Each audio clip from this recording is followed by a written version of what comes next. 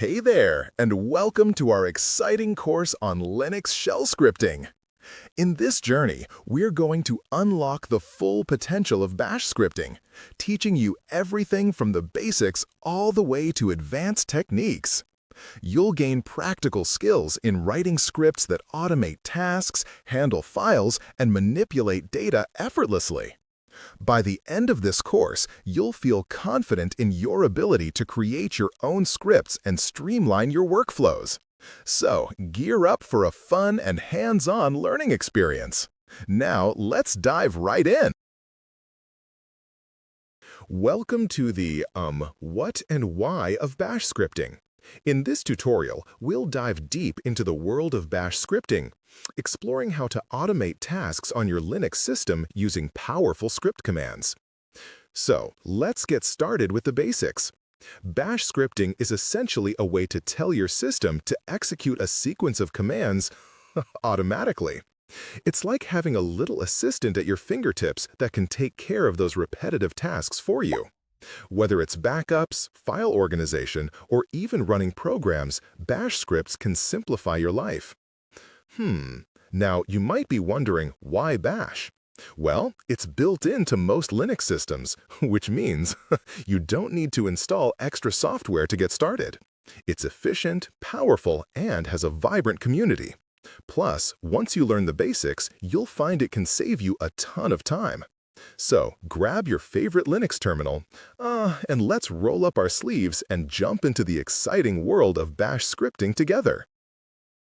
Now, let's see how we can implement a bash script that automates the updating of our system and the removal of unnecessary files. This script kicks off with a shebang line, xhri bin bash, which is like saying, "Hey bash, I need you to run this." The first command we use, echo updating system, is a friendly heads up for the user that the update process is about to get started.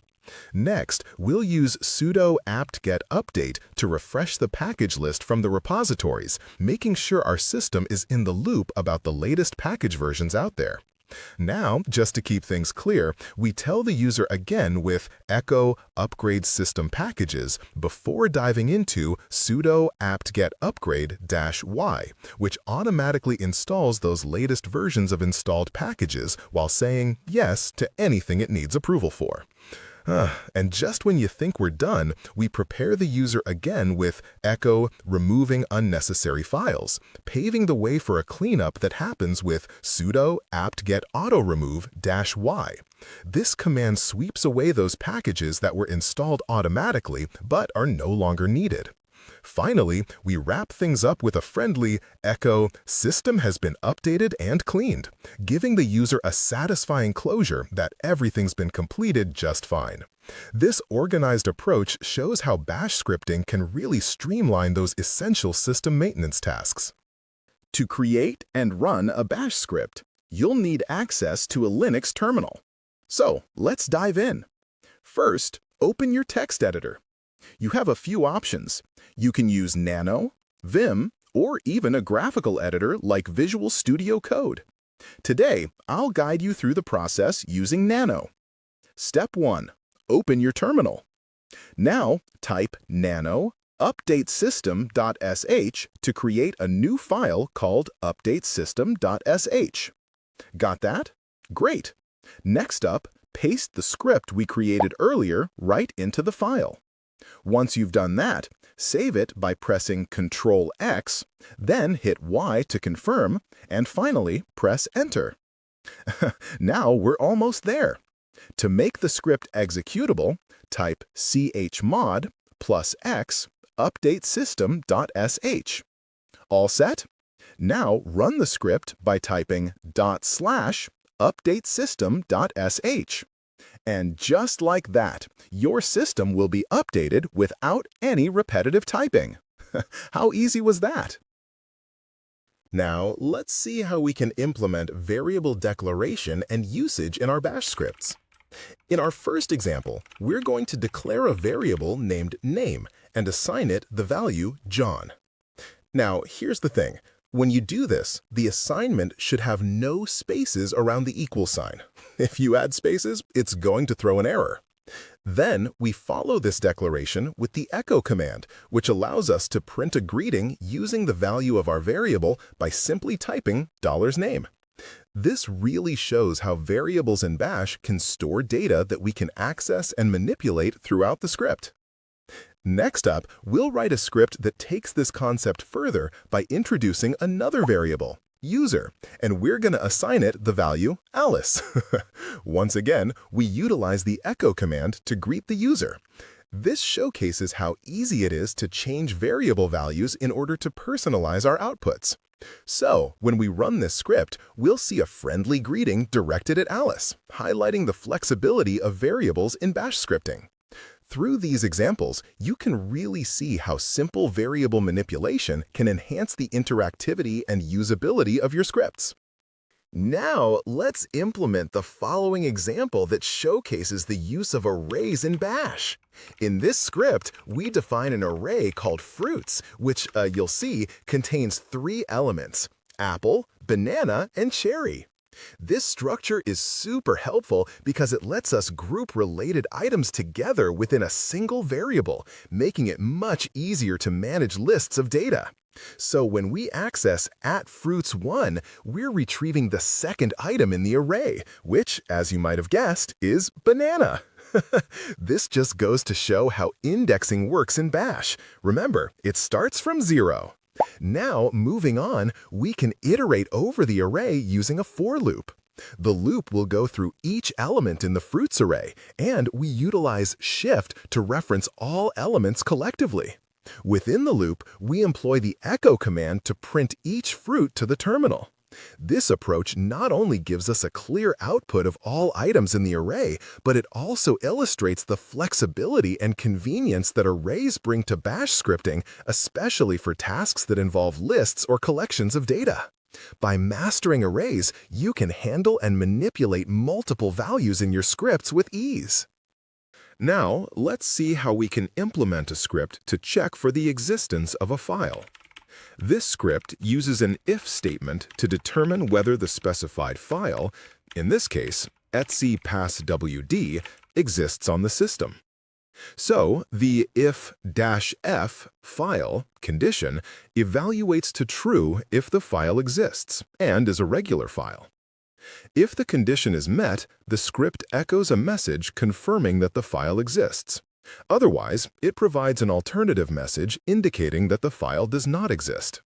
This is a practical way to incorporate error checking into your scripts, ensuring that subsequent commands, which depend on the file being present, can be executed safely. Next, we will write a loop that demonstrates how to automate repetitive tasks, specifically counting from 1 to 5. We use a while loop, which continues to execute as long as the counting variable is less than or equal to 5. Within this loop, the script prints the current count and increments the variable to eventually meet the exit condition. This structure is particularly useful for tasks that require repeated actions, allowing for efficient and organized code. Now, let's take a look at how we can use command substitution in our Bash script. In this example, we'll store the current working directory in a variable to make our script more dynamic. The command current_dir equals pwd is particularly interesting. Here, the $pwd part actually executes the pwd command, which, outputs the path of the current directory. That output is then captured and assigned to the variable current_dir. Following this, we use the echo command to display a message that includes the contents of the current_dir variable.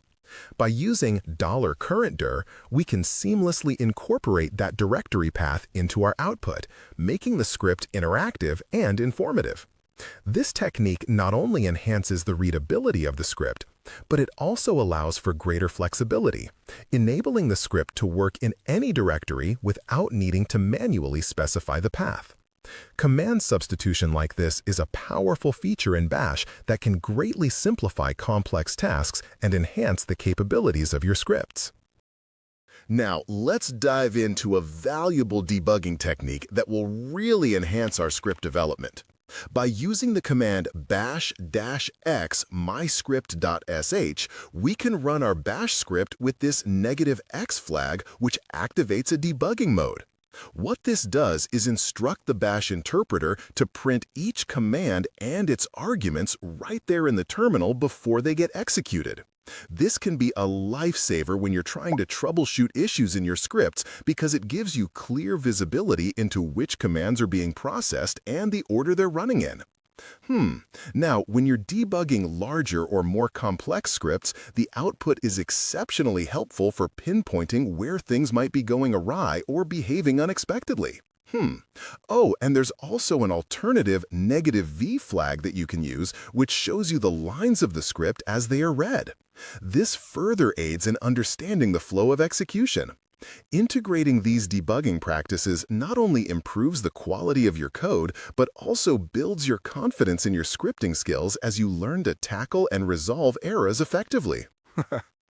Remember, there are different types of Linux shells, and if you're just starting with bash scripting, you'll mainly be working with the bash shell. It's like the go-to choice on Linux systems, incredibly versatile and user-friendly. The cool part? It's compatible with scripts from other shells, which makes it easier for you to transition between them. So, every command you type in bash, it acts as a Linux binary or executable.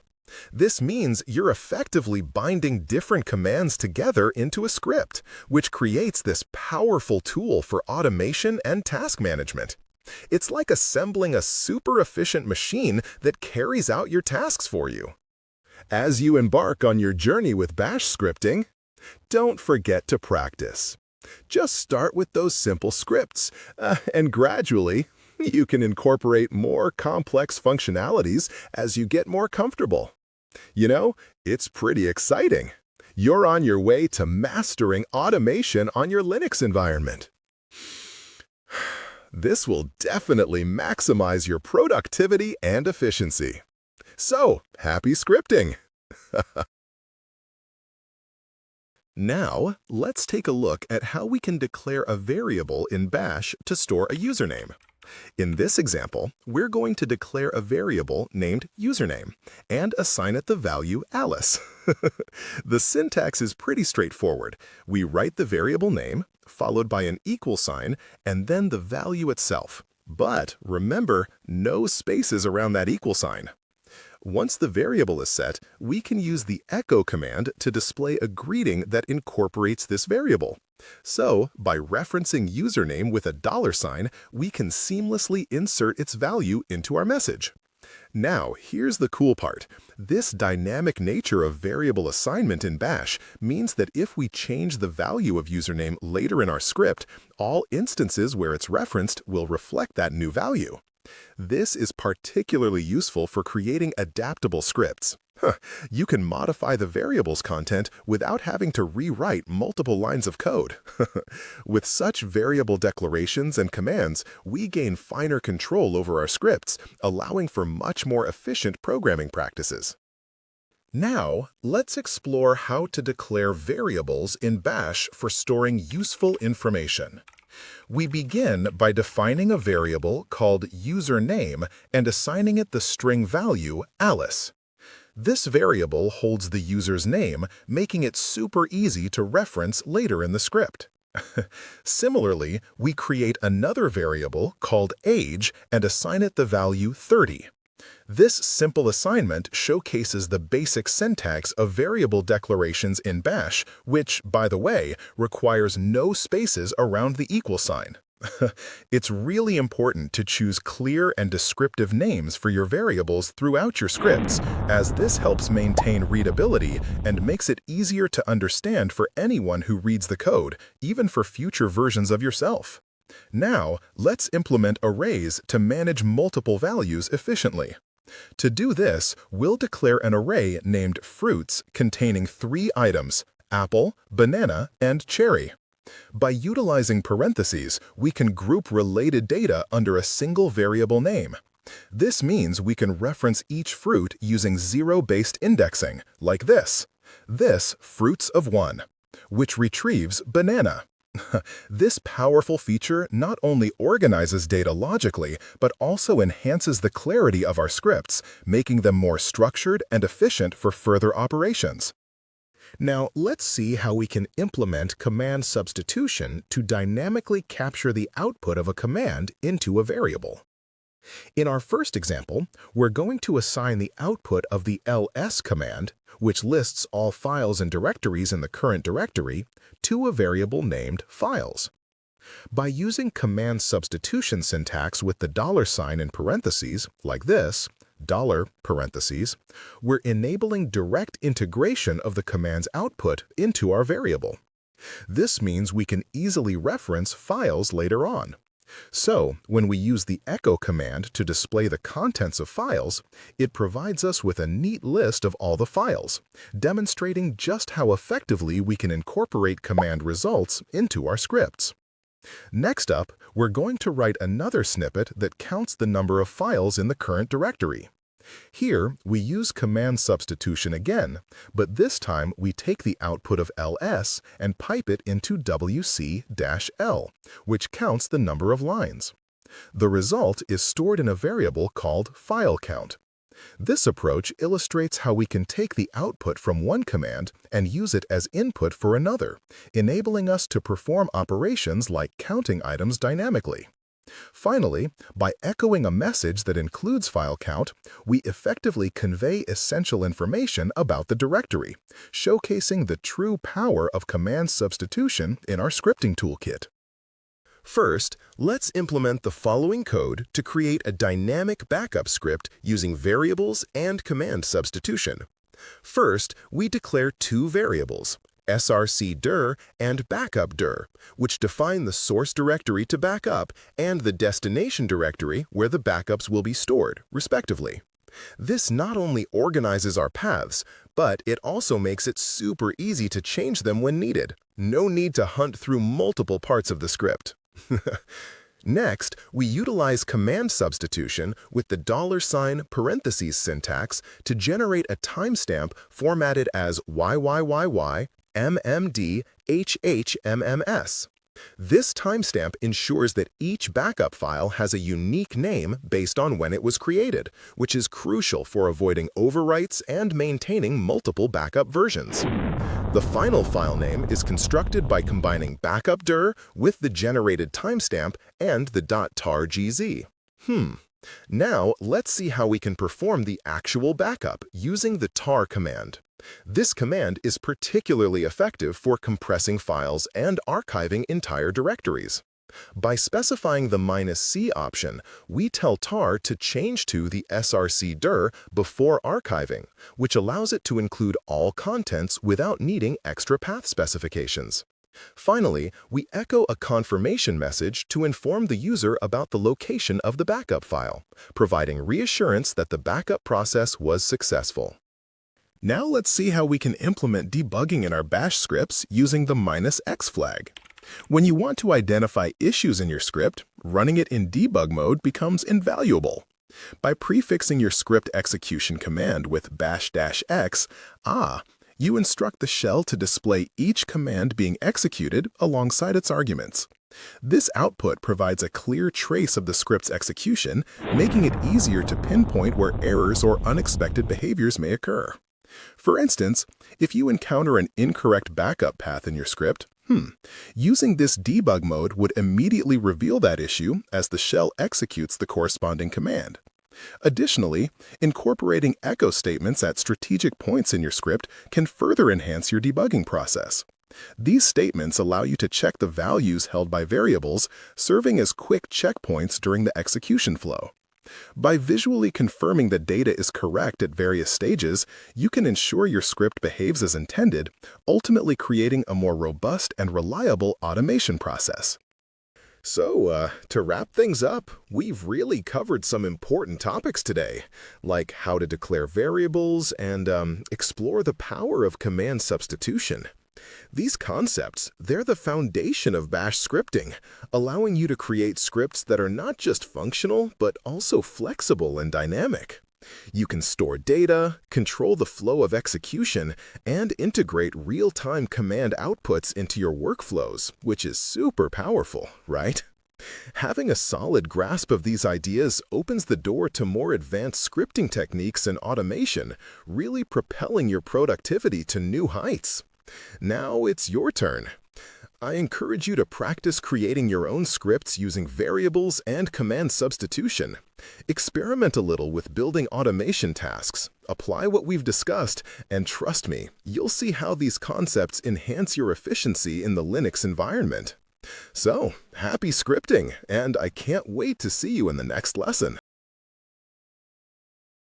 Another modern way of debugging shell scripts is by using Visual Studio Code, a powerful and widely used code editor that not only makes scripting easier, but also enhances our ability to troubleshoot issues effectively. In this lesson, we'll explore how to set up and utilize Visual Studio Code for debugging Bash scripts, making your workflow more efficient and enjoyable. So far, we've learned the essentials of Bash scripting, focusing on declaring variables, creating arrays, and utilizing command substitution to enhance script functionality. We've discussed how to store and manipulate data, execute commands dynamically, and employ debugging techniques for troubleshooting.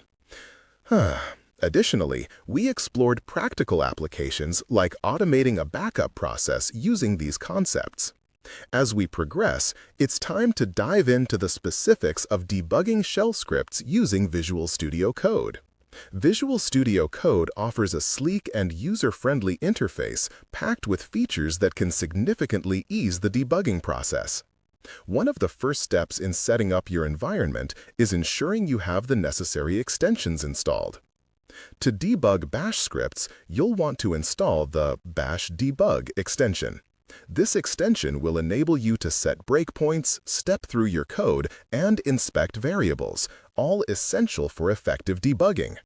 Now, to install the extension, open Visual Studio Code, then navigate to the Extensions view by clicking on the Extensions icon in the activity bar on the side. Just type Bash Debug in the search bar, and once you locate the extension, go ahead and click on the Install button. With that done, you're now equipped to take your debugging to the next level. Now, let's implement a simple Bash script that calculates the factorial of a number. This will give us several opportunities to debug our code along the way. We start with our shebang line, which is ! /bin/bash. And this tells the system that the script should run in the Bash shell. Next, we'll define a function called factorial that takes a single argument. Inside this function, we use a conditional statement to check if the input number is less than or equal to 1. If it is, the function will return 1.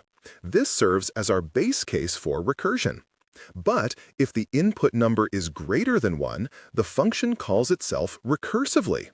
This means it breaks down the problem until it reaches our base case, which allows us to compute the factorial effectively.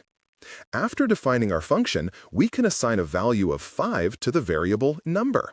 And you can easily change this to test different inputs. Then, we'll call the factorial function with number as an argument, storing the result in a variable called result. Finally, our script will echo the output, displaying the factorial of the given number. This structure really allows us to grasp recursion clearly while providing us plenty of checkpoints for debugging. Now comes the fun part, debugging! You can set breakpoints in your script to pause execution and inspect what's going on. So, to do this, open your testscript.sh file in Visual Studio Code and simply click on the left margin right next to the line number where you want to set a breakpoint. Let's say, on the line that echoes the result. You'll notice a red dot will pop up indicating that you've successfully set a breakpoint. Now, to get the debugging party started, head over to the Debug view. Just click on the debug icon in the activity bar. After that, select Run and Debug. You're going to see a prompt to choose a debug configuration. And for Bash scripts, go ahead and select the Bash Debug option. Once the debugger kicks off, execution will freeze right at your breakpoint, and you can take a moment to inspect the current values of your variables. How cool is that? Debugging doesn't have to be a drag. It's like having superpowers for your code. While paused at the breakpoint, you'll notice a panel at the top of the editor. Here, you can see the call stack, local variables, and watch expressions. The Variables section displays the current value of number and result. If you want to evaluate what happens when you change number, you can do so directly in the debug console that appears below. So, for instance, you can type number equals 4, and then click on the Continue or Step Over buttons in the debug toolbar to examine the outcome with this new value. This interactivity offers incredible insight into how the script behaves and where potential issues might arise. Now, let's dive into modifying the factorial function to create a controlled return value. This is a useful trick for debugging. In our example, we're going to tweak the return statement to intentionally echo a fixed number, 42. What this means is, no matter what input we give to the function, it'll always return this predetermined value. This method really shines a light on the importance of debugging. By setting a breakpoint and stepping through the function, we can gain clearer insights into how data flows through our script and the potential consequences of making such a change. So, when you run your script with this modification, you'll notice something interesting. The output for the factorial of any number stays constant at 42, rather than returning the actual calculated factorial. This exercise really emphasizes how valuable debugging tools can be for pinpointing logical errors lurking in your code. Utilizing breakpoints enables you to closely monitor function calls and return values, which is crucial for diagnosing and fixing issues. In turn, this enhances your overall scripting skills and experience in Visual Studio Code. Another great feature in Visual Studio Code is the ability to use watch expressions. This functionality allows you to monitor the values of certain variables as your script runs. In the Debug panel, you'll find the Watch section where you can add variables like number and result. Now, whenever their values change during debugging, you'll see the updates live in this section, giving you an immediate overview of what's happening under the hood. So, let's say you want to test how the script reacts to a negative number. You can change number to -3 in the Watch panel and rerun your script. When you examine the local variables, you might notice that the recursion could lead to an unintended outcome, which really teaches you to handle such edge cases effectively in your coding practices. So, using watch expressions not only helps you debug, but also sharpens your programming skills. As we continue to deepen our understanding of debugging in Visual Studio Code, it's important to highlight some handy tools that are integrated right into the editor. These can really enhance your debugging experience. Now, one of the great features is the integrated terminal. This nifty tool lets you execute other commands, run quick tests, or even tweak your files without having to leave your debugging session. Imagine switching seamlessly between your code and the terminal. For instance, let's say you have a separate script that logs the output of test script sh to a file. You can run that logging script right in the terminal while you're also debugging your factorization script. This setup helps you keep track of various versions of script outputs, particularly useful if you're making changes on the fly. Moreover, don't forget about the built-in Git integration for version control. By committing your working version before you dive into debugging, you ensure that you can always revert to a known good state if things take a wrong turn during your debugging session. This way, you can code with confidence, knowing that you've got a safety net in place. Now that we've explored the basics of debugging Bash scripts in Visual Studio Code, let's dive into how to set up conditional debugging. Imagine you only want to break when specific conditions are met, like, say, a particular output being produced. To set up conditional breakpoints, simply right-click on an existing breakpoint and select Edit Breakpoint.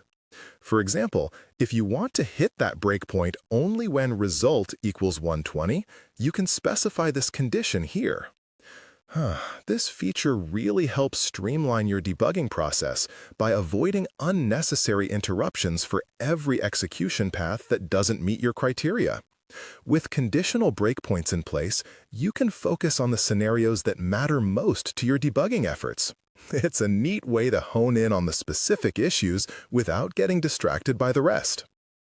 As you become comfortable with debugging using Visual Studio Code, it's truly important to take a moment to reflect on some best practices to maintain those smart debugging habits. One key tip is to organize your code into manageable functions. This makes everything feel less overwhelming.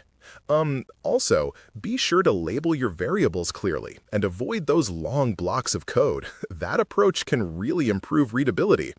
Oh, and don't underestimate the power of comments. Documenting your scripts helps clarify your intent, which makes debugging much more straightforward, not just for you, but for anyone else involved in your project. Now, when you encounter those stubborn bugs, deep breath in.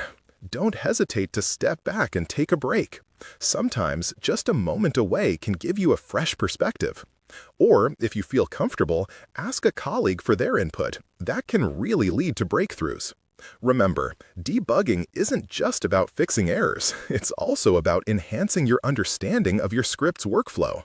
So keep these tips in mind as you navigate your debugging journey. In summary, using Visual Studio Code for debugging dynamically elevates the way we handle shell scripts. From setting breakpoints to leveraging watch expressions and conditional debugging, the tools at your disposal can drastically reduce the time spent troubleshooting and enhance your overall coding experience. With practice, you'll find that debugging will become a more intuitive part of your scripting process. As we move forward, I encourage you to play around with the features we discussed today. Experiment with various scripts, introduce intentional bugs, and practice tracking them down. With each debugging session, you're honing your skills and becoming more adept at writing efficient Bash scripts. Happy scripting and debugging! The basic idea of Bash scripting is to execute multiple commands to automate a specific job. This powerful tool can really help you automate those repetitive tasks, manage system operations, and boost your productivity by cutting down on the need for manual command line entries. So, today we're going to dive into the world of Bash scripting. We're going to cover everything you need to know to get started effectively, and trust me, it's simpler than it seems. Imagine being able to run a whole series of commands just by executing one script. Isn't that exciting? So, let's jump right in. Now, let's take a look at a simple Bash script that automates system updates. The very first line of this script, which you might know as the shebang, !bin bash, is crucial. It tells the system to utilize the bash shell for execution, ensuring that our script runs smoothly in the intended environment. Moving on, we have two essential commands here, sudo apt-get update and sudo apt-get upgrade-y. The first command, sudo apt-get update, refreshes your system's package index.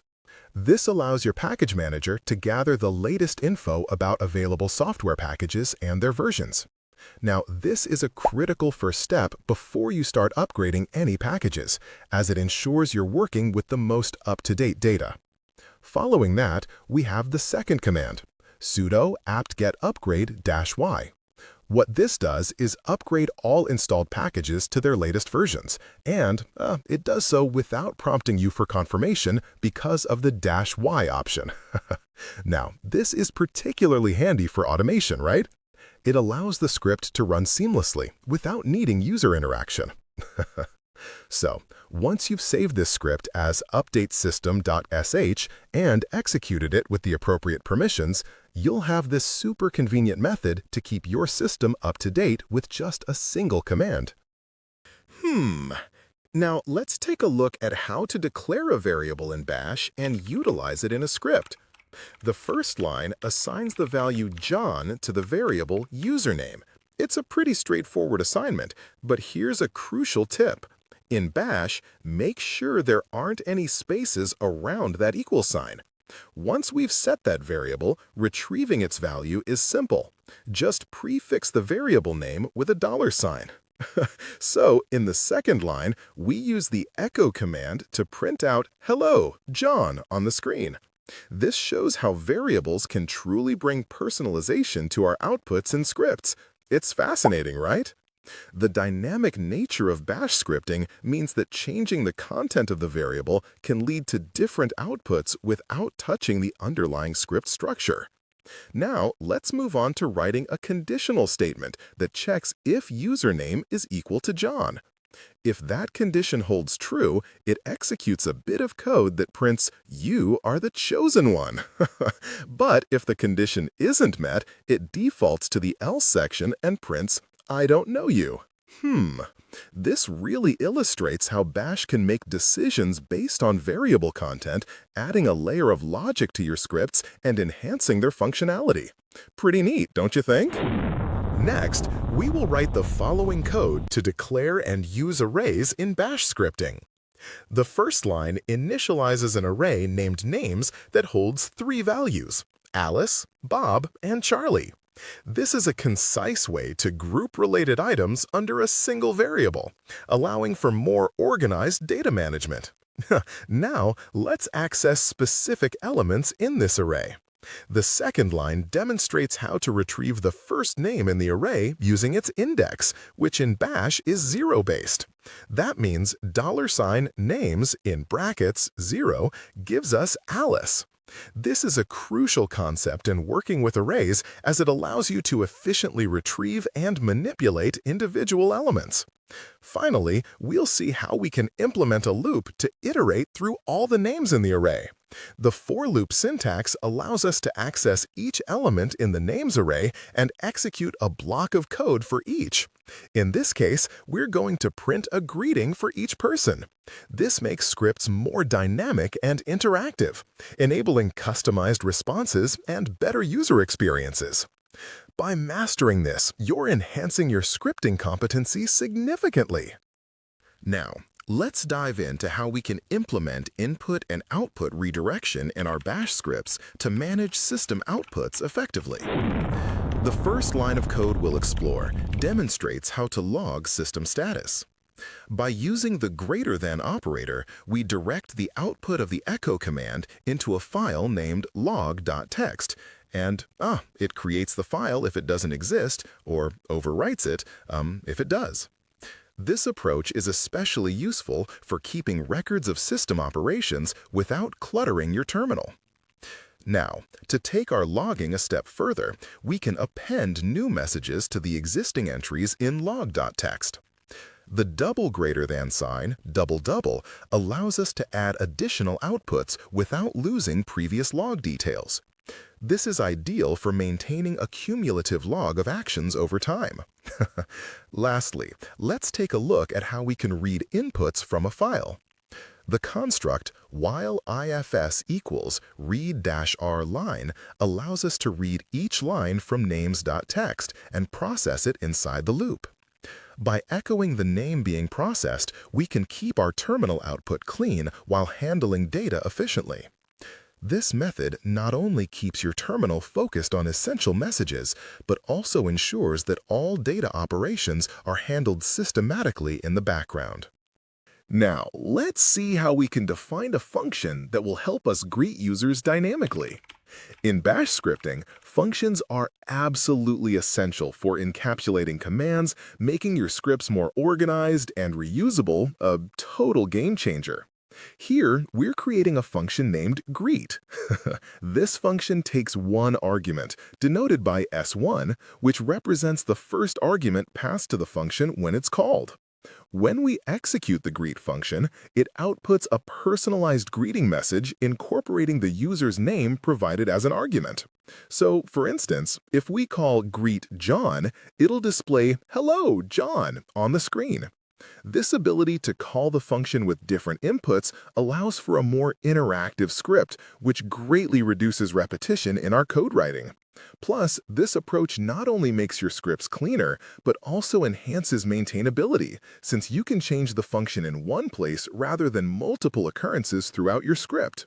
Functions like this are powerful tools for streamlining tasks.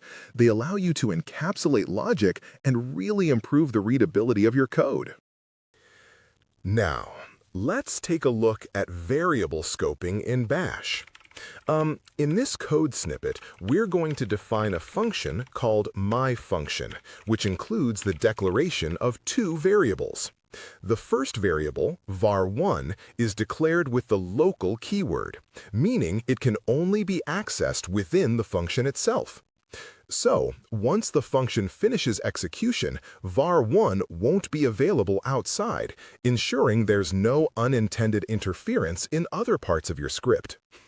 Now, on the other hand, we have our second variable, var2, which is declared using the export keyword. This one is a bit different. It promotes var2 to a global scope, allowing it to be accessed from anywhere in the script after the function is called. So when we run myFunction, it initializes both variables.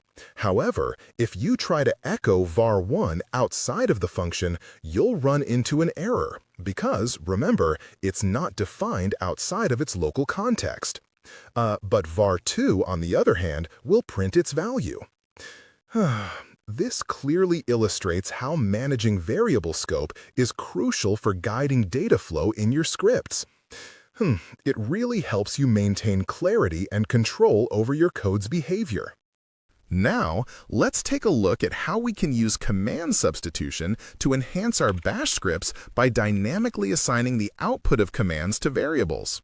So, in our example, we want to capture the current date and time, right? We do this using the date command, which generates that information for us. Now here's the cool part. We enclose that command within the syntax $parentheses. This lets us execute the command and directly store the result. By assigning the output of date to the variable current date, we're able to reference this information later in our script. This feature not only makes our scripts more reactive, but it really adds to their informational value.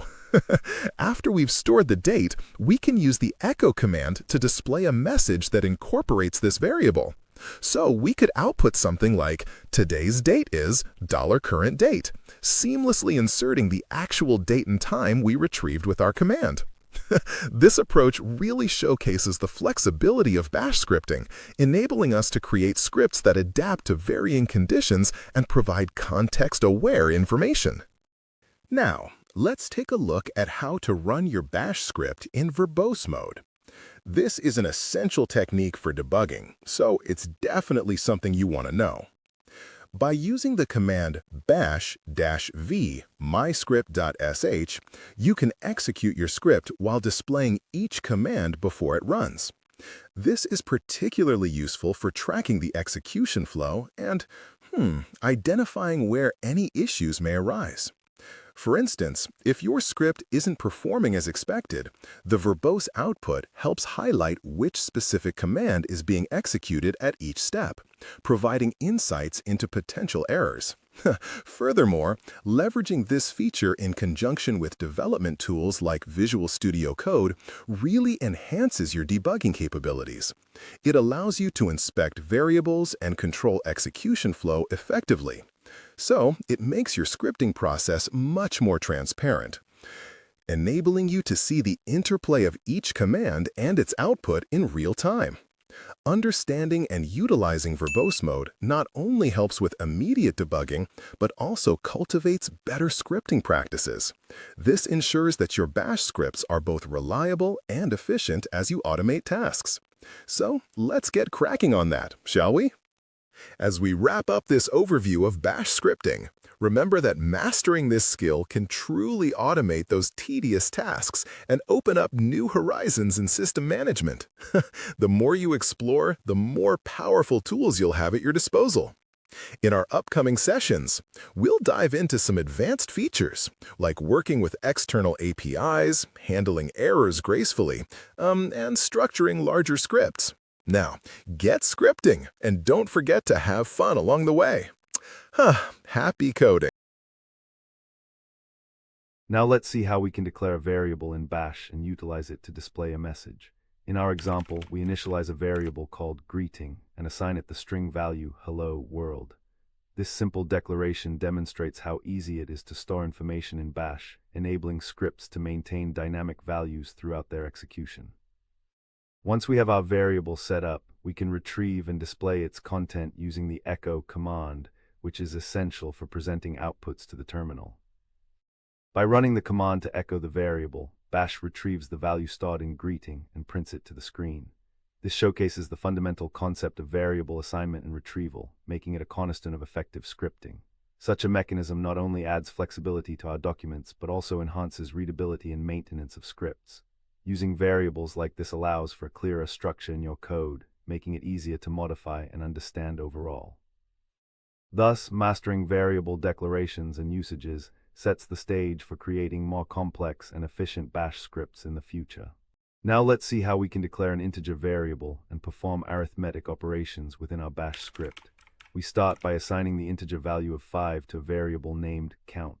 This simple declaration demonstrates how easy it is to store numeric data in Bash, which is essential for performing calculations later. Next, we will write the following command to create a new variable called newCount. Here, we utilize the arithmetic expansion syntax to add 10 to the value contained in count. This is a modern approach that allows us to directly manipulate the value rather than relying on older methods like the expa command. Finally, we use the echo command to output the value of newCount. When executed, this will display 15 in the terminal, illustrating how we can dynamically adjust and utilize our variables based on specific calculations. This capability is a fundamental part of scripting, enabling streamlined automation and enhanced logic throughout our scripts. Now let's examine how we can manage variable scope in Bash scripting by utilizing local variables. In the code snippet provided, we define a function called myFunction. Inside this function, we declare a variable named local_var using the local keyword, which confines its scope to that function alone. This means that local_var holds the string I am local and is accessible only within myFunction. When we call the function, it executes and outputs the value of local_var. After executing myFunction, if we attempt to reference local_var outside of it, we will find that it produces no output. This is because local_var is not defined in the global scope, illustrating the concept of variable scope effectively. If we had chosen not to use the local keyword, local_var would have been globally accessible throughout the script, which could lead to unintentional variable name conflicts.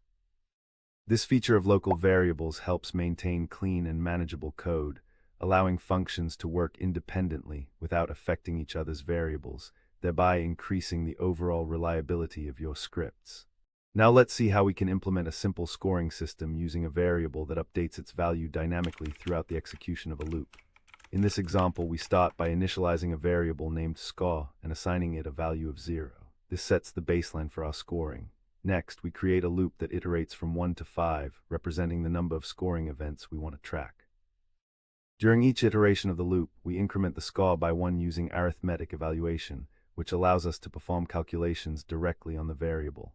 This updating of the score in each loop iteration showcases how variables in Bash can change based on the logic of your script. Additionally, we use the echo command to output the current score at each step, providing immediate feedback on the score's progression. As the script runs, you'll observe the score increment from 1 to 5, illustrating how dynamic variable assignment can enhance the functionality of your Bash scripts. This approach not only keeps track of progress, but also demonstrates a fundamental concept of programming, modifying variable values in response to specific conditions. Now let's implement the following code that illustrates how to interact with users by collecting input in a Bash script. This script begins by prompting the user to enter their name through an echo command, which prints a message to the terminal. The read command follows, capturing the user's input and storing it in a variable called username. This is a crucial step in scripting, as it allows the script to receive and utilize dynamic data provided by the user, enhancing its interactivity. Once we have the user's name stored, the script greets the user personally with a customized message using another echo command. By including the variable username within the greeting, the script effectively showcases how variables can store and display information based on user input. This approach not only personalizes the experience, but also demonstrates the flexibility of variables in making scripts more engaging and user-friendly. Overall, this implementation exemplifies how user input can be incorporated into Bash scripts to create a more interactive experience. Now let's take a look at how we can implement associative arrays in Bash scripting to create mappings between keys and values. We begin by declaring an associative array named fruits with the declare a syntax, which indicates that we intend to use a mapping rather than a standard indexed array. Each fruit, such as apple, banana, and grape, is paired with its corresponding color using key-value assignments, where the key is the fruit's name and the value is its color. Next, we use a for loop to iterate over the keys of the associative array, denoted by fruitsat. This syntax retrieves all the keys stored in the array, allowing us to dynamically access each fruit. Inside the loop, we use echo to print out a message that combines the fruit name and its color, showcasing how the associative array organizes data in an easily accessible format. When executed, this snippet not only provides clear output, but also demonstrates how you can structure and expand your data effectively within your scripts. Associative arrays are a powerful feature, especially for tasks involving complex data management. Now let's take a look at the importance of quoting variable names in Bash scripting. Quoting is particularly crucial when dealing with strings that contain spaces or special characters, as it ensures the variable is treated as a single entity by Bash. For instance, we can declare a variable named name and assign it the value John Doe. When we attempt to echo this variable without quotes, Bash will interpret it incorrectly, leading to broken output or potential errors. This highlights the need for caution when using variables that include spaces. By enclosing the variable name in double quotes, such as echoing name, we ensure that the output remains intact and clearly reflects the variable's value. This practice not only prevents confusion but also reduces the likelihood of unexpected behavior, especially in more complex scripts where debugging can become challenging. Remember, this small detail can save significant time and effort when troubleshooting. Therefore, getting into the habit of quoting variables consistently will bolster the reliability and robustness of your Bash scripts. So far, we've explored the wonders of declaring and using variables in Bash scripting. We've examined their flexibility, how they interact with loops and functions, and their role in user interaction. Understanding how to effectively manage variables is crucial, as they are the foundation of dynamic and efficient scripting. As we wrap up this lesson, keep in mind that the scope of your variables, their types, and correct usage of quoting will significantly impact the success of your scripts. In future lessons, we will tackle advanced features and error handling to deepen our understanding further. Keep practicing, play around with the examples we discussed today, and don't hesitate to experiment with your own ideas. Now go on, unleash the full power of variables in your Bash scripts and make those automations truly shine. Happy script. Now let's see how we can capture both standard output and error messages when executing a Bash script. The command /miscript sh output log 2 and 1 effectively consolidates the outputs into a single log file for easier review and troubleshooting. In this command, /miscript sh is the script we want to run. The operator is responsible for redirecting the normal output of the script to output.log, which means any messages that the script normally prints to the terminal will instead be logged in this file. Meanwhile, 2 and 1 is crucial as it redirects the error messages, designated by file descriptor 2, into the same stream as the standard output, which is designated by file descriptor 1.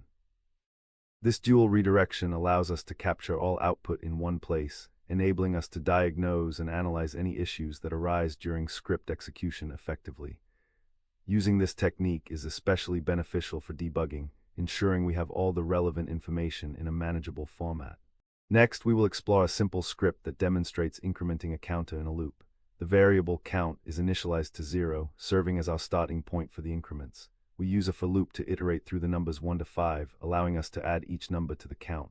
As each iteration occurs, we calculate the new value of count by adding the loop variable I to it using arithmetic expansion. During each iteration, we also output the current value of count to the terminal using the echo command. This not only provides real-time feedback on the incrementing process, but also highlights how quickly and effectively a simple operation can be implemented using loops in Bash. By executing this script with debugging options like bashx, we can closely monitor each command, making it easier to identify any potential errors in the logic. This hands-on approach is especially useful in understanding how loops function and gives valuable insight into the script's execution flow. Now let's see how we can implement a simple counter that alerts us when a threshold is exceeded. In this script, we start by initializing a variable called count to 0 and set a threshold value to 10. Then we utilize a for loop that iterates over a sequence from 1 to 5. Within this loop, we increment our count variable by the current value of I, effectively keeping a running total. After each increment, we display the current count to provide visual feedback on the loop's progress. To enhance our debugging capabilities, we introduce a conditional statement that checks whether the current count has surpassed the defined threshold. If this condition is true, a message is printed to alert us that the count has exceeded the threshold, allowing us to understand the script's behavior during execution.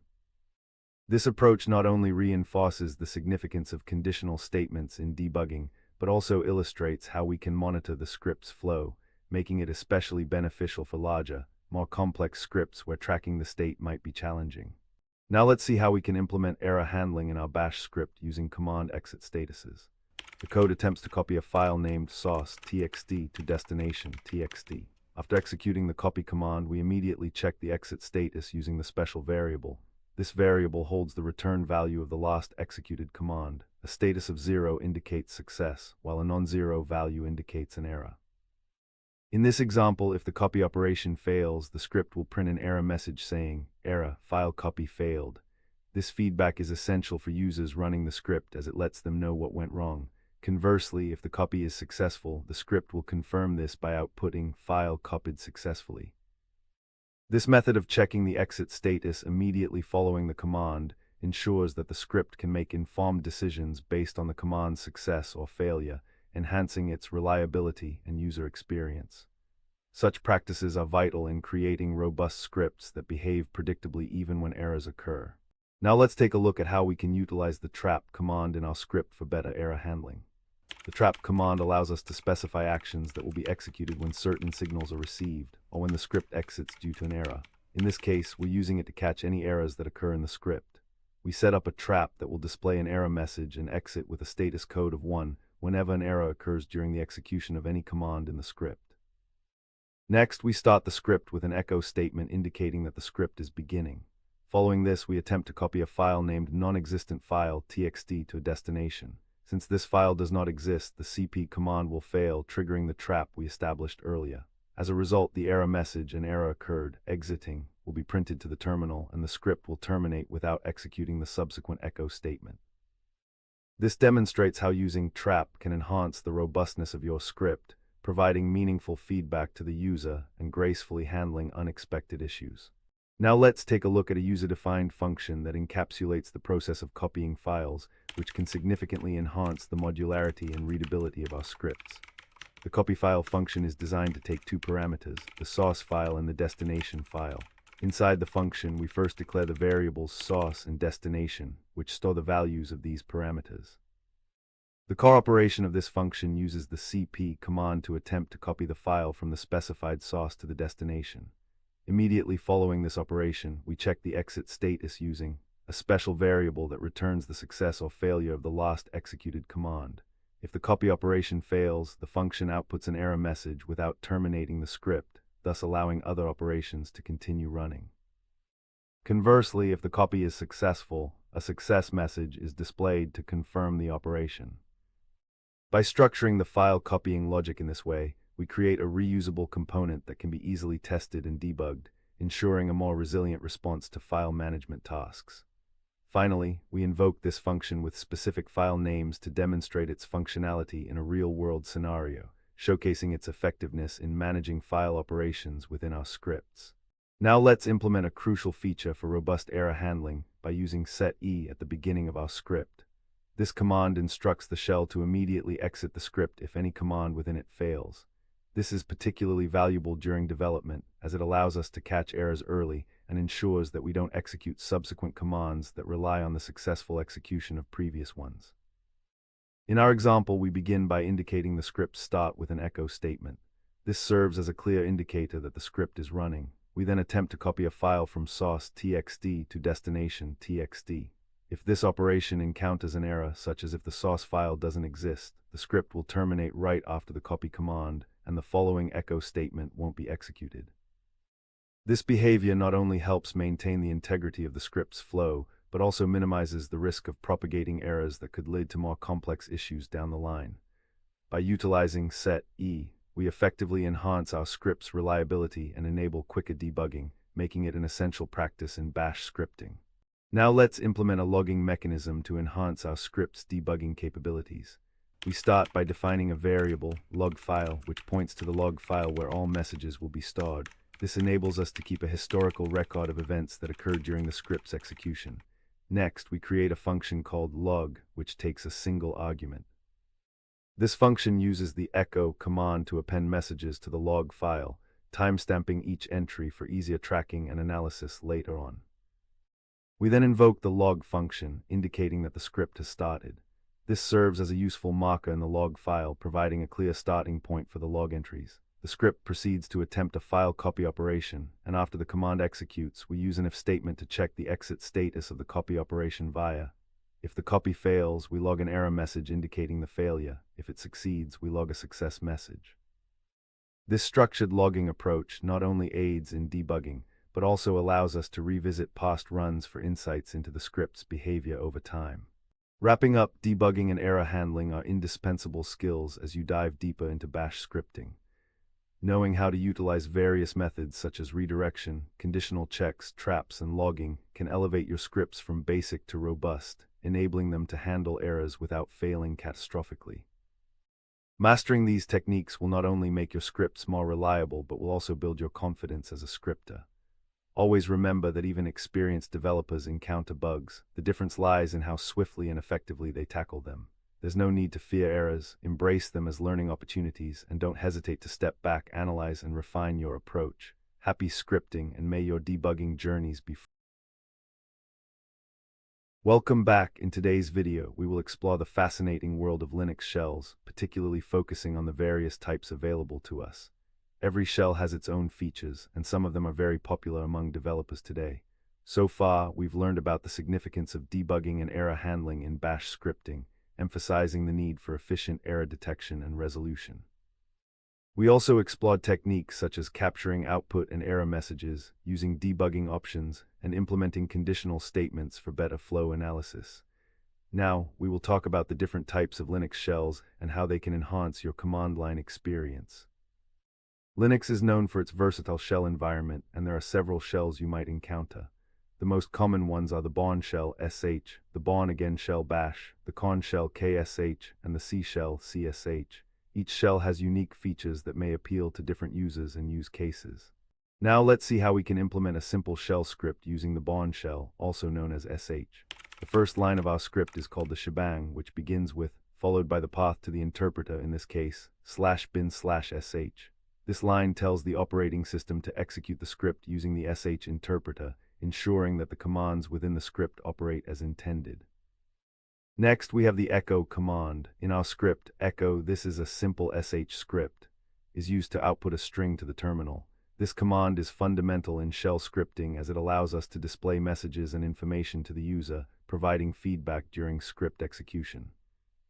Finally, we use the date command. When executed, this command retrieves and displays the current date and time, showcasing another essential aspect of shell scripting, the ability to interface with system functionalities directly. By combining these two commands in our script, we create a straightforward yet effective demonstration of how to automate simple tasks using the Bourne shell. Now let's see how we can implement a simple Bash script to demonstrate its functionality. The first line of our script is known as the shebang, which indicates that the following code should be executed using the Bash interpreter. This is essential for ensuring that the correct shell is utilized when the script runs. Next, we have an echo command that outputs the text "Welcome to Bash scripting."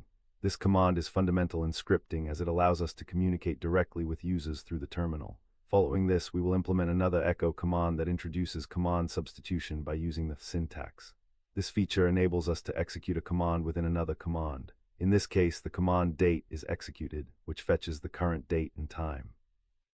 By embedding this within the echo statement, we can present the date dynamically, demonstrating the power and flexibility of Bash scripting. Such capabilities not only enhance user interaction, but also streamline the way we handle information in scripts. This approach showcases how Bash can effectively integrate command outputs into text, making it an invaluable tool for scripting tasks. Now let's see how we can implement an associative array in the Con shell, or KSH. In this example, we begin by defining an associative array named useArray. This array is declared using the declareA command, which allows us to store unique key-value pairs. Here, we've assigned Alice the role of developer and Bob the role of designer. Next, we echo a message to the user indicating that we will display the users and their corresponding roles. The for loop iterates through all the keys in useArray by accessing them with the syntax useArray@. This ensures that we retrieve each key, either Alice or Bob. For each iteration, we use echo again to output the user's name along with their role, dynamically pulling the value associated with each key from the array. This simple script illustrates the power of associative arrays in KSH, showcasing how they can effectively manage and display related data in a structured format. Now let's take a look at a C shell script that demonstrates the syntax and features unique to the C shell environment.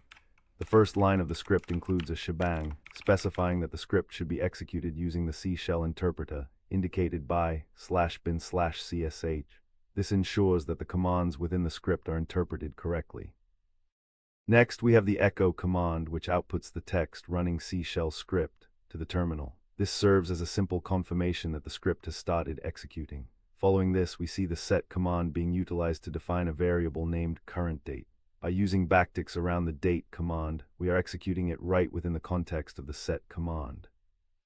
The result is that the current date and time from the system are captured and assigned to the currentDate variable. Finally, the script echoes the value of currentDate, allowing us to display the current date to the user. This demonstration illustrates how to create and manipulate variables, execute commands within a C shell script, and provide output, all fundamental aspects of scripting in the C shell. Now let's see how we can implement a simple TCSH script to demonstrate its features. This script begins with a shebang line, which specifies that the script should be executed using the TCSH interpreter. The first command in the script uses echo to output a message indicating that this is a TCSH script example. This is a straightforward way to provide feedback to the user about what the script is doing. Next, we declare an array named fruits using parentheses to store a list of fruit names: apple, orange, and banana. This array declaration is a key feature of TCSH and emphasizes its C-like syntax, making it familiar and accessible to developers acquainted with C programming. Finally, we utilize the echo command again to display the contents of the fruits array. By referencing fruits, the script dynamically retrieves and presents the array's values. This demonstrates how TCSH can effectively manage and manipulate variables, showcasing its enhanced capabilities compared to the traditional C shell. By running this script, users can see TCSH's strengths in handling array data and outputting results seamlessly. Let's quickly recap what we've learned. We started our journey by familiarizing ourselves with the significant types of Linux shells, including SH, Bash, KSH, CSH, and TCSH. Each shell has its unique features catering to different use cases and user preferences. Bash is the most popular, while SH provides simplicity and efficiency. KSH offers enhanced functionality, and both CSH and TCSH bring a C-like syntax for developers' ease. In the next section, we'll explore more advanced features of Bash and how they can facilitate smooth scripting practices. Make sure to stay tuned. Lastly, I'd like to emphasize the importance of selecting the right shell for your workflow. When it comes to scripting, the right choice can significantly influence your productivity. While Bash is widely used and comes with fantastic features, exploring KSH, CSH, and their derivatives can offer you a personalized experience tailored to your development needs. Don't hesitate to check out the various shells available on your system. You can even run multiple shells simultaneously, allowing you to utilize the unique features of each. With practice, you'll find that mastering these shells will elevate your command line proficiency and streamline your workflows. Thank you for watching today's video. Don't forget to like, subscribe, and hit the notification bell so you'll be updated on our next lesson where we dive deeper into the art of Bash scripting. Happy scripting. Now let's see how we can create a simple Bash script that outputs a classic greeting message. The script begins with a shebang, bin bash, which indicates that it should be executed using the Bash interpreter. This is an essential first line in any Bash script, as it informs the system of the script's required environment. Following the shebang, we have a single command, echo hello world. The echo command in Bash is used to display text or other output to the terminal. Here it prints the phrase hello world when the script is executed. This foundational example illustrates how straightforward it is to combine commands into a single file, allowing for quick execution of tasks that would otherwise require typing commands into the terminal individually. To run this script, save it in a file named hello.sh and execute it using the command bash hello.sh. By doing so, you'll see the output in your terminal, demonstrating the power of Bash scripting to streamline basic tasks and lay the groundwork for more complex scripts. Now let's see how we can implement variables to perform calculations within our Bash script. In this example, we define two variables, length and width, assigning them values of 5 and 3 respectively. These variables represent the dimensions of a rectangle. We then calculate the area by using the arithmetic expansion feature in Bash, which is denoted by. Inside this syntax, we multiply the two variables to obtain the area of the rectangle and store the result in a new variable called area. Finally, we use the echo command to output the result to the terminal. This allows us to dynamically display the calculated area based on the values of length and width. The beauty of using variables is that we can easily change these values without modifying the underlying logic of the script, making it adaptable for different scenarios. Thus, this simple script not only illustrates how to perform arithmetic operations in Bash, but also emphasizes the importance of variables in creating flexible scripts. Next, we will write a simple function in Bash to demonstrate how to organize code into reusable blocks.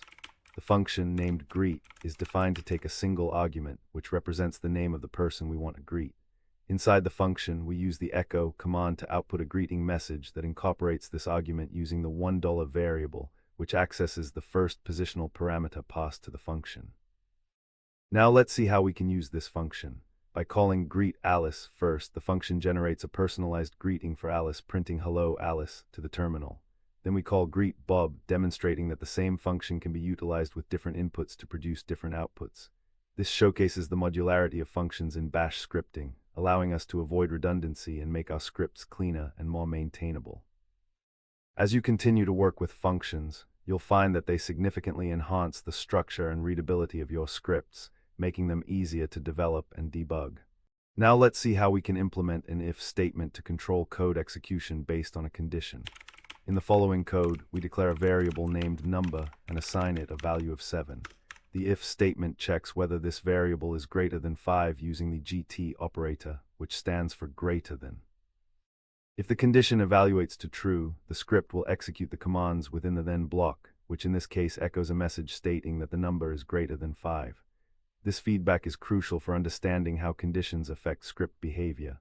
If the condition is false, the script will flow to the else block and output a message stating that the number is less than or equal to 5. This structure allows you to create dynamic scripts capable of reacting differently based on varying inputs, enhancing your ability to handle complex logic in scripting. Understanding these conditional statements is foundational for writing scripts that are adaptable and resilient to different scenarios. Now let's take a look at how we can implement a for loop in our Bash script to iterate through a sequence of numbers. In this example, we use the for loop to print numbers from 1 to 5. The loop starts with the for keyword followed by a variable I, which will take on each value in the specified range, 1, 5. This range syntax is a convenient way to generate a sequence of numbers in Bash. Inside the loop, we have a command that echoes the string number, followed by the current value of I. This means that for each iteration, the script will output number 1, number 2, and so on until it reaches number 5. This method streamlines repetitive tasks, allowing for clearer and more concise code. By using the for loop, we can efficiently manage repetitive operations, enhancing the script's readability and maintainability. Next, we will write a script that implements a countdown using a while loop. This script begins by initializing a variable named count with a value of 5. The while loop then checks if count is greater than 0. If this condition holds true, the loop executes its block of code. Inside the loop, the current value of count is printed to the terminal with the message countdown. After displaying the value, we decrement count by 1 using the arithmetic expression count. This decrementing ensures that the loop will eventually terminate when count reaches 0. Once the condition evaluates to false, when count is no longer greater than 0, the loop stops executing. This countdown script effectively demonstrates the core functionality of while loops, showcasing how they can repeatedly execute a block of code based on dynamic conditions. Such constructs are invaluable for automating tasks that require repetitive actions and can enhance your scripting efficiency in various scenarios. Now let's take a look at how input and output redirection works in Bash scripting.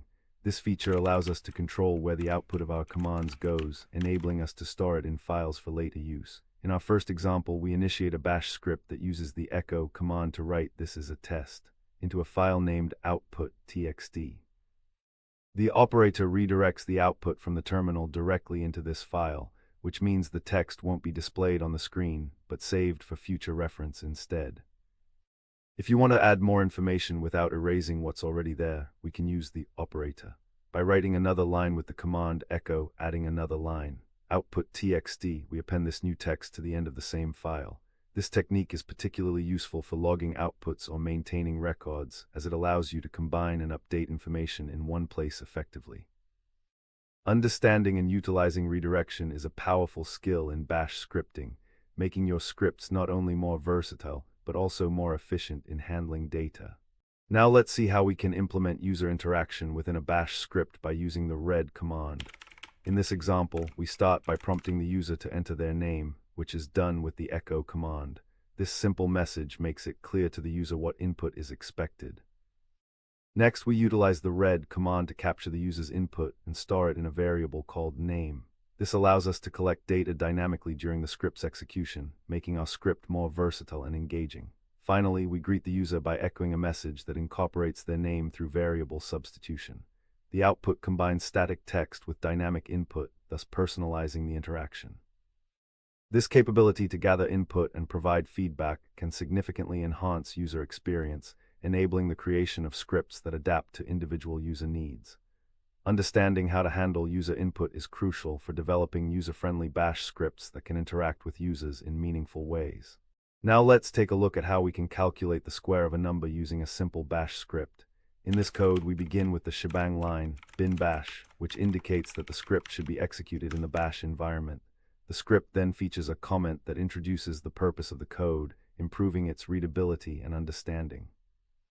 Next, we define a variable called number and assign it a value of 4. This variable serves as the input for our calculation. We then calculate the square of this number using the arithmetic expansion syntax, number, which performs the multiplication operation. The result is stored in another variable named square. Finally, we output the result with an echo command that constructs a string to display the square of the number. This script exemplifies how variables and basic arithmetic operations can be utilized in Bash scripting, enhancing the ability to automate mathematical calculations in various tasks. By understanding this example, you can adapt and expand upon it for more complex mathematical operations in your scripts. Now let's see how we can implement debugging in our Bash scripts. One efficient way to troubleshoot issues is by using the X option when running your script. This command enables a debugging mode that displays each command in the script along with its associated arguments as they are executed. By doing this, you gain insight into the flow of the script and can easily identify where any errors might occur. For instance, using the command bash x miscrypt, sh will show you a detailed output that includes every line of code as it runs, allowing you to spot problems effectively. This method is particularly advantageous when your script is complex or when you're unsure where it may be failing. By seeing the execution in real time, you can quickly diagnose issues, making it a powerful tool in your scripting toolkit. Utilizing this debugging feature can lead to more robust scripts and significantly reduce the time spent on troubleshooting. Now let's explore how to define and use arrays in Bash scripting, a feature that enhances our ability to manage collections of related data. In this example, we create an array called fruits, which holds 3 elements: apple, banana, and cherry. Arrays allow us to store multiple values in a single variable, making it easier to handle lists or groups of items systematically. To access individual elements within the array, we use the syntax fruitsindex, where index represents the position of the element we want to access starting from 0. In our case, fruits1 retrieves the second element, which is banana. This method of indexing is quite powerful as it allows for flexible data handling in scripts. Using arrays in Bash scripting simplifies tasks like processing lists or performing operations on multiple values while keeping our code organized and efficient. This capability is particularly beneficial when we want to manage data sets dynamically, making our scripts more versatile and practical for various applications. Now let's take a look at how we can perform string manipulation in Bash scripting. In this example, we start by defining two variables, greeting, which holds the string hello, and name, assign the value Alice. This allows us to customize our output dynamically. We then create a third variable, message, which concatenates the greeting and name variables, forming the complete message, hello Alice. This demonstrates how easily you can combine strings to produce meaningful outputs in your scripts. Finally, we utilize the echo command to display the resulting message in the terminal. This showcases the power of variable manipulation and string concatenation in generating dynamic responses. Such capabilities are essential for processing user input effectively, allowing for more interactive and personalized scripts. By mastering string manipulation, you're now equipped to create more engaging Bash scripts that can adapt based on different inputs and situations. We've covered a lot of ground as we've explored the world of Bash scripting. From basic commands and variables to functions and control flow, you now have a solid understanding of how to create your scripts that can automate complex tasks efficiently. We touched on debugging and logging outputs, user interaction, and even array and string manipulation to further broaden your toolkit. Now that you have a strong foundation in Bash scripting, you may want to explore more advanced topics such as error handling, signal processing, or even creating interactive scripts. Remember, practice is key to mastering any skill. The more you experiment with writing and running scripts, the more comfortable you will become. Thanks for tuning in today. I hope you found this lesson engaging and informative. Don't forget to like and subscribe for more Linux tutorials. In our next lesson, we'll dive into advanced features of Bash that will further enhance your scripting practices, taking your skills to the next level. Bash scripting is a powerful way to automate tasks in a Linux environment. At its core, the basic idea of Bash scripting is to execute multiple commands to automate a specific job. This allows users to make their lives easier by running a series of commands in one go, rather than executing each command separately. Today, we'll dive into the fascinating world of Bash scripting, exploring its fundamentals, syntax, and applications. So far, we learned about the fundamentals of Bash scripting, covering its role in automating tasks in a Linux environment through the use of commands compiled into executable scripts. We discussed the importance of variables, functions, control flow, and loops in creating efficient and organized Bash scripts. Additionally, we explored input and output redirection, user interaction, debugging techniques, and advanced features like arrays and string manipulation. As we move forward, we'll delve into more complex aspects of Bash scripting to further enhance our skills. Now let's see how we can implement a simple yet effective example of Bash scripting by combining two essential commands, listing files and printing the current directory. The code snippet ls-pwd demonstrates this functionality. In this line, we utilize the semicolon as a command separator, which allows us to execute multiple commands sequentially. The first command, ls, lists all the files and directories in the current working directory, providing a clear view of what is available at that location. Once that command has completed, the second command, pwd, is executed, which prints the current working directory's full path. This example illustrates the core principle of Bash scripting, the ability to combine simple commands to accomplish more complex tasks. By linking these two commands together, we can not only retrieve information about the files present, but also ensure we understand where we are in the file system. This is foundational for anyone looking to automate tasks with Bash, as it emphasizes how coordination between commands can streamline workflows and enhance efficiency. Now let's implement our very first Bash script. To start, we use a shebang line, bin bash, which informs the system to use the Bash interpreter for executing this script. Following the shebang, we can include commands just as we would in the terminal. Here we write a simple command, echo hello world, which outputs the phrase to the terminal when the script is run. Next, we need to save our script as hello, sh. However, before we can execute our script, it requires executable permissions. This is where the command chmod +x hello, sh comes into play. It modifies the file permissions to make hello, sh executable. Now that we have set the necessary permissions, we can execute our script by typing /hello, sh. This command runs our script and, if all goes well, produces the output hello world. This straightforward example illustrates not only the basic syntax of a Bash script, but also the essential steps for creating, saving, and executing one, laying down a foundation for more complex scripting tasks in the future. Now let's explore how to use variables and arrays in Bash scripting to manage data efficiently. First, we start by declaring a variable named greeting and assigning it the value hello bash. This simple syntax allows us to store a string in the variable without any spaces around the equals sign. To make use of this variable, we can use the echo command, prepending the variable name with a $sign, which outputs the value stored in greeting. When we execute this line, it outputs hello bash to the terminal, demonstrating how we can access the contents of our variable easily. Next, let's implement an array to show how we can handle collections of data. We'll create an array named fruits containing 3 elements: apple, banana, and cherry. In Bash, arrays are defined using parentheses, and we can access specific items by their index starting at 0.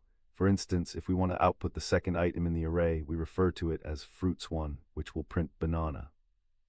This showcases the power of arrays in Bash scripting, allowing us to store multiple values and access them in a flexible manner, enhancing our script's capability to manage collections of items efficiently. Now let's see how we can capture the output of a command and store it in a variable using command substitution. In the following example, we use the date command to get the current date and time, which is a common requirement in scripts that need to log or display temporal information. By enclosing the command in parentheses and prefixing it with a $sign, we assign this output to the current date variable. Consequently, when we want to display this information, we can simply reference the variable. This not only makes the script cleaner, but also allows for dynamic content, as the date will automatically update each time the script runs. Next, we will use conditional statements to enhance our scripts with decision-making capabilities. The if statement lets us execute specific commands based on whether a certain condition is true or false. In our example, we check for the existence of a directory using the D flag, which signifies directory. If the specified directory exists, a message confirming its presence is printed. Otherwise, we inform the user that the directory does not exist. This logic adds robustness to your scripts, enabling them to respond appropriately to different situations, which is essential for automating tasks effectively. Now let's implement a for loop to handle repetitive tasks within our Bash script. In this example, we will iterate through each item in the fruits array, which we defined earlier. The syntax begins with the for keyword followed by a variable. Here, we use fruit that will temporarily hold each element of the array during the loop's execution. The loop structure includes the in keyword, indicating that we are going through the specified items, which in this case is the entire fruits array denoted by fruitsat. The do keyword marks the beginning of the commands to be executed for each item. Inside the loop, we use the echo command to output a string that incorporates the current fruit by referencing the fruit variable. This way, for each iteration, a statement will be printed stating, "I like fruit," where fruit is replaced by each individual fruit name. Finally, the loop concludes with the done keyword, signifying the end of the repeated commands. This structure is invaluable for managing lists, enabling you to execute commands multiple times efficiently based on the contents of your array. Now let's explore how to utilize output redirection in Bash scripting. We will begin by capturing the output of a script into a file. For example, by using the command that runs our script hello sh, we can redirect its output to output.txt, meaning that instead of displaying hello world on the terminal, it will be saved in that file. This is particularly useful for logging or managing output without cluttering the terminal. Next, to append additional text to our output.txt, we can implement the append operator. This allows us to add content without erasing the existing information in the file, ensuring that any new data supplements what was previously recorded. Additionally, to read data from a file and use it as input for a command, we can use the operator. In this context, we will look at how to sort names stored in names.txt. By using this operator, the contents of the file feed directly into the sorting command, allowing for efficient handling of data with ease. Each of these commands exemplifies the power of input and output redirection, amplifying the functionality of our scripts. Now let's take a look at how we can utilize debugging options in Bash to improve our scripts. By running a script with the X option, we enable a trace of each command along with its arguments as they are executed. This feature is particularly useful when troubleshooting a complex script, since it allows us to see the flow of execution and identify where things may be going wrong. To use this feature, simply execute your script as bash x myscript sh. This will give you detailed output of what the script is doing in real time, making it easier to spot errors. Alternatively, the V option prints each command before it is executed, serving as a way to follow along with the script's actions. Running your script with bash vmyscript sh can help you understand the overall structure without seeing the command outputs intermixed, making it easier to visualize the command sequence. These debugging techniques are essential for developing robust bash scripts, allowing you to easily inspect the flow of operations and ensure everything is functioning as intended. They enhance your ability to effectively diagnose problems within your scripts. As we advance in our exploration of bash scripting, we will cover even more intricate topics, including functions, blocks of reusable code, built-in commands, and error handling techniques. Remember, bash scripting is a powerful tool in your toolbox, and the more comfortable you become, the more efficient and effective you'll be in automating and managing tasks in your Linux environment. In conclusion, bash scripting not only allows for automation of simple tasks, but also provides a robust framework for building complex solutions to problems on your system. Practice writing your own scripts, play around with the concepts we've introduced, and remember, automation is the key to efficiency. Now let's see how we can define functions in bash scripting to create reusable code blocks. We begin by outlining the syntax for a function, which consists of the function name followed by parentheses and a set of curly braces containing the commands. This structure not only organizes our code, but also allows us to execute the commands inside whenever we call the function by its name. Next, we will write a simple function named greetUser that takes one argument, the user's name. Inside this function, we use the echo command to format and print a greeting message that incorporates the provided name. This showcases how to use positional parameters. In this case, $1 refers to the first argument passed to the function. By calling greetUser with a name like Alice, the function generates a personalized greeting. This demonstrates the modularity and reusability of functions. We can invoke greetUser multiple times with different names, ensuring our code remains organized while providing flexibility in its application. Now let's see how we can implement a function using local variables to maintain a clean namespace. In this example, we define a function called calculateArea, which takes two arguments representing the height and width of a rectangle. Inside the function, we declare three local variables: height and width to store the input dimensions, and area, which calculates the area by multiplying the height and width. Using the keyword local ensures that these variables are confined within the scope of the function, preventing any unintended interaction with global variables that may exist outside of this function. After calculating the area, the function echoes the result, providing feedback to the user. Finally, we invoke the calculateArea function with the values 5 and 10, enabling us to see the computed area of the rectangle. This structure not only encapsulates our area calculation logic, but also exemplifies how local variables can facilitate cleaner code management in larger scripts, decreasing the risk of variable conflicts and enhancing overall script reliability. Now let's take a look at how we can implement error handling within our bash script to ensure reliable execution of commands. In this example, we attempt to copy a file from a specified source to a destination using the cp command. After executing the copy command, the script checks the exit status of the command by using, which retrieves the return status of the last executed command. An exit status of 0 indicates that the command was successful, while any other value signifies a failure. If the copy operation is successful, the script prints a message confirming that the file was copied successfully. On the other hand, if the command fails, the script outputs an error message indicating that the copy operation did not complete as expected. This practice of checking command success is fundamental for maintaining script stability, especially when dealing with critical tasks such as file management, where understanding whether an operation was executed correctly can prevent data loss or further errors in the script execution. Thus, incorporating exit status checks significantly enhances the robustness of our scripts. Now let's implement a cleanup function in our script to gracefully handle interruptions. The cleanup function is designed to execute specific commands when the script receives a termination signal, such as Ctrl+C. Inside the function, we can include commands to delete temporary files or revert changes, ensuring that the script leaves no unintended artifacts after it has finished running. To activate this cleanup mechanism, we utilize the trap command, which tells the script to invoke the cleanup function upon receiving the SIGINT signal. This is particularly helpful in long-running scripts, allowing us to manage resources effectively and provide user feedback. The script then enters an infinite loop, where it repeatedly outputs a message indicating it's running and waiting for the user to press Ctrl+C to exit. The sleep command is used to pause the loop momentarily, making the output manageable.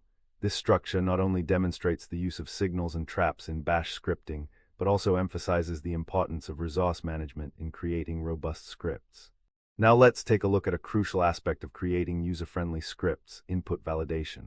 The code defines a function named getUserInput, which prompts users to enter a number within a specific range, in this case between 1 and 10. Initially, it uses the read command to capture user input and store it into the variable number. To ensure the input is valid, the script employs a while loop that continues to run as long as the entered number does not match the specified criteria, effectively checking if the number is between 1 and 9 or exactly 10. This is done using a regular expression, which adds a layer of reliability in input validation. If the user input is deemed invalid, an error message is displayed, prompting them to re-enter a valid number. Once valid input is received, the script acknowledges the user's entry by echoing it back. This function not only strengthens the integrity of our scripts by guaranteeing that the data meets established requirements, but it also prevents unforeseen errors that might arise from invalid entries. By implementing this structure, users are guided to input data correctly, enhancing overall user experience. Now let's take a look at how we can work with arrays in Bash, which is essential for managing collections of items efficiently. In this example, we begin by defining an array called fruits, containing several fruit names. This allows us to group related items together, making our code cleaner and more organized. Next, we iterate over the fruits array using a for loop. The syntax fruitsat enables us to access each element in the array, and inside the loop, a simple echo command prints out a message for each fruit, indicating what we have. This demonstrates how to dynamically handle and manipulate data stored in arrays. Finally, we see how to add an item to the fruits array using the += operator, illustrating Bash's capability for dynamic manipulation of arrays. After adding a new fruit, we print the updated list of fruits. This approach allows for easy management of collections, enabling scripts to be adaptable to changing data. This flexibility is particularly useful in automation tasks where lists of items may need to be altered as the script executes. Now let's see how we can implement a basic error-checking mechanism using regular expressions in Bash scripting. In the provided code, we start by defining a string variable that simulates a log entry, which in this case contains an error message. This string, log entry, illustrates a scenario where an application has encountered an error, specifically indicating that a file was not found. Next, we utilize the double brackets and the equals operator to apply a regular expression match against our log entry variable. This operator checks if the content of log entry includes the keyword error. If the condition evaluates to true, indicating that an error was indeed detected in the log, we execute the subsequent action, which is to print a message to the console alerting us of the error detection. This pattern matching technique is invaluable in real-world applications as it enables us to filter and handle specific log entries efficiently, paving the way for robust and reliable error handling in your scripts. Now let's see how we can manage script configurations using an external configuration file. In the provided example, we first create a file named config.sh where we define two variables, username and password.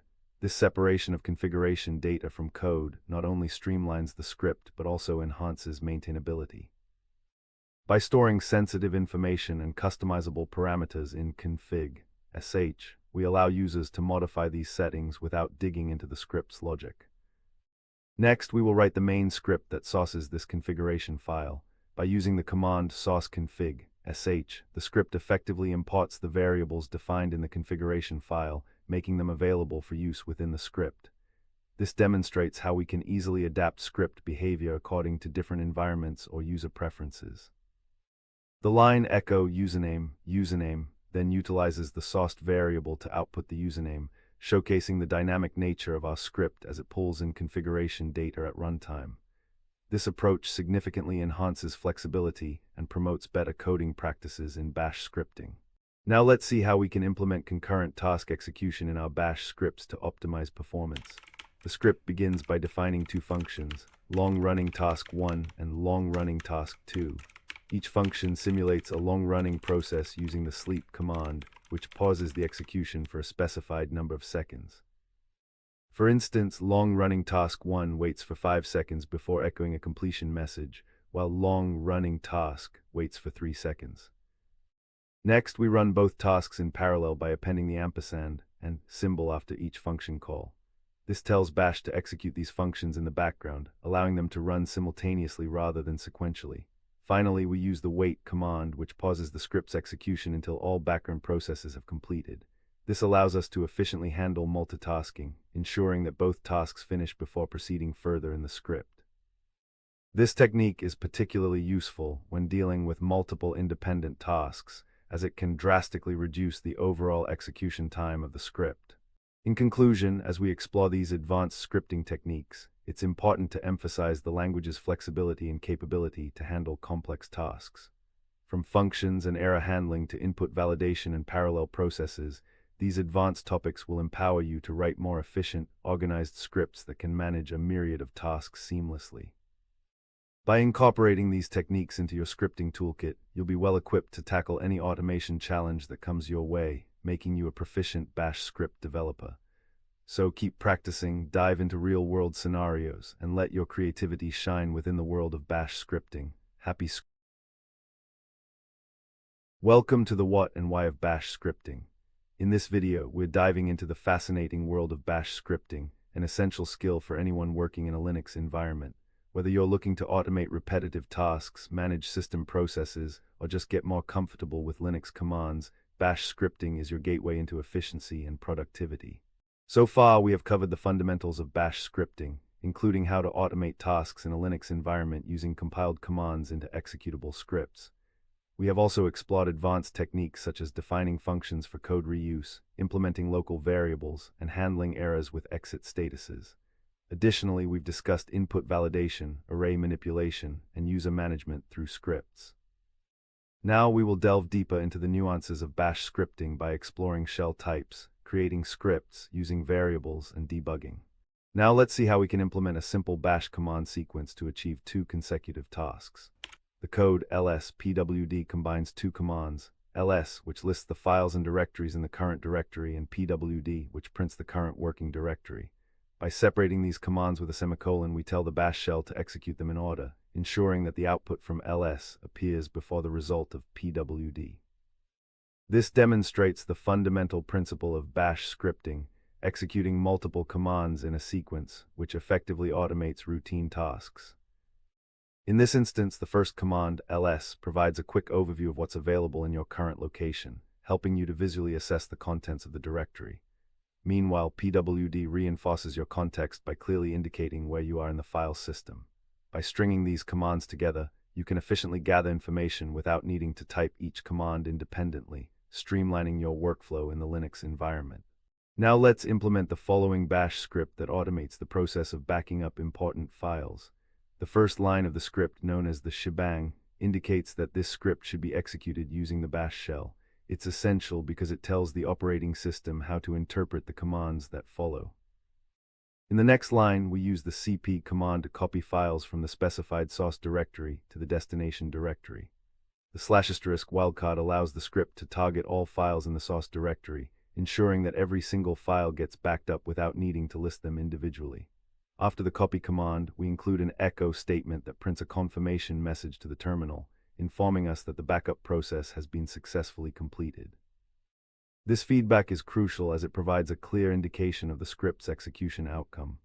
By automating the backup task with this simple script, users save time and reduce the risk of human error, showcasing the efficiency that Bash scripting can bring to daily tasks. Now let's take a look at how to declare and use variables in Bash scripting. In this example, we start by creating a variable named myvar and assigning it the string hello world. The syntax is straightforward. We use the equals sign without any spaces to allocate the value to the variable. Following this, we employ the echo command to print the value of myvar to the terminal. When we run this line, Bash substitutes myvar with hello world, allowing us to see the output directly. Next, we will implement a slightly more advanced feature by introducing command substitution. Here, we create another variable, current dia, using the command pwd, which retrieves the current working directory. This feature allows us to dynamically store the output of the pwd command, effectively capturing the directory we're operating in. Finally, we use the echo command again to display a friendly message along with the value of current dia, helping us confirm our location in the file system. This demonstrates how versatile variables can be in Bash scripting, enabling the capture and manipulation of data seamlessly within our scripts. Now let's see how we can implement variable exporting in Bash. In scripting, it's common to need access to variables beyond their initial scope, especially when interacting with multiple processes or scripts. This is where the export command comes into play. When we use export myvar equals I'm available globally, we're declaring myvar and marking it as an environment variable. This means that once exported, any child process created from the current shell will inherit this variable and can access its value. This feature is particularly useful for configuring scripts or passing environment variables to other processes, allowing you to maintain consistency across different execution contexts. For instance, if you have a script that requires certain configuration settings, and you've exported those variables beforehand, those settings can be easily retrieved and utilized without needing to redefine them in every script or process. Thus, exporting variables not only promotes better organization, but also enhances the efficiency of your scripting capabilities. Now let's take a look at how we can implement arrays in Bash to store multiple values in a single variable. In this example, we define an array named fruits that contains 3 types of fruits: apple, banana, and orange. To create an array in Bash, we simply assign the values within parentheses, separating each item with a space. Once we have our array set up, we can easily access its elements using index notation. Remember, array indexing in Bash starts at 0, meaning that fruits1 refers to the second item in the array, which in this case is banana. This allows for dynamic interactions in your scripts where you can reference and manipulate these values as needed. The next line of code outputs a playful message by embedding the accessed array element within a string. The command echo I like fruits1s constructs a sentence that results in I like bananas when executed. This illustrates not only the creation and access of arrays, but also how they can be used to form dynamic outputs in your Bash scripts. Now let's see how we can implement debugging in our Bash scripts to handle errors effectively. By invoking the command with the X option, we instruct the Bash shell to display each command executed along with its arguments.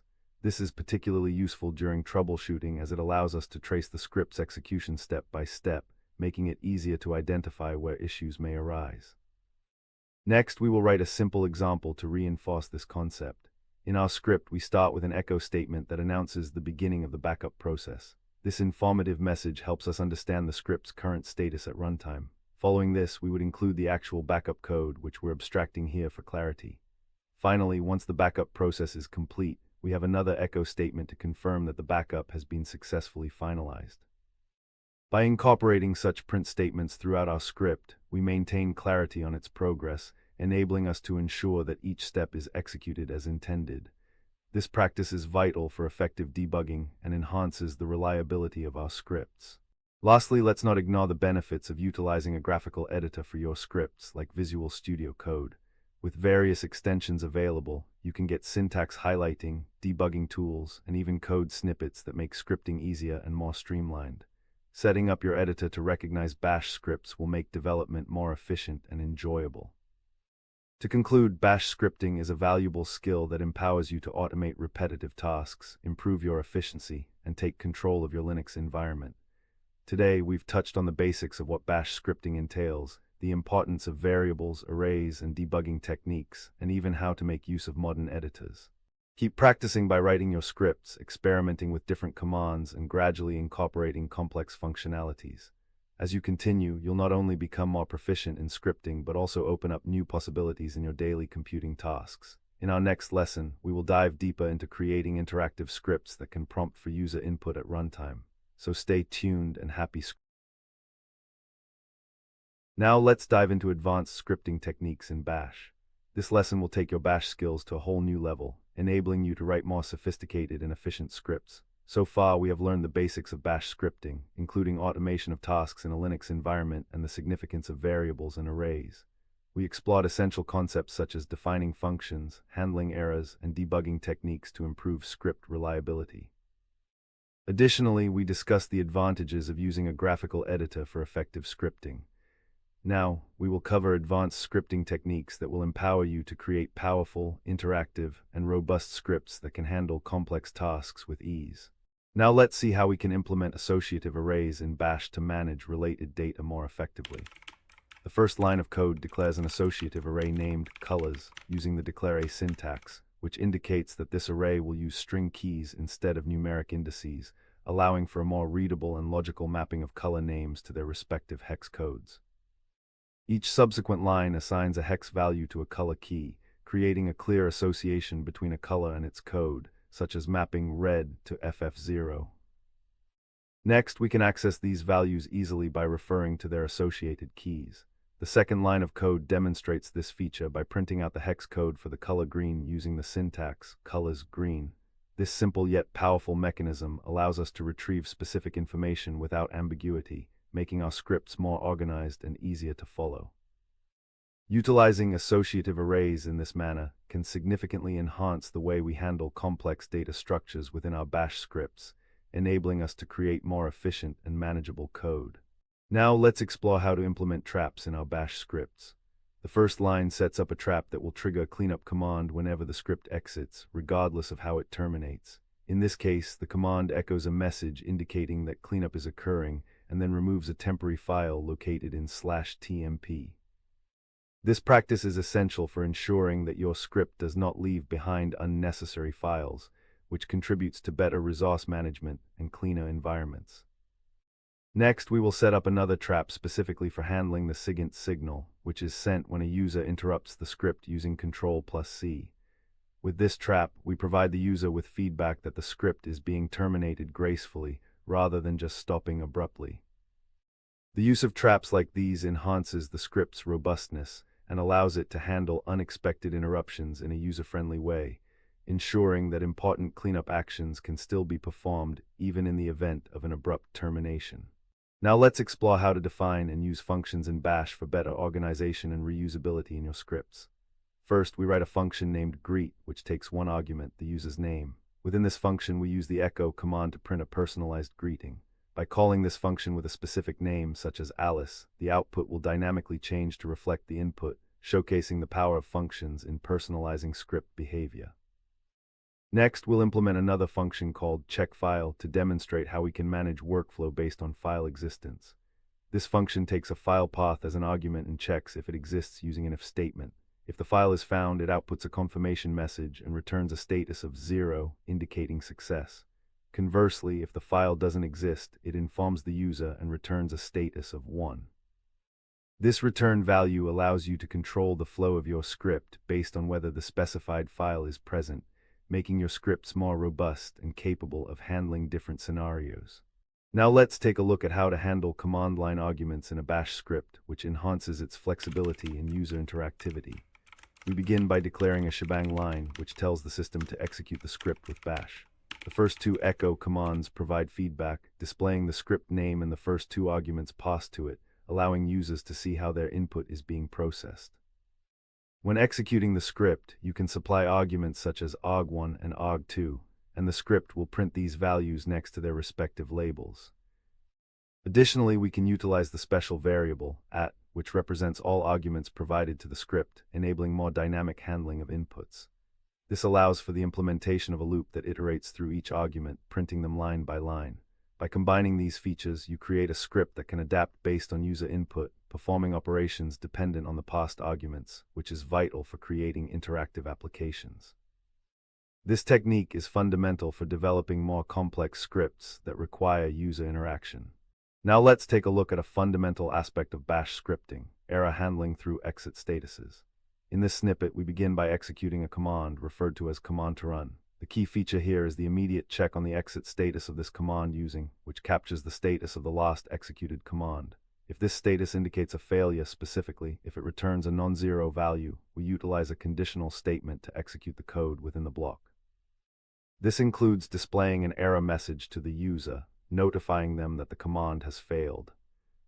Importantly, this snippet also exits the script with a non-zero status using exit1, which is a common practice to signal an error condition. Implementing such checks allows us to catch issues early, preventing silent failures that can lead to more significant problems later in the script execution. By incorporating these practices throughout our scripts, we enhance not only the reliability of our Bash scripts, but also their user-friendliness, ensuring users receive immediate feedback on command executions. Now let's see how we can download files from the internet using bash scripting with the help of curl. First, we define a variable called URL, which holds the link to the file we wish to download. The command curl o URL is then utilized to fetch the file from this URL. The O option ensures that the file is saved with its original name in the current directory. This method is straightforward and effective for retrieving files directly from the web. Next, we will create a function named downloadFile to encapsulate the download process, making it reusable. By passing the URL as an argument to the function, we can easily download different files without rewriting the download logic each time. Inside the function, we again use curl o to download the file. Additionally, we check if the download was successful by examining the exit status of the last command executed using. This allows us to provide feedback to the user. If the download succeeds, a success message is echoed, whereas if it fails, we prompt a failure notification. This structured approach not only enhances code readability, but also improves error handling in our scripts.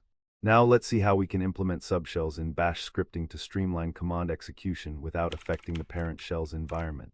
The code provided demonstrates how to create a subshell by enclosing commands in parentheses. In this instance, command 1 is executed within the subshell, and its output is captured into the variable result. Immediately following this execution, we echo the result to display it. This method of using a subshell is particularly useful for isolating changes, as any variable modifications made inside the subshell will not impact the parent shell. This way you can run commands and manipulate data without risking unintended consequences on the main script. However, one must be cautious with subshells, because any changes made, including environment variables, are temporary and only relevant within that subshell. Therefore, if persistent changes to the environment are necessary, they should be made in the main shell context instead of within the subshell. Understanding how to use subshells effectively will enhance your bash scripting techniques and allow for cleaner, more organized code execution. Now let's discuss the implementation of logging in bash scripts, which is critical for capturing the output of your scripts for debugging and review. To set up logging, we can redirect both standard output and standard error to a log file while still displaying it in the terminal. This is achieved using the exec command combined with a process substitution that pipes the output to the T command. This method ensures that every operation within the script is logged, which can be invaluable when tracing errors or reviewing script performance. Next, we will enhance our logging by appending timestamped messages to the log file. By utilizing the date command, we can format the current date and time and include it with our custom log message. This allows us to track when specific events occurred during script execution, providing context that can make troubleshooting much easier. This feature is especially helpful for long-running scripts, as you can pinpoint exactly when an event took place, facilitating more effective debugging and monitoring of your script's functionality. As we conclude this lesson on advanced scripting techniques in Bash, remember that scripting is not just about writing code, it's about creating solutions that work reliably and efficiently. Utilizing tools like associative arrays, functions, traps, logging, and command line arguments will significantly enhance the capability and robustness of your scripts. Embrace these techniques to elevate your scripting skills and ensure your Bash programming journey is both productive and enjoyable. With regular practice, these advanced scripting methods will become second nature, allowing you to automate intricate tasks and handle dynamic environments with finesse. Stay curious and keep experimenting with your scripts. There's always more to explore in the world of Bash. The basics of Bash scripting are essential for automating tasks in a Linux environment. The basic idea of Bash scripting is to execute multiple commands to automate a specific job. This foundational concept opens the door to a world of possibilities, where a set of instructions can execute complex operations with minimal manual input. Today, we'll delve into the essentials of Bash scripting, from fundamental commands to logically organizing your scripts for better usability. So far, we've learned about advanced Bash scripting techniques that enhance script efficiency and reliability.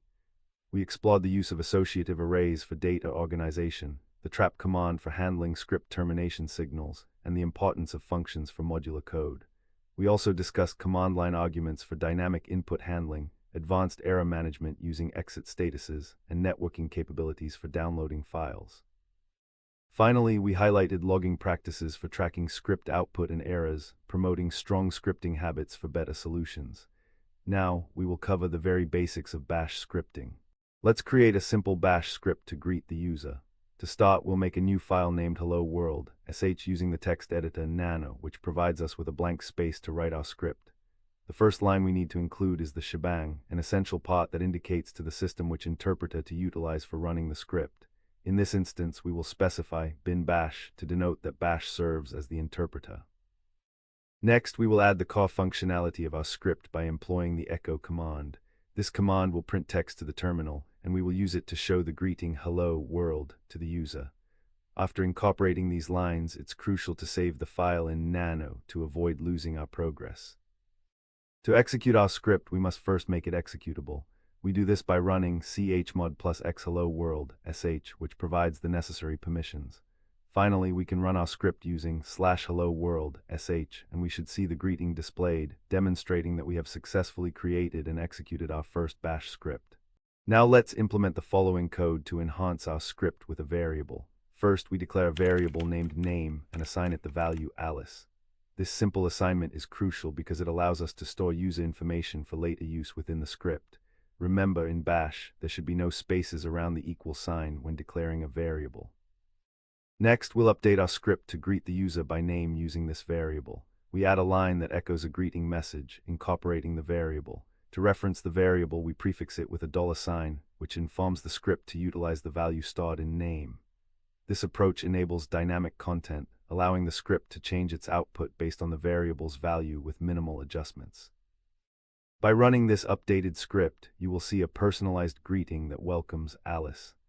This demonstrates how variables contribute to the flexibility and usability of your scripts, laying the groundwork for more advanced automation and user interaction as we progress through bash scripting concepts. Let's explore how to improve our bash script by enabling it to accept command line arguments, which enhances user interaction. We start by updating the hello world.sh file to use the first command line argument, assigning it to a variable called name. In this revised script, $1 captures the user's input when the script is executed. This means that if a user runs the script with a name, such as /hello world.sh John, it will respond with a greeting tailored to that name. By using command line arguments, the script becomes more dynamic, allowing it to change its response based on user input during execution, resulting in a more engaging experience. Once the changes are saved, executing the script with the name John will produce a personalized greeting. Hello John. This demonstrates how easily bash scripts can be adapted for user interaction, enhancing their capabilities beyond mere static outputs. Command line arguments represent a powerful feature that increases the flexibility and user-friendliness of scripts, enabling them to handle different inputs and situations effectively. Now let's take a look at how we can implement a for loop in our bash script to greet multiple users. In this code, we start by declaring an array named names that contains 3 strings, Alice, Bob, and Charlie. This array will act as our collection of names that we want to greet. Next, we utilize a for loop, which is ideal for iterating over a list of items when we know the count in advance. The syntax nameSat extracts each name from the array, and for each iteration of the loop, the variable name takes on the value of one of the elements in the array. Inside the loop, we have a simple echo command that outputs a greeting message formatted as hello name for each person in the array. When the script is executed, it will run through the loop 3 times, greeting each individual sequentially, resulting in the printed outputs for Alice, Bob, and Charlie. This efficient use of loops allows us to handle arrays of data dynamically and easily, showcasing a fundamental aspect of bash scripting that simplifies repetitive tasks. Now let's take a look at a script that checks if a number entered by the user is even or odd. First, we start the script with a shebang, indicating that it should be executed with the bash interpreter. We then prompt the user to enter a number using the read command, which stores the input in a variable named number. This interactive approach engages the user and allows for dynamic input. Next, we implement an if statement to introduce logic into the script. This statement evaluates whether the number is divisible by 2 by using the modulus operator %. If the condition evaluates to true, the script echoes that the number is even, otherwise it echoes that it is odd. This structure not only demonstrates basic conditional logic, but also reinforces the concept of user interaction with scripts, paving the way for more complex decision-making capabilities in bash scripting. By utilizing conditional statements, we can enhance our scripts, making them intelligent tools for executing commands based on user input. Now let's take a look at how to define and use functions in Bash scripting to enhance our code's efficiency and readability. In this example, we start by defining a function named greet. This function is designed to accept one parameter, which represents the name of the person we want to greet. Inside the function, we use the echo command to print a greeting message that incorporates this parameter, creating a personalized greeting for each user. Next, we invoke the greet function twice, passing different names as arguments, Alice and Bob. By utilizing a function, we eliminate the need to write the same greeting logic multiple times, which not only reduces redundancy but also makes our code cleaner and easier to maintain. This approach allows us to manage the greeting logic in one place. If we need to make any adjustments to the greeting format, we only need to change it within the function. Functions demonstrate the modular aspect of scripting, making our code versatile and adaptable for various applications, while also encouraging reusable practices in our scripting endeavors. In this journey through the basics of Bash scripting, we've covered various foundational concepts, including creating and running scripts, using variables, command line arguments, loops, conditional statements, and functions. The power of Bash scripting lies in its ability to automate tasks and simplify complex workflows, and mastery of these basics sets the groundwork for much more advanced techniques. As you continue to practice and build your scripts, remember that experimentation is key. Don't hesitate to try what you learned today and see how you can apply it to your tasks. The world of Bash scripting is extensive, and every small script you write adds to your toolkit. Join us in the next tutorial where we will explore more functions and how to combine scripts for greater automation and efficiency. Happy scripting! Debugging shell scripts can often feel like searching for a needle in a haystack, but with modern techniques, it doesn't have to be that way. Today, we're diving into advanced debugging techniques for Bash scripts, equipping you with the tools to troubleshoot and refine your code like a pro. So far, we learned the fundamentals of Bash scripting, including creating and executing scripts and utilizing variables for dynamic content. We also explored command line arguments for user input and advanced concepts like loops and conditional statements for logical decision-making. The introduction of functions enables code reusability and clarity, making scripts more efficient. Mastering these basics provides a strong foundation for more advanced scripting techniques. Now we will talk about how to level up your debugging game, specifically using Visual Studio Code and other techniques that can drastically improve your scripting experience. Let's jump right in. Now let's take a look at a simple yet illustrative shell script that demonstrates the significance of variable definition in Bash scripting.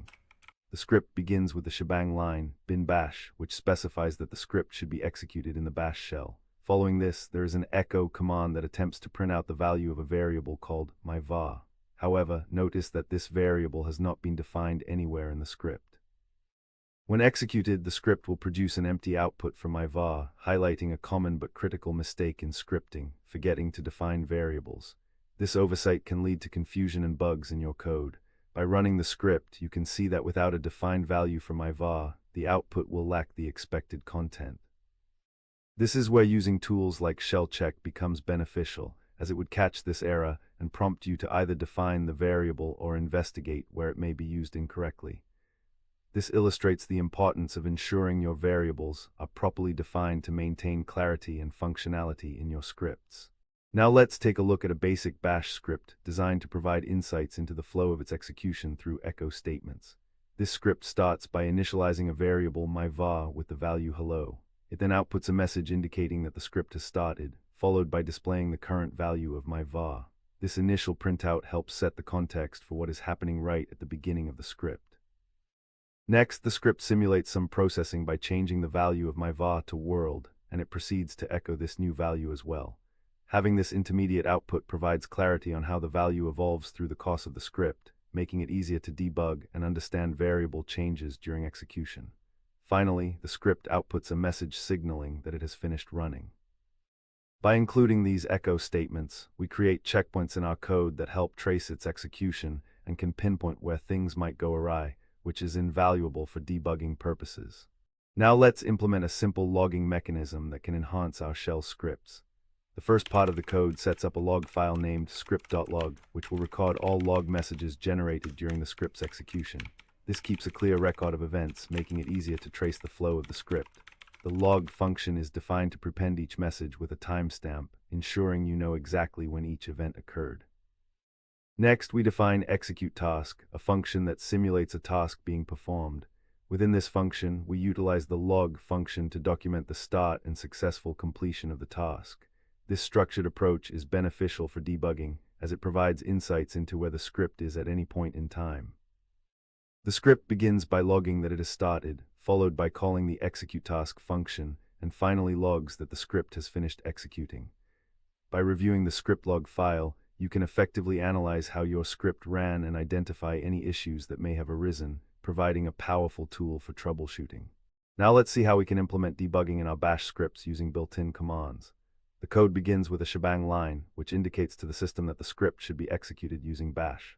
Following this, we enable debugging with the command setx, which instructs bash to display each command executed along with its expanded arguments.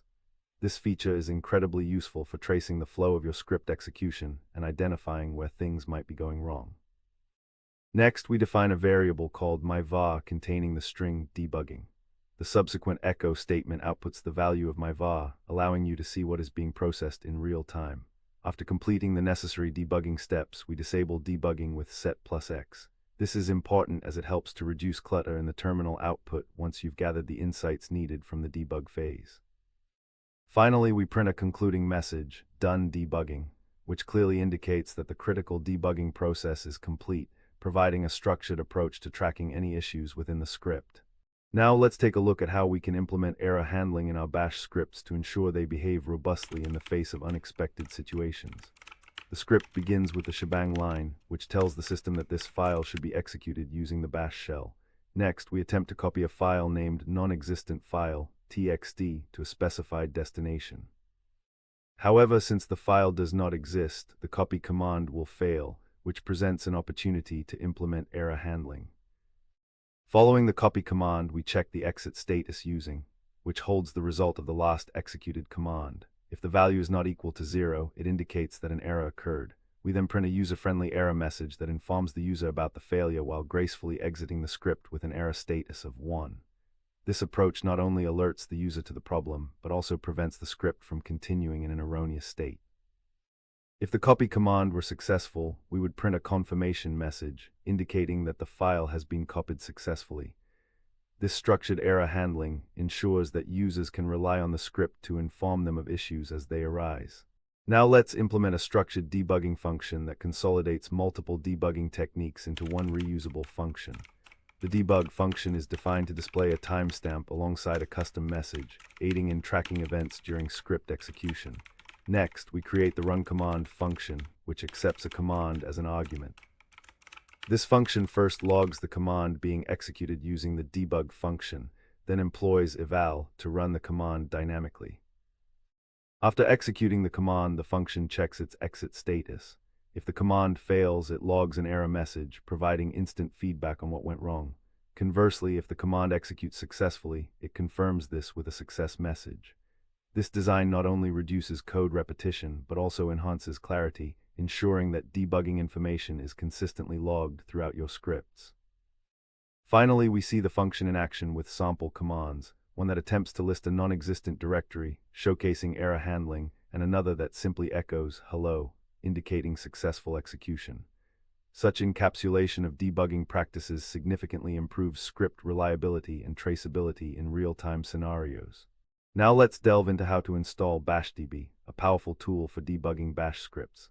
First, we need to set up the debugger by using a package manager. On Debian-based systems, for instance, we execute a simple command in the terminal, sudo apt-get install bashdb. This command utilizes subuser privileges to ensure the installation process is carried out correctly, fetching the necessary files from the package repositories to install bashdb on your system. Once we have bashdb installed, the next step is to run it alongside our script. We do this by executing bashdb your script, sh, where your script, sh, is the path to the bash script we want to debug.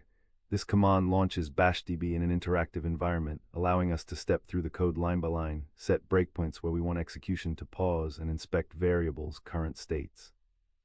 This process is essential for identifying logical errors and examining program flow, making it an invaluable tool for developers looking to streamline their debugging process.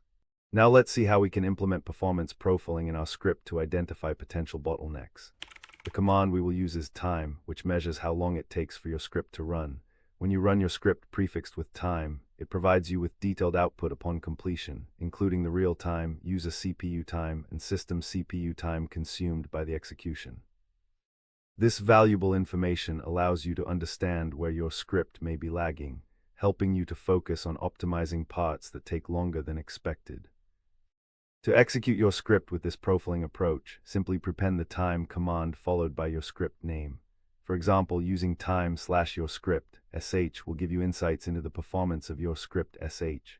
Depending on the results, you might want to look deeper into specific functions or loops within your script that could benefit from optimization. For an even more granular analysis, tools like gprof or bashprof can be employed to drill down further into performance issues, pinpointing inefficiencies in function calls or loops that may be slowing down execution. So there we have it. By incorporating tools like Visual Studio Code, utilizing debugging techniques such as setx, structured logging, command exit statuses, and profiling, you can tackle debugging in bash scripting with confidence. Remember, debugging is just as critical as writing the script itself, and mastering these techniques will improve the quality and reliability of your code. Keep experimenting with these tools and techniques in your scripts, and don't forget that debugging effectively will save you time and effort in the long run. Happy scripting, and until next time, remember, coding is like debugging. There's always a way to find the solution hiding just around the corner. The basic idea of bash scripting is to execute multiple commands to automate a specific job. With scripting, you can streamline repetitive tasks, make your workflow more efficient, and minimize the chances of error, all while saving time. So let's dive deep into the world of bash scripting, where we'll learn about its foundation, syntax, and some practical examples that will help you get started. Now let's take a look at a simple bash script that displays a greeting message. This script begins with the shebang bin bash, which indicates that the script should be executed using the bash interpreter. Following the shebang, the echo command is used to output the text "Hello World" to the terminal. This fundamental script serves as an introduction to bash scripting since it showcases the essential structure of a bash file. When you save this script as "Hello World" sh, it is necessary to grant it executable permissions using the command chmod +x hello world sh. Once that's done, running /hello world sh in the terminal will execute the script, and you'll see the output "Hello World" printed to your screen. This script is an excellent starting point for beginners as it illustrates how to create a script file, incorporate a shebang, and use the echo command to generate output. As you progress, you can build on this foundation to create more complex interactive scripts that utilize user input and additional bash commands. Now let's implement a simple interactive script to enhance user engagement. The code begins with the shebang line bin bash, indicating that it should be interpreted by the bash shell. Next, it prompts the user for their name using the echo command. This sets the stage for user input. The read command then captures the user's input and assigns it to the variable name, allowing you to store their response for later use. Finally, the script concludes by greeting the user with a personalized message that incorporates their name using variable expansion, displayed through another echo command. This interactive approach not only makes the script more engaging, but also demonstrates the foundational concept of storing user inputs in variables. By integrating the read command, we can craft scripts that respond dynamically to user interactions, thus enhancing the scripting experience and opening up new possibilities for user-driven functionality. This fundamental technique will serve as the basis for more complex and interactive scripts as we progress in our exploration of bash scripting. Now let's see how we can work with variables in bash to store and display information. First, we define a variable named greeting and assign it the string "Hello World." This demonstrates how to create a variable through simple assignment using the equals sign, ensuring there are no spaces around it. To display the value of this variable, we then use the echo command prefixed by a $sign, allowing us to reference the variable's content. When this line is executed, it outputs the greeting we stored. Next, we will implement command substitution, which allows us to capture the output of commands directly into variables. In this case, we create another variable current date that holds the output produced by running the date command, using the syntax for clarity and readability. We follow this by printing a message with the current date inserted into it. This shows a practical application of variables, where we can dynamically display information by executing commands within our script, thus enhancing our script's interactivity and functionality. Now let's implement a simple interactive script that prompts the user for a number and utilizes conditional statements to provide feedback. The script begins by asking the user to input a number, which is then read into the variable named number. The first conditional uses the if statement to determine if the entered number is greater than 10. If this condition is true, the script informs the user that the number is greater than 10. Otherwise, it states that the number is 10 or less. This use of comparison operators like GT is crucial for making decisions in Bash scripting. Next, we will expand this functionality by checking if the number also falls within a specific range. To do this, another conditional statement uses the logical and operator to check if the number is both greater than 10 and less than 20. If both conditions are satisfied, the script acknowledges that the number is indeed between 10 and 20. This illustrates how you can combine conditions, providing a more nuanced response based on user input. By leveraging conditional statements and logical operators, you enhance the interactivity and dynamism of your scripts. Now let's see how we can implement loops in our Bash scripts. The first example demonstrates a for loop that iterates over a sequence of numbers from 1 to 5. Each time the loop executes, it prints a welcome message followed by the current number, effectively generating a series of greetings. This is a straightforward way to repeat commands multiple times, which is particularly useful in scenarios where you want to perform similar tasks with varying inputs or conditions. Next, we will write a script that showcases how to loop through the contents of an array. In the second example, we define an array of names containing Alice, Bob, and Charlie. The for loop iterates over each element in the array, printing a personalized greeting for each name. This not only illustrates the versatility of loops, but also highlights how they can be used to manage collections of data dynamically, enabling automation of tasks like greeting multiple users efficiently within your scripts. By leveraging loops in this manner, you can streamline processes and reduce repetitive code, enhancing the overall functionality of your Bash scripts. Now let's take a look at how we can work with arrays in Bash scripting. Arrays allow you to store multiple values in a single variable, which is especially useful for managing collections of data. In our example, we define an array called fruits that contains 3 different types of fruit: apple, banana, and cherry. To access a specific element from the array, we use its index, starting from 0. Here we output the second element, which is banana, showcasing how you can retrieve individual values stored in the array. Next, we'll implement a loop to iterate over all the elements of the fruits array. By using a for loop, we can cycle through each item in the array and print a message that indicates our preference for each fruit. This method allows us to dynamically access and display the contents of the array, illustrating how efficient and organized your code can be when handling lists of items.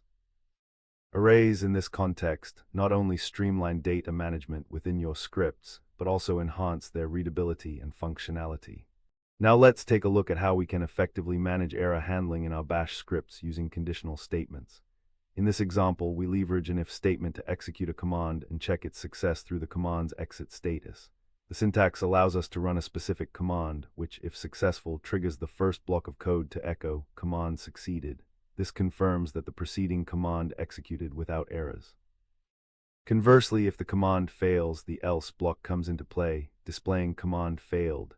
This approach not only provides immediate feedback about the command's outcome, but also enhances the robustness of the script by allowing us to respond to failures appropriately. It's important to understand that successful execution is indicated by an exit status of 0, while any non-zero value signifies an error. By implementing this error-checking mechanism, we create a more reliable script that gracefully handles issues, ensuring that users are informed of any problems that may arise during execution. Now let's implement a simple interactive script that greets the user based on their input. This script begins with the shebang line, which tells the system to use the Bash interpreter to execute the commands that follow. After the shebang, we have a comment explaining what the script does, which is a good practice for code documentation, as it helps others and your future self understand the purpose of the script. Next, the script prompts the user with the message, "What is your name?" using the echo command, providing a clear instruction for the user to input their name. The read command allows us to capture the user's input and store it in a variable called name. This variable will be used to personalize the greeting. Finally, the script uses another echo statement to display a welcoming message, incorporating the user's input by referencing the name variable. This creates an interactive experience, making the script more engaging and user-friendly. By organizing the script with comments and clear prompts, we make it accessible and easy to understand. In conclusion, we've covered the essential parts of Bash scripting, from creating a basic script to using variables, control structures, loops, arrays, and error handling. With these foundational elements, you're well on your way to automating tasks effectively on the Linux command line. Next time, we will explore how to make our scripts interactive, allowing for user input during execution. Now let's explore how to manage variable sharing between different scripts in Bash. In the first script, script1, sh, we define a variable called myvar and assign it the message hello from script1. By using the export command, we make myvar available to any child processes, which means it can be accessed from script2, sh, when we invoke it within the same flow. Next, we have script2, sh, where we simply echo the value of myvar. Because script2, sh is called after exporting myvar, it successfully retrieves the value set in script1, sh. This illustrates the fundamental concept of variable exporting in Bash scripting, allowing for effective data sharing between scripts. Such mechanisms are crucial when managing larger projects that rely on interdependent scripts, ensuring that necessary variables are readily available wherever needed. Understanding how to implement this technique enhances maintainability and efficiency in your scripting endeavors. Now let's take a look at how local and global variable scopes work in Bash scripting. In this script, we define a global variable named global var, which can be accessed from anywhere within the script, including inside functions. This flexibility is useful for sharing values that need to be referenced multiple times. Next, we introduce a function called myFunction, where we declare a local variable named local var. The key feature here is the use of the local keyword, which restricts the scope of local var to within myFunction only. This means that while we can echo global var from within the function, attempting to access local var outside of myFunction will yield no result. Then we call myFunction, allowing us to see the outputs of both the global and local variables in action. However, when we try to echo local var outside the function, it demonstrates the importance of scope by showing that this variable is not accessible here. This encapsulation ensures that variables do not interfere with one another, maintaining the integrity of your script. Now let's take a look at implementing associative arrays in Bash scripting. In this example, we start by declaring an associative array called myAssociativeArray using the declare syntax. This array will allow us to store data in key-value pairs, making our code much clearer and more manageable compared to using traditional indexed arrays. Next, we add 3 pieces of information about a person. Each entry is accessed by its unique key: name for Alice, age for 30, and occupation for engineer. This method of storing data not only enhances readability, but also helps prevent confusion by clearly indicating what each piece of data represents. Finally, we access and display each element using the defined keys. By encapsulating related data under thoughtfully chosen keys, we make our script easier to maintain and adapt for future enhancements. Associative arrays are particularly advantageous when we deal with complex data scenarios, such as configurations or structured information. Overall, this approach illustrates the powerful capabilities of Bash for handling sophisticated data structures effectively. Now let's see how we can implement command substitution in our Bash script to enhance variable management. In this example, we start by capturing the output of the pwd command, which prints the current working directory, directly into a variable named current directory. This technique leverages the syntax, making it easy to incorporate command outputs into variable assignments seamlessly. Subsequently, we use the echo command to output a message that includes the dynamically assigned variable. When the script is executed, it will display the current directory you were in at the time of running the script. This capability is particularly useful for creating scripts that need to be aware of their execution context, enabling more interactive and adaptable scripts. By using command substitution, we can store and manipulate real-time data directly within our scripts, leading to greater flexibility and improved user experience. Now let's see how we can implement functions to enhance variable management in our Bash scripts. In this example, we define a function called getGreeting that takes one argument, the name of a person. Within the function, we use a local variable to store that argument, which helps prevent any unintended interference with variables outside of the function. The function then constructs a greeting message using the supplied name and outputs it with echo. To utilize this function, we capture its output through command substitution by assigning it to the variable greeting message. This allows us to store the greeting for further use.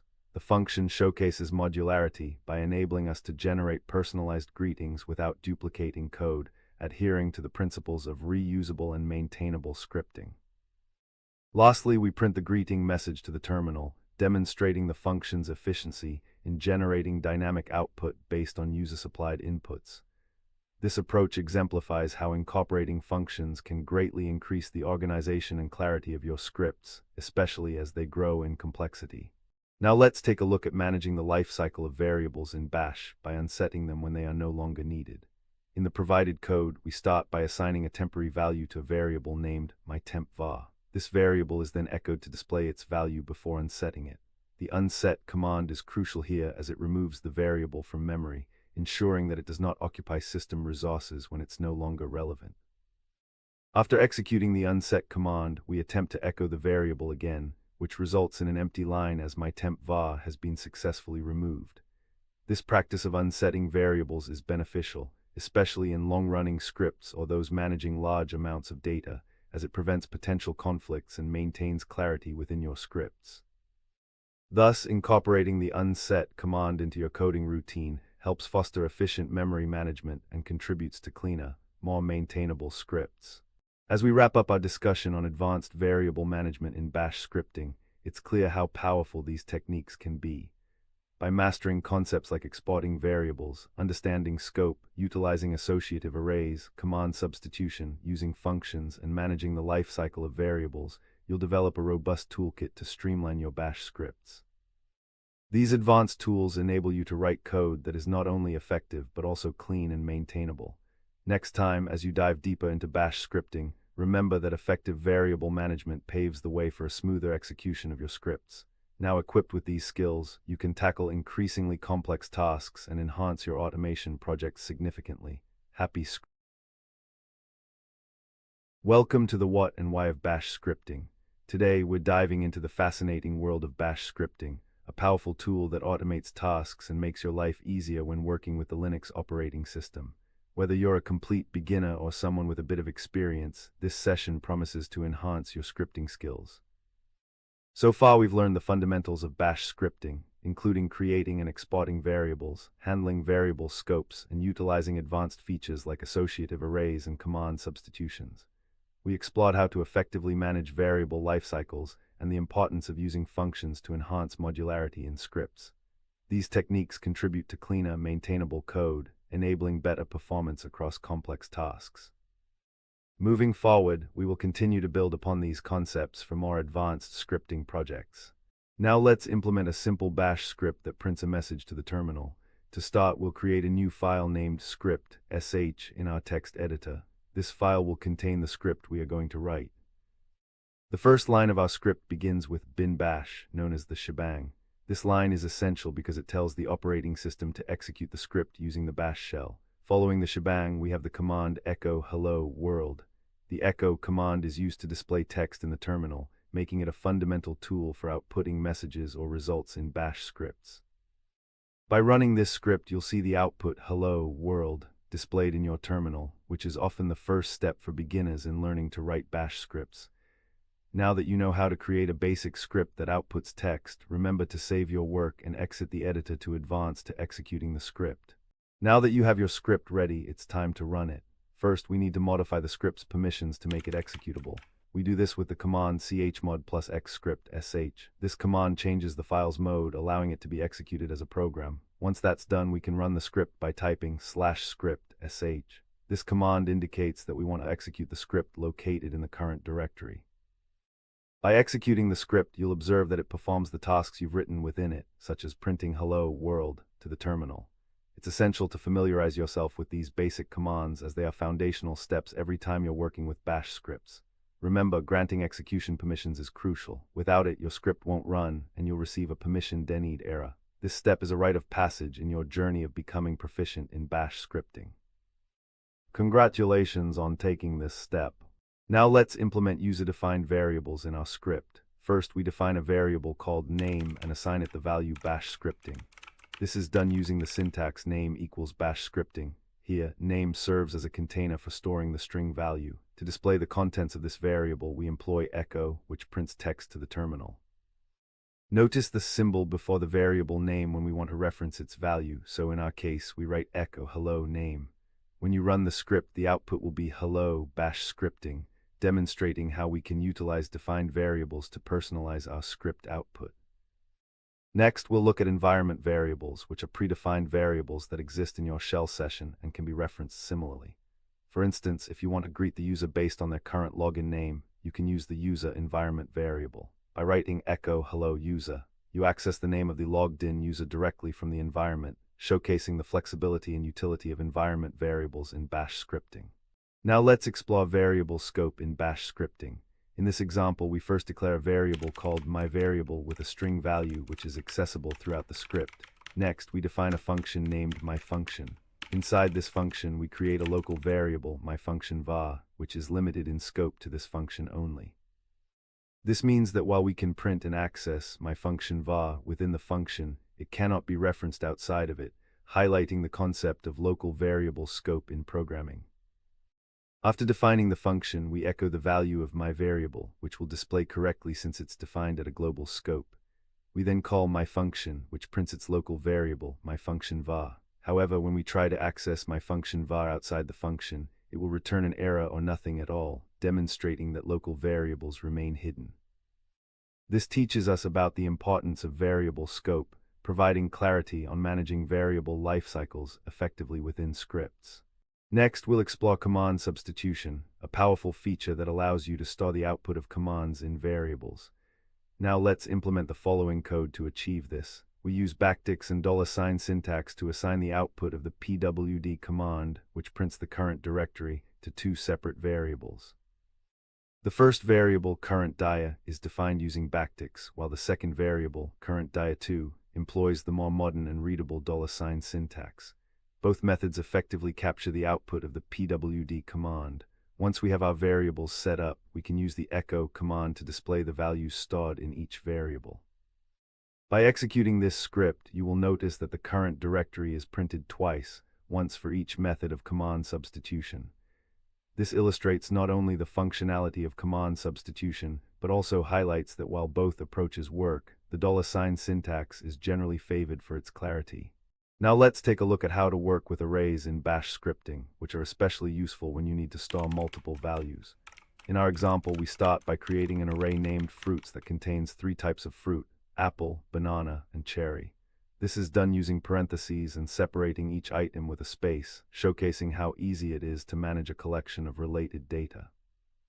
To access specific elements in the array, we use the syntax fruitsIndex, where index refers to the position of the element starting from 0. In this case, fruits0 retrieves the first item, which is apple. This allows us to reference and utilize individual elements conveniently. Additionally, to display all the fruits stored in the array, we utilize the syntax fruitsat, which expands to all elements in the array. This demonstrates how arrays can be effectively manipulated and displayed in bash scripts, making it simpler to handle multiple values and enhancing the script's overall functionality. By running this code, you will see both the first fruit and the complete list printed to the terminal, illustrating the power of arrays in bash scripting. Now let's implement the following code to make our script interactive by allowing user input. The first line prompts the user with a message asking for their name, which helps engage users directly.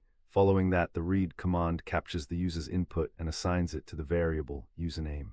This variable will hold the value entered by the user, making it dynamic. Finally, we use an echo statement to greet the user personally by concatenating the string hello with the value stored in username. When you run this modified script, it enhances user interaction, making the experience more personalized and enjoyable. By taking this step, we demonstrate how to gather input from users and manipulate it within our script, showcasing one of the fundamental aspects of bash scripting, the ability to interactively prompt for and respond to user data. This addition not only improves the functionality of our script, but also illustrates the power of simple command line interactions in automating tasks effectively. Now let's implement a powerful debugging feature in our bash script. Debugging is crucial for identifying issues in your scripts, and one effective way to enable it is by running your script with the X option. When you execute the command bash x script sh, the shell will display each command from your script along with its arguments as they are executed. This allows you to track the flow of execution and pinpoint any errors that may occur during runtime. By utilizing this trace mode, even complex scripts become easier to debug, as you'll have a clear view of what commands are being executed and in what order. This information can be pivotal when a script does not behave as expected, helping you identify misconfigurations or incorrect commands. Overall, incorporating debugging practices like running scripts in this mode will significantly enhance your ability to maintain and troubleshoot your Bash scripts effectively. As we wrap up this overview, we've covered a lot. We've explored what Bash scripting is, how to create your first script, how to work with variables and arrays, perform command substitution, accept user input, and even debug your scripts. Each of these concepts builds a solid foundation that can significantly impact your workflow efficiency. In the next tutorial, we will create more advanced scripts that include conditional statements and loops, making our scripts even more powerful. So stay tuned and happy Debugging Bash scripts can sometimes feel like searching for a needle in a haystack. You know it's there, but locating it amid all the confusion can be challenging. In this tutorial, we will learn effective techniques to debug your Bash scripts, empowering you to tackle issues with confidence and efficiency. So far, we learned the basics of Bash scripting, including how to create and execute scripts, manage variables, and utilize functions for better modularity. We also discussed variable scopes, command substitution, and arrays, as well as making scripts interactive with user input. Additionally, we touched upon debugging techniques to identify issues in scripts. Moving forward, we will explore advanced scripting concepts such as conditional statements and loops. Now let's take a look at a simple Bash script that illustrates a common syntax error involving an if condition. This script begins by using the shebang bin bash, which indicates that the script should be executed in the bash shell. Following this, it echoes a message to the terminal, indicating that the program is starting. Next, the script attempts to evaluate an if condition to check if the first argument passed to the script is greater than 100. However, there's a syntax issue here. The closing bracket for the if statement is missing. This is a critical error, as Bash relies on proper syntax to interpret commands. If you attempt to execute this script as it stands, Bash will halt execution and display a syntax error. Such mistakes highlight the importance of careful syntax checking in your scripts. While debugging, always look for misplaced brackets, quotes, or other syntax discrepancies. This example serves as a reminder of how a small oversight can prevent your script from running altogether. Now let's see how we can utilize the Bash X option to enhance our debugging process.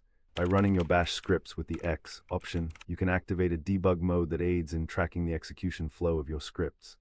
This mode provides a detailed output of each command executed along with its arguments, which is particularly helpful for identifying where issues may arise. For instance, if we have a script named debug example, sh, executing it using the command with the X option will reveal every command being processed as the script runs. By passing an argument such as 150, the script can process various conditions or operations based on the input provided. This step-by-step insight into command execution allows you to observe the values of variables at each stage, making it easier to catch errors or incorrect logic in your scripts. Through this method, you refine your debugging skills and gain a clearer understanding of how your scripts behave during execution. Now let's take a look at a simple Bash function that demonstrates basic scripting capabilities. In this code, we define a function named greet, which when called executes a command to display hello world in the terminal. Functions in Bash scripting help create reusable code blocks, making your scripts more organized and modular. To define a function, we use the function keyword followed by the function name and a set of curly braces. Inside the function, we place our commands, in this case, an echo command that outputs the greeting message. After defining the function, we can invoke it by simply typing its name. This approach not only shows how functions are defined, but also highlights the importance of correct syntax, particularly the use of curly braces.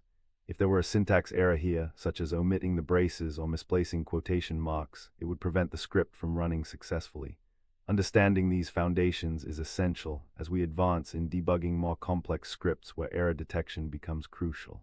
Now let's see how we can execute our Bash script directly from the terminal within Visual Studio Code. To do this, we can use the command bash your script sh. This line instructs the terminal to invoke the bash shell and run the specified script file, your script sh. By executing the script in this way, you ensure that it operates within the environment configured in Visual Studio Code, allowing it to utilize any set environment variables or context established during your development session. This approach gives you a seamless experience for testing and debugging your scripts right from the IDE.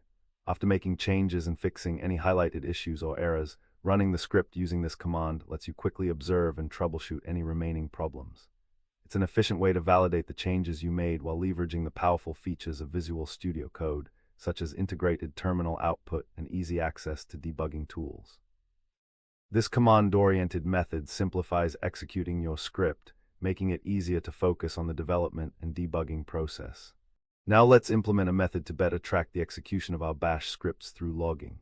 In this script, we begin with the shebang line that specifies the script should be run using bash. By using the exec command, we redirect both the standard output and the standard error to a file named output.log. This means that any messages we print with echo, including any errors that might occur, will be captured in this log file instead of appearing directly in the terminal. Next, we include an echo statement that indicates the script has started its execution. Following that, we introduce a simple conditional statement that checks if the input argument provided to the script is greater than 100. Depending on the result, the script will print a corresponding message to the log file, either confirming that the number exceeds 100 or indicating that it is less than or equal to this threshold. Finally, to review our findings from the script's execution, we can easily view the contents of the output log file using the cat command. This logging technique allows for efficient debugging, especially for lengthy scripts, by preserving a record of actions and any encountered errors. Now let's implement a simple assertion to validate a critical assumption in our script. In this example, we define a variable named value and assign it a value of 42. The purpose of this code is to check whether value meets this expectation. We use an if statement to compare value against 42, specifically testing if it is not equal using the ni operator. If this assertion fails, the script outputs a clear error message indicating that the assertion has failed, and the script exits immediately with a status code of 1.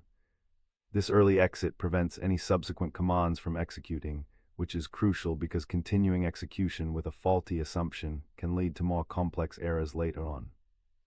Conversely, if the assertion passes, the script executes the next line where it confirms that all checks have been successful, displaying the current value of the variable. This simple yet effective approach to assertions helps establish confidence in your script's internal state, allowing for smoother debugging and more reliable execution overall. Finally, never underestimate the power of peer review. Having another set of eyes look at your code can help identify issues that you may have overlooked. If you work within a team, doing code reviews can serve as a valuable debugging strategy. By walking through each line together, you might uncover hidden bugs or bad practices that you can improve upon. Even if you're working solo, discussing your logic with someone else or even explaining it out loud can help clarify your thought processes, potentially leading to solutions. In conclusion, debugging in bash scripting may seem daunting at first, but incorporating these techniques into your workflow will make the process smoother. Start with basic syntax checks, utilize bash's built-in debugging options like X, embrace the power of modern IDEs like Visual Studio Code, and leverage logging as well as assertion methods. By embedding these practices in your routine, you will gradually become more adept at identifying issues quickly, enhancing your overall productivity as a programmer. Remember, debugging is not merely about fixing errors after they arise, it's about cultivating good coding habits from the outset. Welcome to our tutorial on bash scripting. Today, we're diving into the exciting world of automating tasks with bash scripts, which allows you to execute multiple commands efficiently to streamline your workflow. This video will serve as an introduction to some of the key concepts and practicalities you'll encounter as you start writing your own scripts. So far, we learned effective debugging techniques for bash scripts, including identifying common syntax errors and utilizing bash's built-in options, like the X debug mode. We also discussed integrating tools like Visual Studio Code for enhanced support and log files to track script outputs. Additionally, we introduced the concept of assertions to validate assumptions within scripts and emphasized the importance of peer review in catching overlooked issues. Moving forward, we'll cover the essentials of bash scripting, explore how to create your first script, and look at some fundamental programming concepts within bash. Now let's see how we can execute multiple commands in a single line in bash. The command we are looking at combines two essential functions, listing directory contents and displaying the current directory path. By using a semicolon, we can separate these commands, allowing them to run sequentially. This means that when you execute the command, ls will first list all files and directories in the current working directory, providing a quick snapshot of what's available. Immediately following this, the pwd command will be executed to print the current working directory path, ensuring you know precisely where you are in your file system. This simple combination showcases how Bash can act as a powerful tool for automating tasks, enabling you to gather meaningful information efficiently without needing to input each command separately. As you progress in Bash scripting, mastering command chaining like this can significantly enhance your workflow and scripting capabilities. Now let's take a look at how to create a simple Bash script that outputs a greeting. First, we need to open our terminal and use a text editor to generate a new script file named Hello World sh. You can choose either Nano for a straightforward interface or Vim if you prefer a more powerful editor. Once you have the file open, the next step is to add a shebang line at the very top. This line, bin bash, informs the system that this script should be executed using the bash interpreter, which is essential for proper execution. Next, we will introduce a command to display text in the terminal. We will add the line echo hello world directly beneath the shebang. The echo command is a simple and effective way to send output to the terminal, and in this case it will greet the user with a familiar phrase, hello world. Once we have finalized our script, it is crucial to make it executable by using the chmod + x hello world sh command. This grants the necessary permissions for the script to run. Finally, we can execute our script by typing /hello world sh in the terminal. If everything is set up correctly, you should see hello world displayed on your screen. This process encapsulates the basics of writing and running a Bash script, setting the stage for more complex scripting tasks. Now let's explore how to declare and use variables in Bash scripting, which is essential for storing and manipulating data. To start, we can create a variable named name and assign it the value Bash scripting. This is done by writing the variable name followed by the equals sign and the value in quotes. It's important to note that there should be no spaces around the equals sign. Now let's see how we can utilize this variable in our script by printing a message that incorporates its value. We use the echo command, which is a fundamental way to output text in the terminal. By prefixing the variable name with a $sign, we can access the value stored in the variable. Thus, when we write echo welcome to name, Bash replaces name with Bash scripting when executing the command. When you run this line, you will see the output welcome to Bash scripting displayed on your screen, demonstrating how variables enhance the interactivity of your scripts and allow for dynamic content based on stored values. Now let's take a look at how we can store the output of a command in a variable using command substitution. We start by assigning the current date to a variable named currentDate with the command currentDate equals $date. This line leverages the date command, which retrieves the current date and time from the system. The syntax is the modern way to perform command substitution, executing the command inside the parentheses first, and then using its output in the assignment. Next, we utilize the echo command to display a message that incorporates our variable. The line echo today's date is current date will print a personalized message including the value stored in current date. By running this script, the output will dynamically reflect the actual date when the command is executed, demonstrating how command substitution allows our scripts to be not only functional, but also interactive and responsive to current conditions. This technique facilitates more complex and flexible Bash scripting, enhancing user engagement and providing real-time information. Now let's take a look at conditional statements in Bash, specifically using the if statement to control script flow based on certain conditions. In this example, we are checking whether a directory named myDirectory exists. The D flag is a vital test that verifies the existence of a directory. If the directory is found, the script executes the command to print directory exists. Conversely, if the directory does not exist, the script moves to the else clause, which outputs directory does not exist.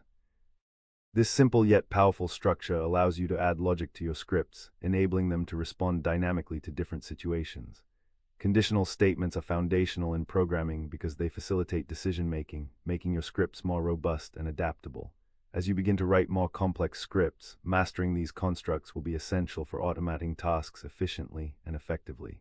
Now let's take a look at how we can implement a for loop in our Bash script to automate repetitive tasks. In this example, we define a loop that iterates over a list of fruits, apple, banana, and cherry. The syntax begins with the for keyword, followed by the variable item that will hold the value of each element from the list during each iteration. Inside the loop, we use the echo command to print a statement that incorporates the current item, demonstrating how the loop processes each fruit one by one. As the loop executes, it will produce output stating, I like followed by each fruit name. This showcases the power of loops in reducing code duplication by allowing us to execute the same command with different data efficiently. When you run this script, you will see each message output in sequence, showing how easily we can extend our scripts to handle lists and perform batch operations, ultimately enhancing our automation capabilities in Bash scripting. Now let's take a look at how we can enhance our Bash script to accept user input through command line arguments. By incorporating the command echo hello $1, we allow the script to greet the user dynamically based on the name they provide as an argument when executing the script. The $1 signifies the first command line argument passed to the script, which makes it flexible and user-friendly. Next, we can run the script with a simple command like /hello sh_John. In this case, John will be the argument passed to the script. When executed, the script will replace $1 with John, resulting in the output hello John. This example demonstrates the power of command line arguments as they enable scripts to adapt their functionality based on user input. This not only enriches user interaction, but also broadens the scope of applications for your scripts, making them more versatile and tailored to different scenarios. By enabling user inputs, your script can cater to a wider audience, enhancing its practical use. Now let's see how we can implement functions in Bash scripting to enhance our code organization and reusability. Here, we define a simple function called greetUser that takes one argument, which is the name of the user. The function's body contains a single command that utilizes the echo command to display a personalized greeting by inserting the provided name into the message.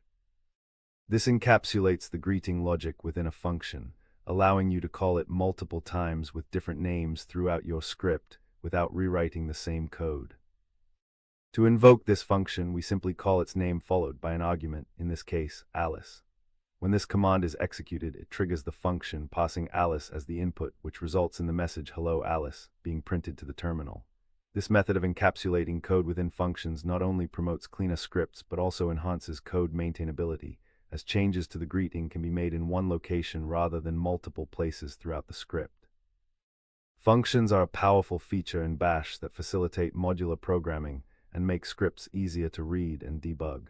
Finally, as you dive deeper into Bash scripting, don't hesitate to utilize tools like Visual Studio Code. The integrated debugging and syntax highlighting make scripting much less daunting, allowing you to catch errors early and improve your code quality. By now, you should be well equipped to start writing and running your Bash scripts, automating your tasks, and enhancing your efficiency on the command line. We've made great progress today, and I encourage you to explore the examples and start experimenting with your scripts. Remember, practice makes perfect. Keep writing scripts, and soon it will become second nature. And that's a wrap on this introduction to Bash scripting. If you found this video helpful, please hit that like button, subscribe for more content, and let us know in the comments about your Bash scripting adventures or any topics you'd like to see us cover next. Happy To implement a simple variable in a Bash script, we start by assigning the string John to a variable called myName. This variable acts as a designated storage space for the value we want to manipulate. It is important to remember that in Bash, spaces should be avoided around the equal sign during variable assignment, as this is a common pitfall that can result in errors. After defining our variable, we can retrieve its value by placing a $sign in front of the variable name, as illustrated in the following line of our script. By utilizing the echo command, we can create a message that includes the value of myName, which will result in the output, "My name is John."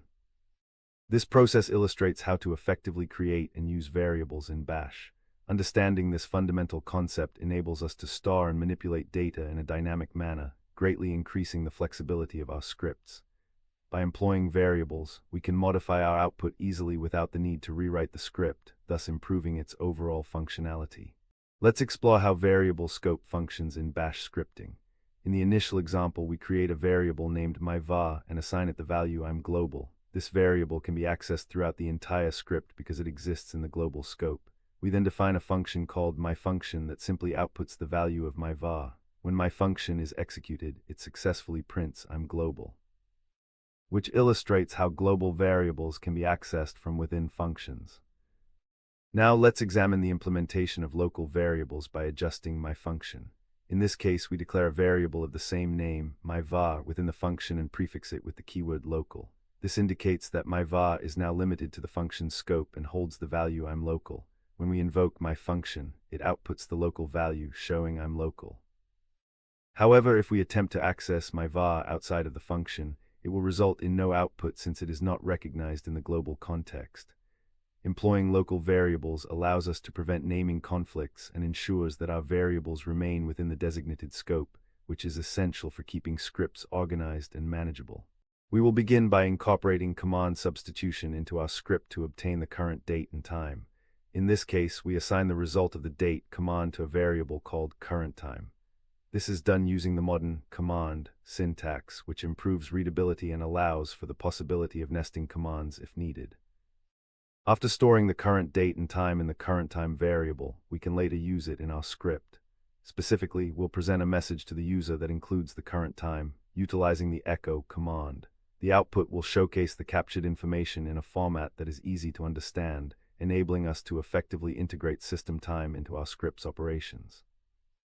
This method illustrates the advantages of command substitution, adding a dynamic element to our scripts that can respond to real-time system data.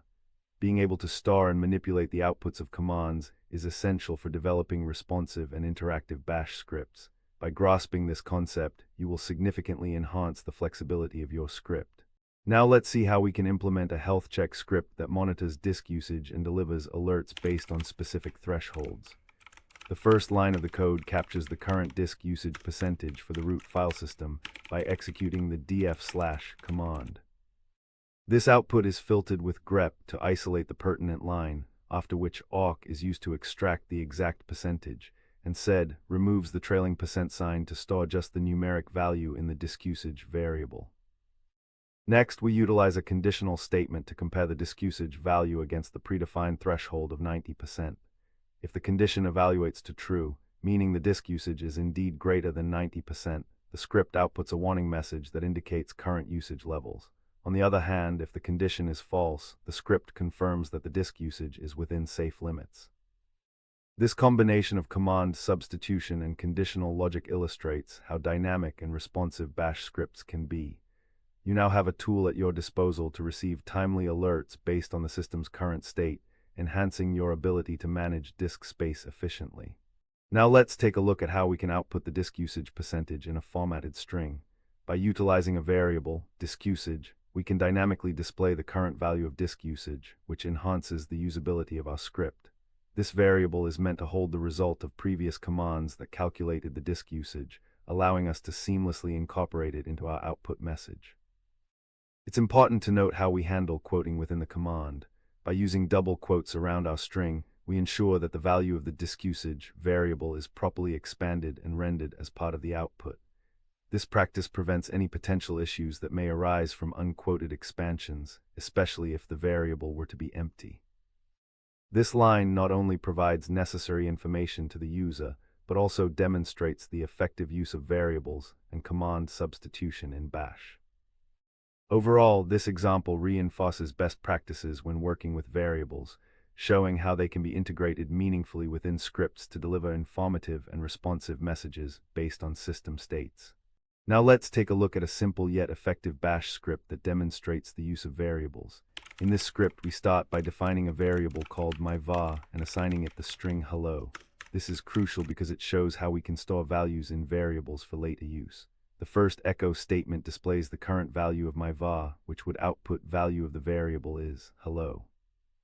The power of variables comes into play when we reassign a new value to myVar. After changing its value to hello world, the next echo statement is executed. This demonstrates how flexible variables can be in a script, as the output now reflects the new value, showing value of the variable is hello world. This ability to reassign values dynamically allows for the creation of more adaptable scripts, enabling you to respond to different conditions or inputs throughout runtime. Through this example, we see the fluidity of variables in Bash, allowing scripts to become more versatile and capable of managing various scenarios effectively. Now let's wrap up this lesson by recapping what we covered today. We started with the basics of variables, understanding how to create them and access their values. Next, we explored variable scope, learning how local and global variables differ from one another. We then tackled command substitution, which allows you to capture command outputs into variables for later use. We also emphasized best practices for naming variables, quoting expansions, and ensuring that variable data is validated. With these concepts under your belt, you are now better prepared to write more complex and effective Bash scripts that can dynamically respond to different inputs and commands. In our next lesson, we will continue our journey into Bash scripting by exploring arrays and more advanced data structures, so stay tuned for that. Thank you for being part of today's tutorial. If you enjoyed it, remember to give it a thumbs up and subscribe for more content. Keep practicing those scripts, and I'll see you next time. Welcome to our video on the fascinating world of Bash scripting. In today's lesson, we will dive into the basics of Bash scripting, which is all about executing multiple commands to automate tasks on your Linux system. It's an essential skill that can boost your productivity and allow you to streamline your workflows.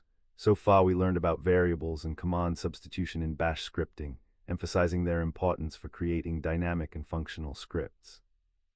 We discussed how to define and access variables, the concept of variable scope, and how to perform command substitution to capture command outputs. Best practices for naming variables, quoting expansions, and validating data were also highlighted to enhance script reliability. Moving forward, we will explore arrays and more advanced data structures in our next lesson. Now let's see how we can automate the task of listing files and showing the current directory. The first piece of code serves as a manual execution of these commands, where ls lists all files and directories in the current working directory, while pwd displays the path to that directory. By running these commands in the terminal sequentially, you can gather information about your files and current location. However, to enhance efficiency, we can implement a Bash script to encapsulate both commands. This is achieved by beginning the script with a shebang, bin bash, which instructs the system to use the bash shell for script execution. Following this, we include the same commands, ls and pwd, to ensure they are run one after the other when the script is executed. This approach exemplifies the power of Bash scripting, streamlining repetitive tasks into a single file that automates the execution of multiple commands, thereby saving valuable time and reducing the potential for error during manual input.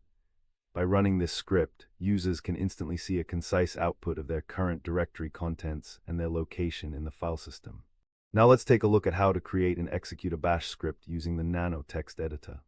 First, we open a new terminal window and type in nano miscrypt sh, which launches the Nano editor to create a new script named miscrypt sh. Upon entering the editor, you can write your Bash script, ensuring to start with the shebang line, bin bash, which indicates that this script should run in the bash shell. After writing your commands, it is important to save your work and exit the editor, which in Nano is done by pressing Ctrl+O to save and Ctrl+X to close. Once your script is created, it won't be executable until you change its permissions. To do this, you'll enter chmod+x miscrypt sh, a command that adds execute permissions to your script. Now that we've prepared our script, we can run it by typing /miscrypt sh. This command executes the script in your current working directory, allowing all commands within the script to run sequentially as designed. Next, we will write the following script to demonstrate how to use variables in Bash scripting, allowing for more interactive user engagement. In this snippet, we begin by prompting the user to enter their name, which introduces the concept of user input into our script. The read command is employed here, capturing the input and storing it in a variable named name. This not only showcases how to collect data from users, but also emphasizes the versatility of variables, as they can hold values that may change during script execution. After obtaining the user input, we utilize the stored variable within an output message.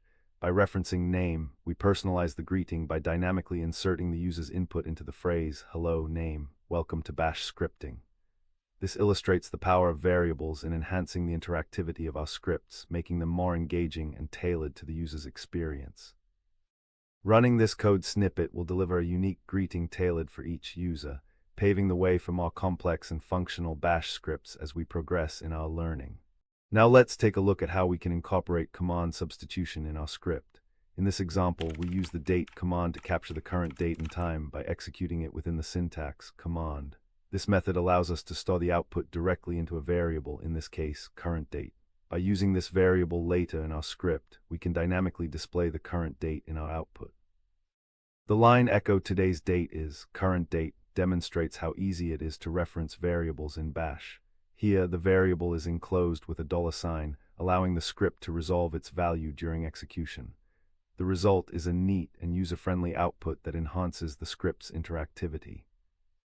Using command substitution this way not only simplifies fetching command results but also aligns with best practices, as it improves readability and enables the usage of nested commands efficiently. Overall, this approach enriches our script, making it more functional and versatile, something we'll leverage as we build more complex Bash scripts. Now let's take a look at how we can implement conditionals in our Bash script using the if statement.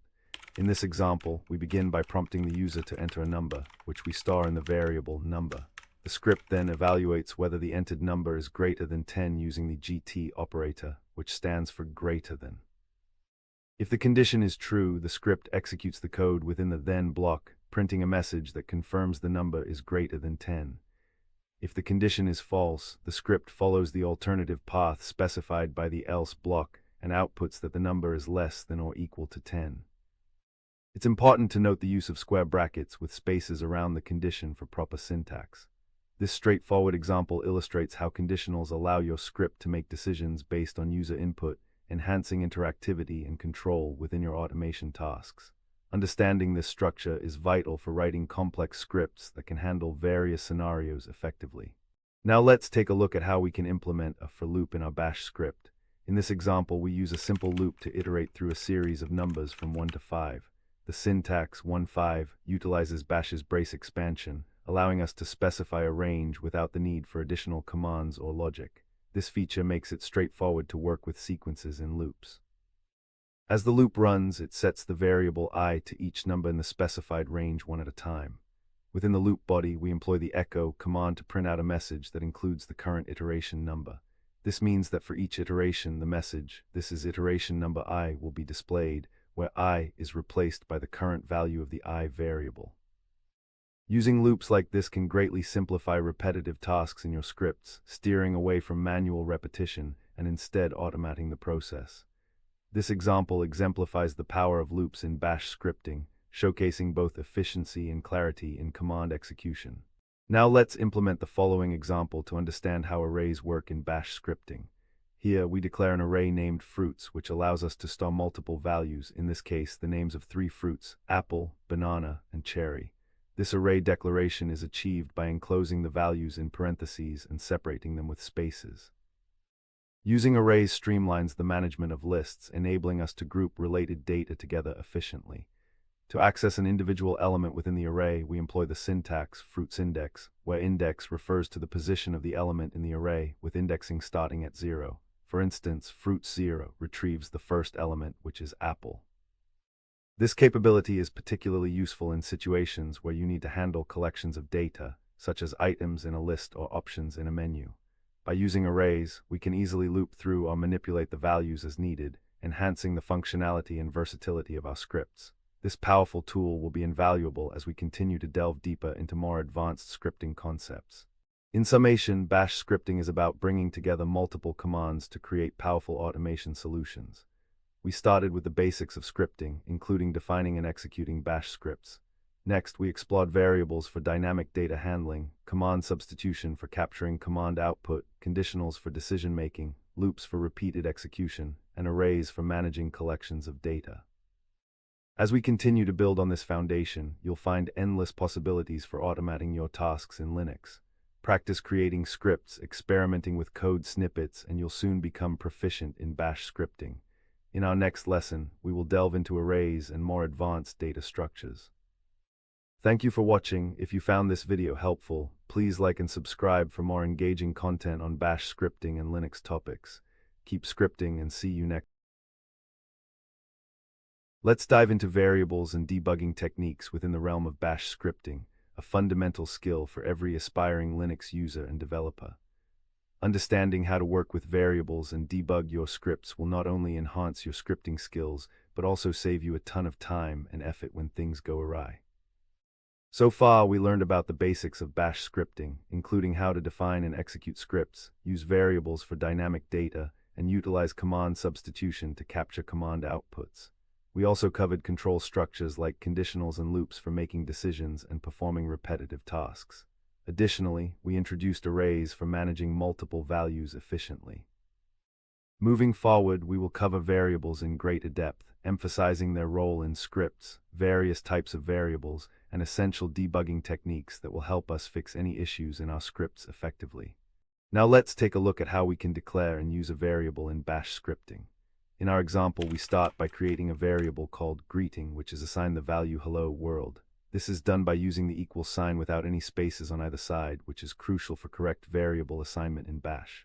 Following this, we use the echo command to print the value stored in the greeting variable to the terminal. When the script is executed, Bash replaces greeting with its stored value, allowing us to see hello world as output. This demonstrates not only the creation and assignment of a variable, but also how to retrieve and display its value.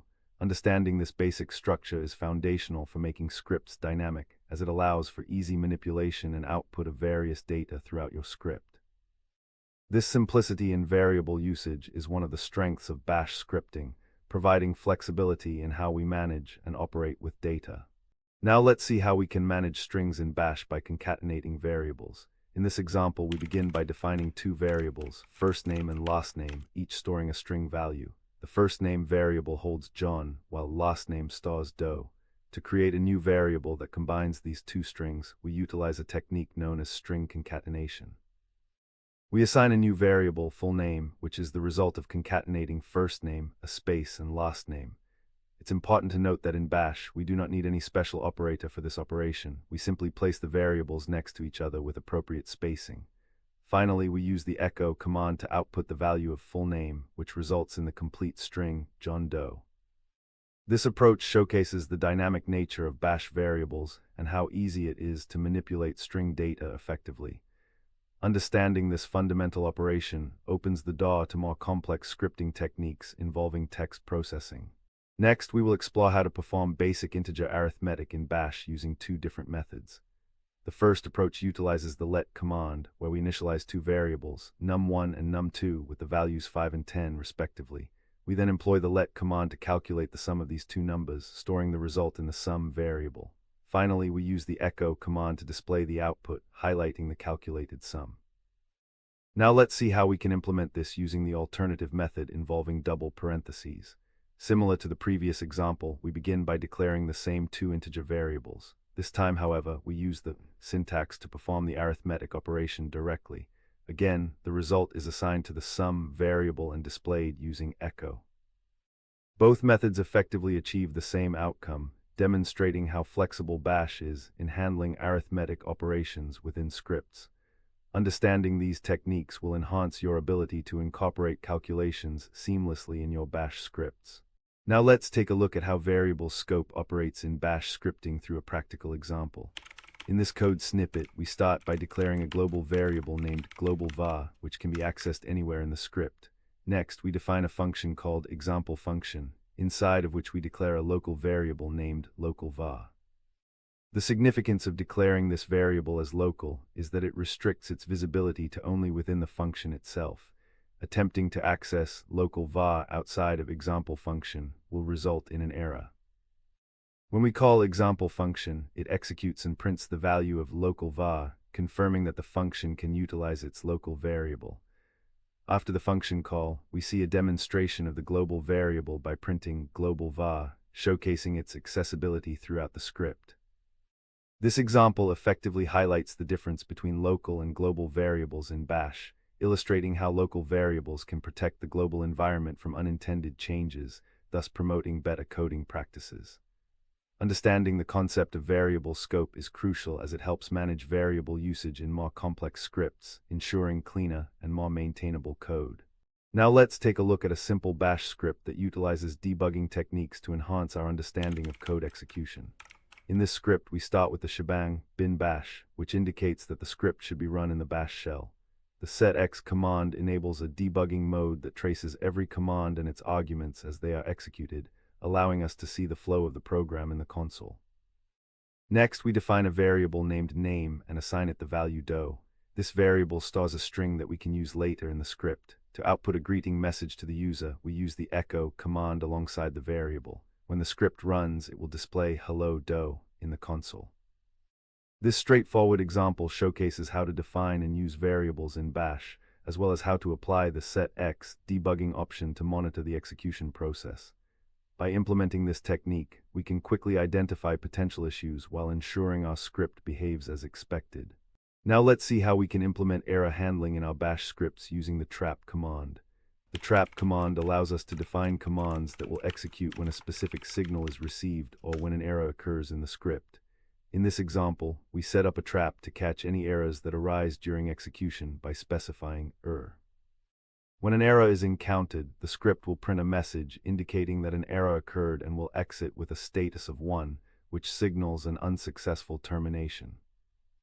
Following the trap, we invoke a command that is deliberately erroneous, bad command, which simulates a situation where an error might occur. If this command fails, the trap is triggered, preventing subsequent commands from executing, like the echo statement that follows it. This ensures a graceful shutdown of the script, allowing us not only to handle errors gracefully, but also to clean up or log useful information before the script exits. By incorporating such error handling techniques, we can enhance the reliability and robustness of our scripts. Now let's implement a simple debugging function to streamline our error reporting in scripts. The debug function we define here accepts a message as an argument and prints it with a debug prefix, making it evident that it's debug information. This structured logging is invaluable for tracking the flow of your script and identifying issues. Next, we create myFunction, where we utilize the debug function to indicate that we've entered the function. This initial message prepares us to follow the program's execution closely. Within the function, we include a condition to check for the existence of a file named file.txt. If this file does not exist, we employ the debug function to log this critical information. By encapsulating debug messages in this manner, we maintain clarity and focus in our scripts, which is especially helpful during troubleshooting. Finally, we call myFunction, allowing the debug messages to display in the console. This approach not only informs us of the script's current state, but also aids in identifying potential issues, enhancing our overall debugging process and making our scripts more reliable. Now let's see how we can enhance our script's reliability using linting tools. By utilizing shellcheck, you can preemptively identify and rectify potential issues within your Bash scripts. This command acts as a static analysis tool that inspects your script and provides warnings about syntax errors, semantic mistakes, and even stylistic suggestions. When you run shellcheck misscript, sh, it meticulously analyzes the specified script file, checking for a variety of pitfalls that could lead to undesirable script behavior. This includes everything from missing quotation marks and uninitialized variables to poorly written constructs that could confuse Bash. The insights provided by the tool can help you make informed corrections, ultimately strengthening your scripts and avoiding runtime surprises. Incorporating shellcheck into your workflow is akin to having a vigilant editor reviewing your work, ensuring that nothing slips through the cracks. By proactively running this command on your scripts, you foster a habit of writing clean and efficient code, which is essential for developing robust Bash scripting skills. In conclusion, variables in Bash scripting are essential for storing and manipulating data dynamically.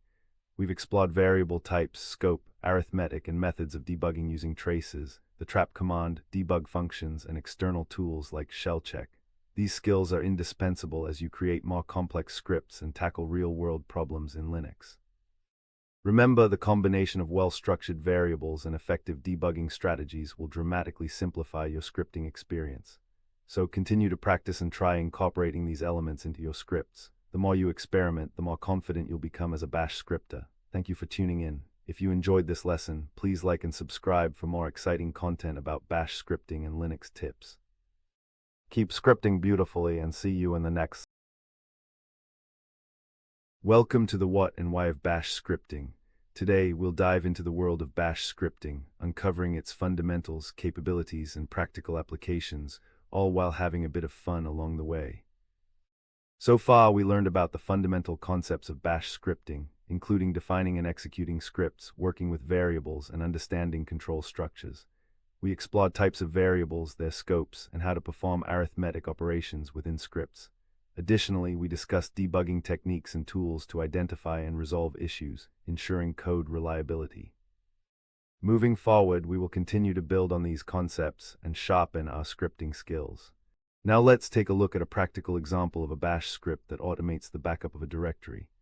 This script begins with the shebang bin bash, which indicates that the script should be executed using the bash shell. To start backing up a directory, we define two variables, source_dir and backup_dir. The source_dir variable holds the path to the directory we want to back up, while backup_dir is where the backup will be stored. Next, we use the cpr command to recursively copy all contents from the source_dir to the backup_dir. This ensures that not only files but also any subdirectories and their contents are included in the backup process. After the backup operation is complete, the script provides feedback by echoing a message that confirms the successful creation of the backup, specifying both the source and destination directories. By implementing this script, we streamline the backup process, making it reliable and hassle-free, as there is no need for manual copying each time a backup is required.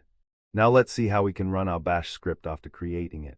First, we need to ensure that our script has executable permissions, allowing it to be executed as a program. We accomplish this by using the chmod plus x mscript sh command. This command modifies the permissions of mscript sh, making it executable for the user. It's crucial to set these permissions. Without them, attempting to run the script will result in an error. Once we have granted the executable permissions, we can execute the script. We do this by prepending to the script name like so, /mscript sh, that tells the system to look for the script in the current directory. By executing this command, we are able to run our bash script, triggering all the commands within it to be processed sequentially.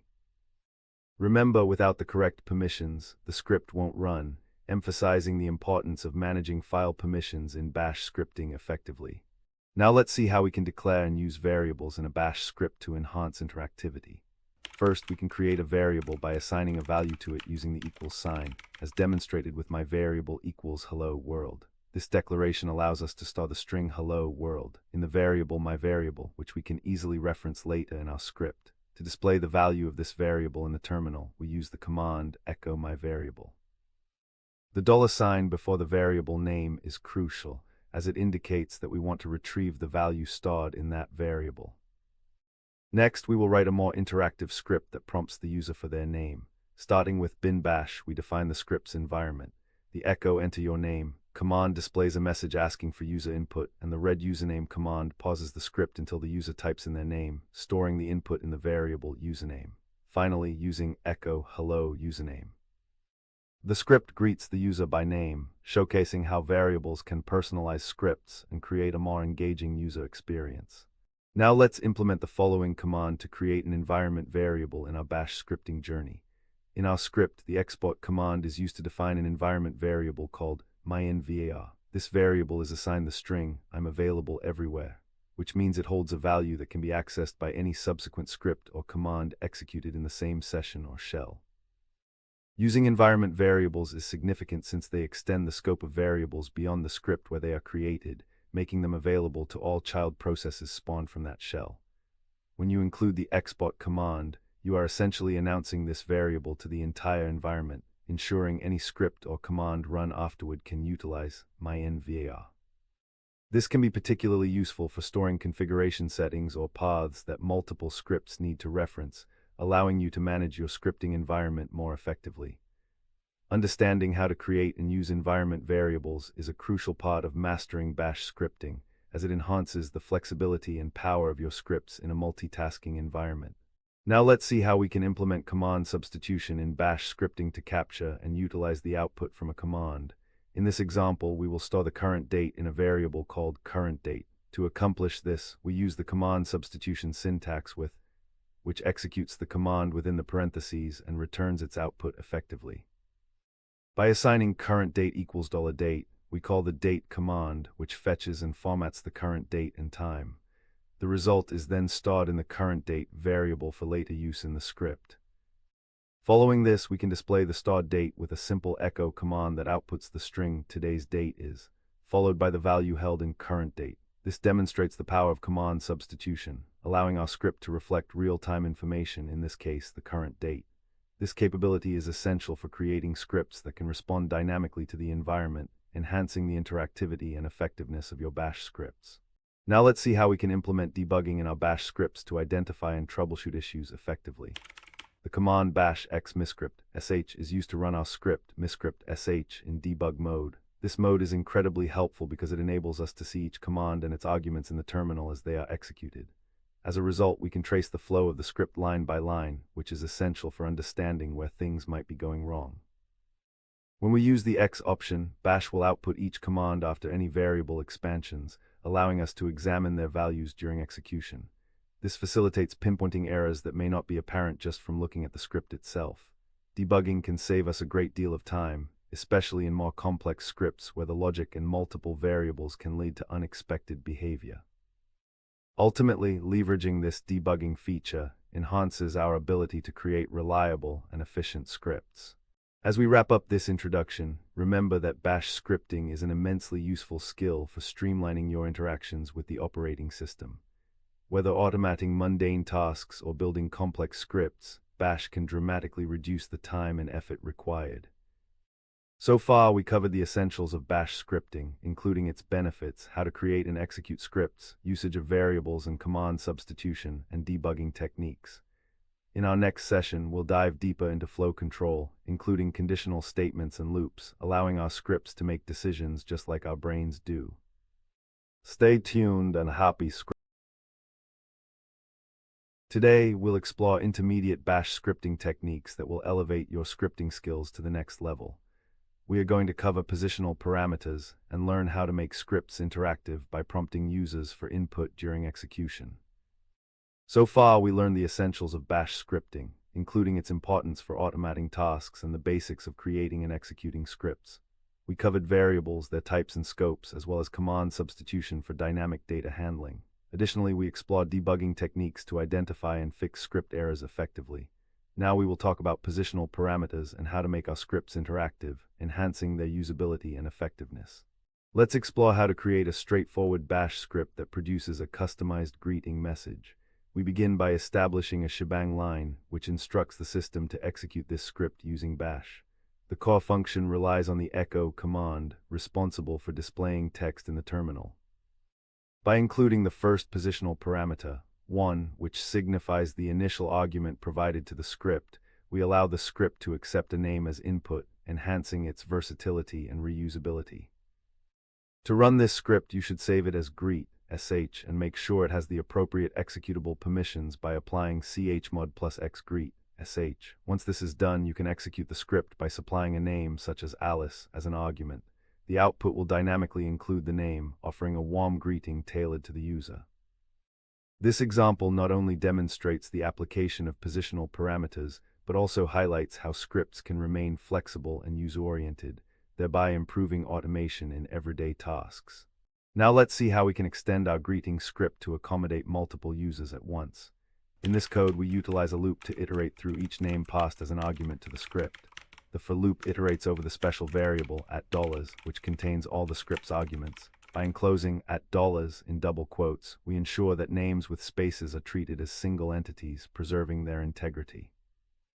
As the loop executes, it constructs a personalized greeting for each user by incorporating their names into the echo statement.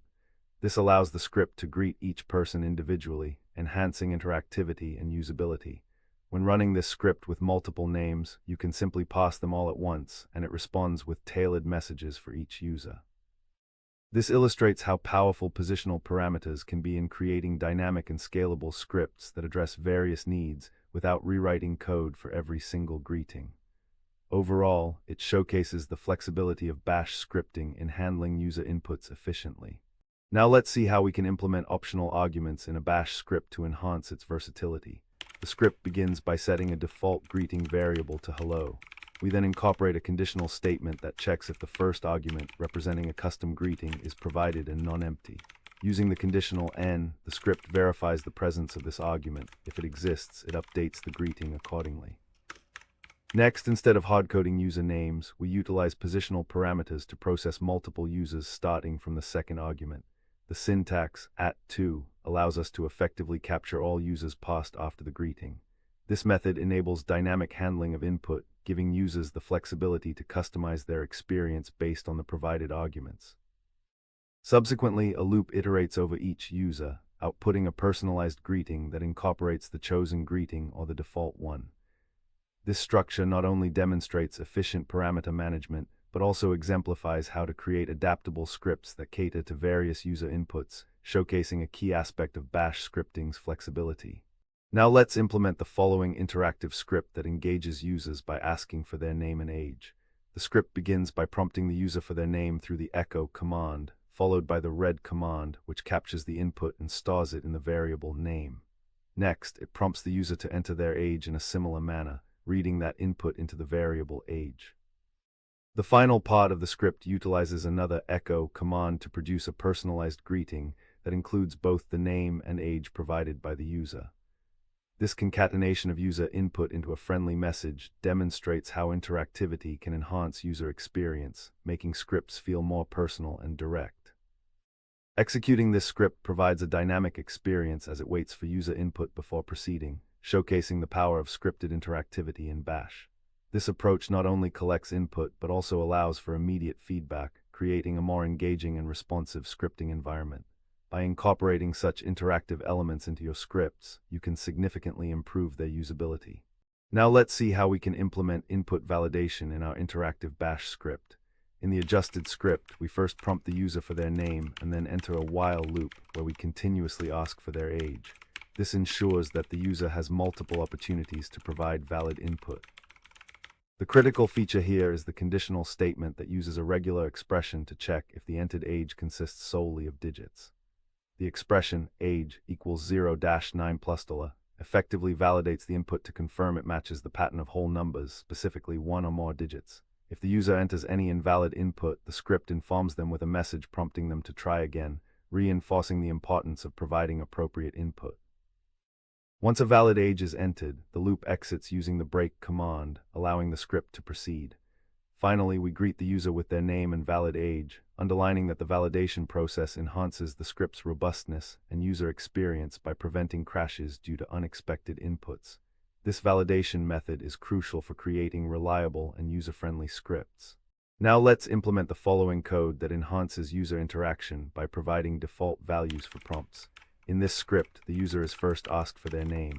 The message clearly informs them that pressing enter will default the name to user. This is achieved using the read command to capture the user's input. Following this, we introduce the syntax name equals $name user, which elegantly assigns user if the name variable remains empty after the prompt. This means if the user skips entering their name and simply presses enter, user will be used automatically, ensuring that the script runs smoothly without interruption. Next, the user is prompted to provide their age, but this time the script allows them to skip the input entirely. If the user does not provide their age, the condition if age detects this and responds accordingly, notifying the user of their choice to skip. Otherwise, it echoes back the age entered.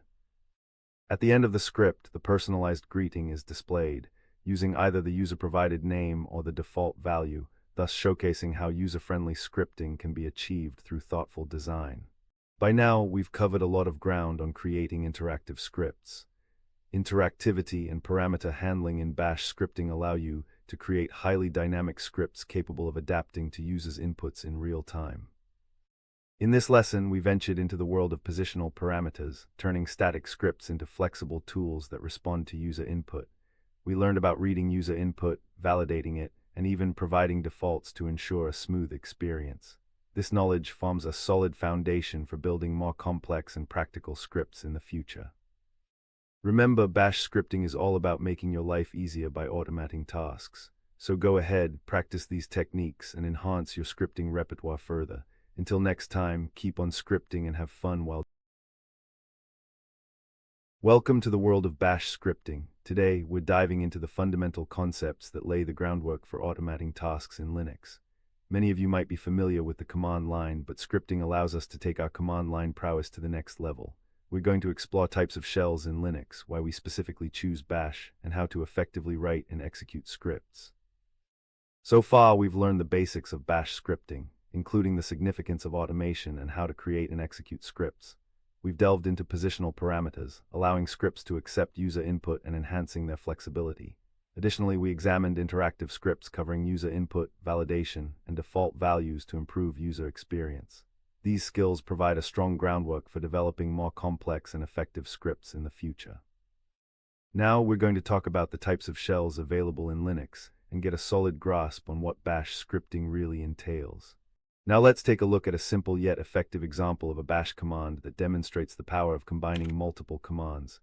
ls pwd. This one-liner serves two distinct purposes. First, the ls command lists all files and directories in the current working directory, providing a quick overview of the contents.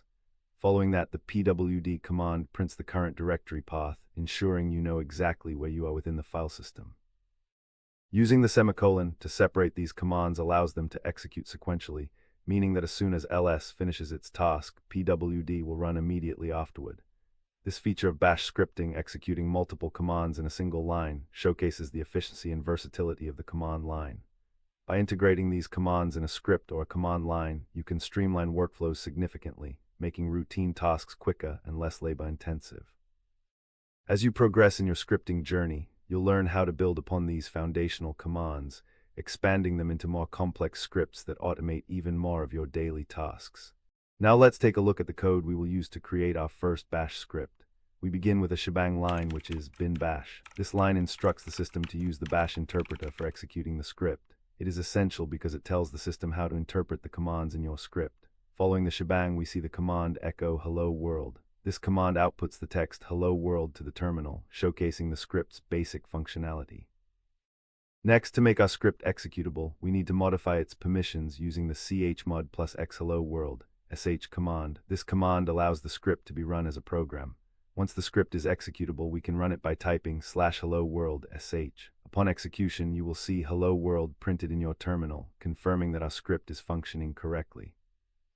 This simple yet powerful example lays the groundwork for understanding how to create and execute bash scripts, serving as the foundation for more complex scripting tasks in the future. Now let's take a look at how we can implement variables in our bash script to enhance its functionality. First, we declare a variable called name and assign it a value. This is done using the equals sign without any spaces, which is crucial for proper syntax. By using this variable later, we can easily customize outputs, allowing us to greet different users without editing the core structure of our script. Next, we implement an echo command to display a greeting that incorporates our variable. Here, we prefix the variable with a $sign to reference its value. This demonstrates how bash allows dynamic content in our outputs, showcasing the flexibility of variable usage. To handle multiple pieces of data, we can also utilize arrays. We declare an array named names that contains multiple values. This is particularly useful for storing related pieces of information. Finally, we access the first element of this array using its index, again demonstrating how easily we can manipulate and interact with collections of data in our scripts. This versatility is a fundamental feature of bash scripting that empowers us to automate tasks efficiently. Now let's take a look at how quoting in bash affects the output of strings when using variables. We can begin by examining the difference in behavior between single and double quotes. For instance, when we write echo hello name, the output remains as is, displaying hello name because single quotes preserve the literal value of the characters, including the $sign, without interpreting the variable. In contrast, using double quotes, as in echo hello name, allows variable expansion, resulting in dynamic output such as hello John Doe if the variable name contains that value. Next, we will write a simple bash script that accepts user input through positional parameters. The line starting with bin bash specifies the interpreter to execute the script. Following that, echo hello $1 greets the user with the first argument passed to the script, showcasing how user input can be utilized effectively. To run this script, we can provide a name such as Mike when executing it, and the output will reflect the personalized greeting. This ability to interact with the user enhances the script's functionality and versatility, enabling scripts to cater to different inputs. Now let's implement a script that will allow us to greet multiple users in one go. By utilizing a loop, we can take advantage of bash's ability to handle multiple command line arguments efficiently. We start by using the for loop, which iterates over all the names passed as arguments to the script. The syntax @ is particularly useful here, as it references all the arguments supplied when the script is invoked. Within the loop, we invoke the echo command to print a personalized greeting for each name. This method ensures that every name provided is greeted individually, demonstrating how simple loops can enhance the interactivity of your script. To see this in action, you would call your script with several names as arguments, and it would respond by greeting each individual in turn. This flexibility not only showcases the power of Bash scripting, but also highlights the ease with which you can create dynamic and personalized user interactions, paving the way for more complex automation tasks in the Debugging Bash scripts can sometimes feel like hunting for a needle in a haystack, especially as your scripts grow more complex. Today we'll explore various techniques and tools to effectively debug your Bash scripts, improving your productivity and confidence in scripting. So far, we've learned about the basics of Bash scripting, including its significance for automation, types of shells, and how to create and execute scripts. We covered essential features like variables, user input, and loops that enhance flexibility and functionality in scripting. As we progress, we will dive into advanced topics such as debugging techniques and error handling. Now let's implement a simple Bash script that prompts the user to enter a number and determines whether it is even or odd. The script begins with a shebang, indicating that it should be executed using the Bash shell. The read command captures user input, storing the number in the variable num. This documentation step is crucial because it provides feedback on the user's input, hence, we use an echo statement to display the entered number. Next, the script checks if the number is even using a conditional statement. The expression num%2 equals 0 evaluates whether the remainder of num divided by 2 equals 0, confirming it is an even number. If this condition is true, the script outputs that the number is even, otherwise it indicates that the number is odd. Incorporating these control structures allows for clear decision-making in the script, demonstrating the logic that underpins Bash programming. This simple implementation effectively illustrates the use of variables, user input, conditionals, and echo statements in a Bash environment, while reinforcing the importance of providing clear output to the user. Now let's take a look at a script that showcases the use of the setx command for debugging in Bash. This command is instrumental for tracing the execution of your script, as it prints each command along with its arguments to the terminal in real time. In this example, we begin with a shebang, bin bash, that specifies the script should run in a Bash shell. Right after that, we enable debugging by including setx, which helps us trace the subsequent commands. The script prompts the user to enter a number and stores the input in a variable called num. Following this, we implement a conditional statement to determine if the number is even or odd, printing the appropriate message based on the result. By using the if statement along with arithmetic evaluation, the script checks if the number is divisible by 2. Finally, we disable debugging with set+x to stop tracing once the main logic has been executed. This practice not only provides insight during development, but also simplifies identifying where errors may arise in the script.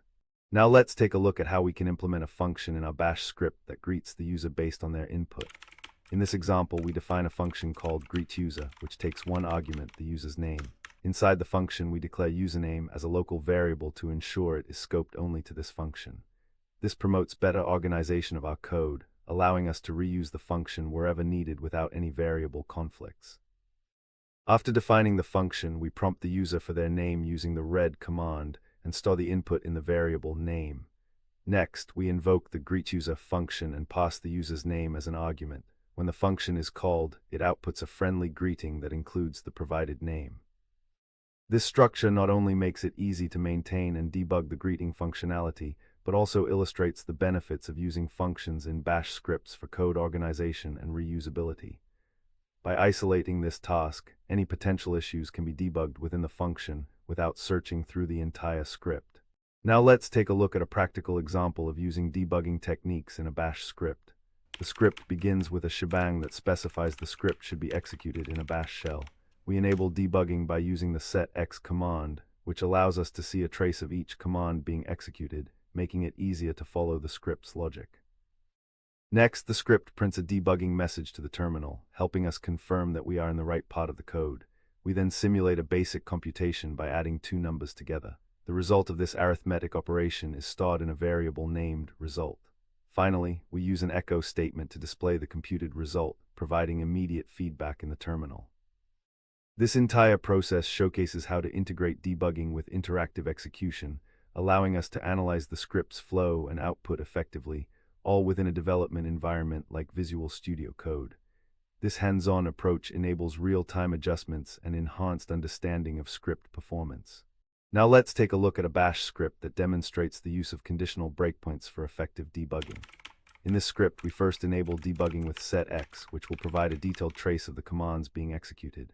We initialize a variable called num and assign it the value of 7, which represents the number we will evaluate. The echo command outputs the current value of num, providing immediate feedback on the variable's state. Next, we implement a conditional statement that checks whether num is greater than 5. If this condition is true, the script proceeds to execute the echo command that confirms this with a message indicating that num is indeed greater than 5. This key decision point allows us to set a conditional breakpoint. When running this script in Visual Studio Code, if we set a breakpoint on the line that outputs the message, the execution will pause when num surpasses 5. This feature lets us inspect the flow of execution and the state of variables at a critical juncture, streamlining our debugging process effectively. Next, we will implement a script that demonstrates how to check the exit status of commands in Bash. This is crucial for understanding whether a command executed successfully or if it encountered an error. In this code, we start by attempting to create a directory named test directory using the mkdir command. Immediately following that, we check the exit status of the mkdir command by using the special variable, which holds the status of the last executed command. If the exit status equals 0, it indicates that the directory was created successfully, and we print a success message to the user. However, if the exit status indicates an error, any non-zero value, we output an error message, alerting the user that the directory creation has failed. By implementing this check, we gain valuable feedback on the operation's success, enabling us to understand where our script may have an issue. This practice not only aids in debugging, but also enhances the robustness of our scripts by allowing us to handle potential errors gracefully.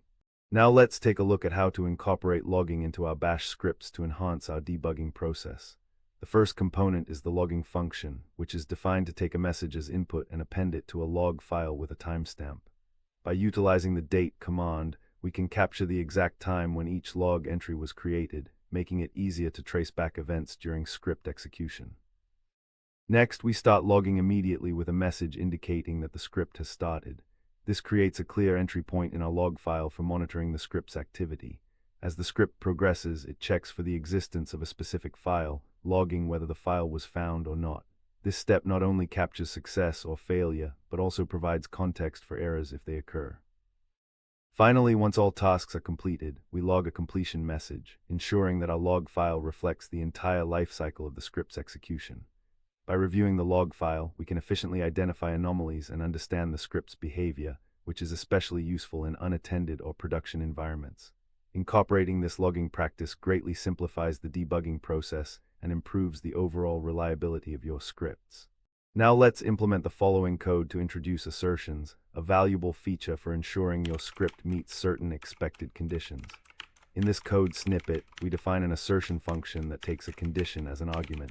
Inside this function, the script uses the eval command to evaluate the provided condition. If the condition evaluates to false, the script outputs an error message indicating that the assertion has failed and subsequently exits with a status of 1, preventing any further execution. This is particularly useful in protecting your script from continuing with incorrect assumptions, which could lead to data corruption or other unintended consequences. Next, we demonstrate the usage of this assertion function with a simple example. We first assign a value of 42 to the variable myvar. Then we call the assert function with a condition that checks whether myvar is equal to 42. If this assertion passes, the script outputs a confirmation message, proceeding safely with the assumption that myvar has the expected value. By incorporating assertions like this, you can add an additional safety layer to your scripts, helping to catch errors early in the execution process. Debugging your Bash scripts doesn't have to feel like an uphill battle. By utilizing echo statements, the set command for tracing, functions, and modern IDEs like Visual Studio Code, your efficiency and confidence will soar. Techniques such as checking exit statuses, incorporating logging, and employing assertions help you not only troubleshoot effectively, but also proactively prevent issues in your scripts. As we conclude this session, remember that every scripting endeavor is a learning opportunity. Debugging is an art that improves dramatically with practice. So go ahead, script boldly, and when you stumble upon errors, embrace them as stepping stones toward becoming a proficient Bash scripter. Welcome to the world of Bash scripting. Today, we're diving into the essentials of what Bash scripting is and why it's a must-have skill for anyone working with Linux. This scripting language provides a robust toolset for automating tasks, and by the end of this session, you will have a foundational understanding of how to create, run, and debug your first Bash scripts. So far, we learned about the complexities of debugging Bash scripts and explored various techniques to enhance productivity in this process. We discussed methods such as using echo statements, the set command for tracing, and the organization of code through functions. Additionally, we covered the advantages of utilizing modern IDEs like Visual Studio Code, as well as practices like checking exit statuses and implementing logging. These tools and approaches not only simplify troubleshooting, but also empower us to write more robust scripts. Now, we'll talk about the basics of Bash scripting, including how to set up your environment, the fundamental syntax, and how to write and execute simple scripts. Now, let's implement a basic Bash script that will display a friendly message. We start with the shebang line, bin bash, which indicates that this script should be executed using the bash interpreter. This is essential as it informs the system of how to execute the commands in the file. Next, we have the command echo hello world. The echo command is used to output text to the terminal. In this case, it will print hello world on the screen, demonstrating how simple it is to create user-friendly outputs in bash. After saving this file as hello world.sh, it's important to make it executable so that the system allows us to run it as a program. To do this, we use the chmod +x hello world.sh command. This command modifies the file's permissions, allowing it to be executed. Finally, to run the script, we call it with /hello world.sh. This command tells the system to execute our script found in the current directory. Upon running it, you should see the message printed to your terminal, marking your successful entry into the world of Bash scripting. Now let's explore how we can work with variables in Bash. In this example, we declare a variable named name and assign it the value Alice. It's important to remember that when declaring a variable, there should be no spaces around the equal sign. Otherwise, Bash may misinterpret it as a command. Once we've set the variable, we use the echo command to display a greeting message. By referencing the variable with a $sign followed by its name, Bash replaces that variable with its value when executing the command. Thus, in this case, the output would be hello Alice, showcasing how variables can store and present data within a script. It's a straightforward demonstration of the fundamental functionality of variables in Bash scripting, allowing us to personalize our script output and store user-defined data for later use. Understanding this concept is essential as you begin to write more complex scripts that rely on dynamic data throughout their execution. Now let's see how we can implement command substitution in Bash to capture and work with the current date. In this example, we first define a variable called currentDate, which uses the command substitution syntax date.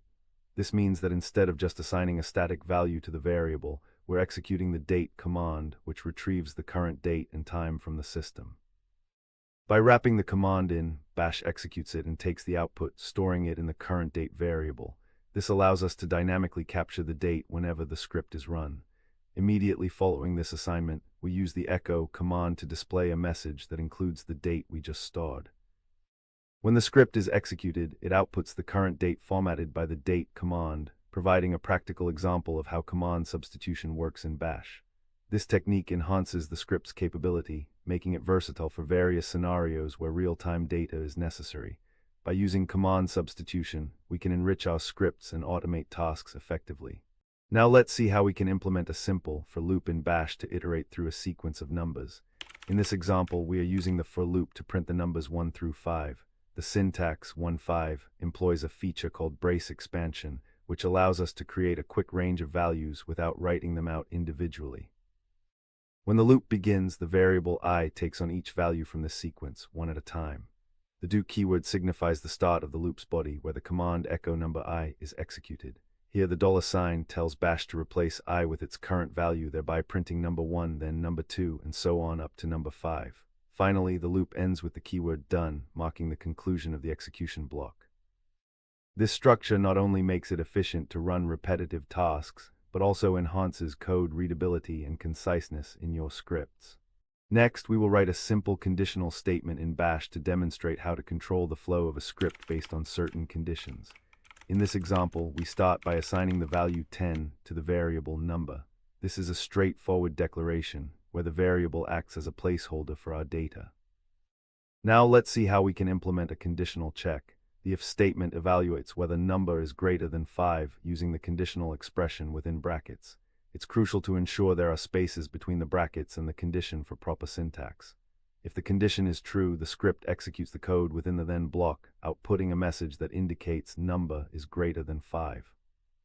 On the other hand, if the condition is false, it defaults to the else block, which prints that number is less than or equal to 5. This structure illustrates the basic principle of decision-making in Bash scripting, allowing your scripts to respond dynamically based on variable states.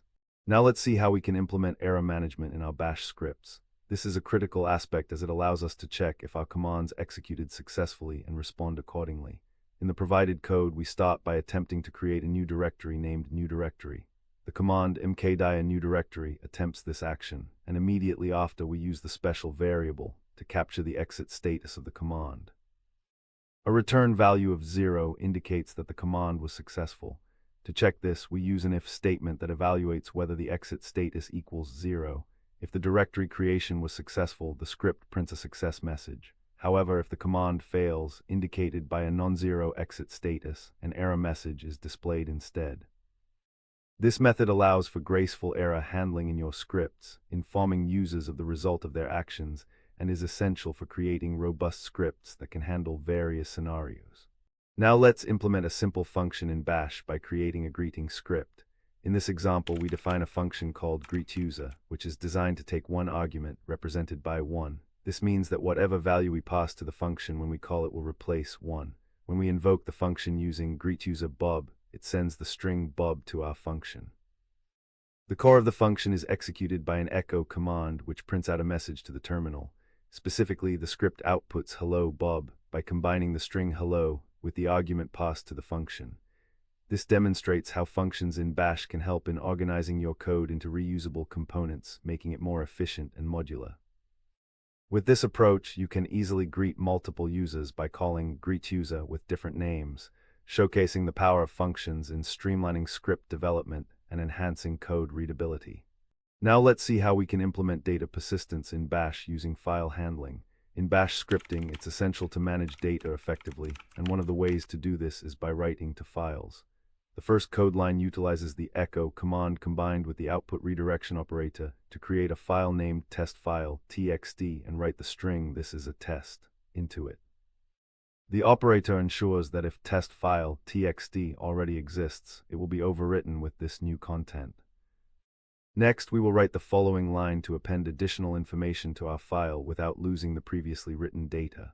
By using we direct Bash to appending this line to testfile.txt. This approach allows you to continuously add new entries to a file while preserving its previous content.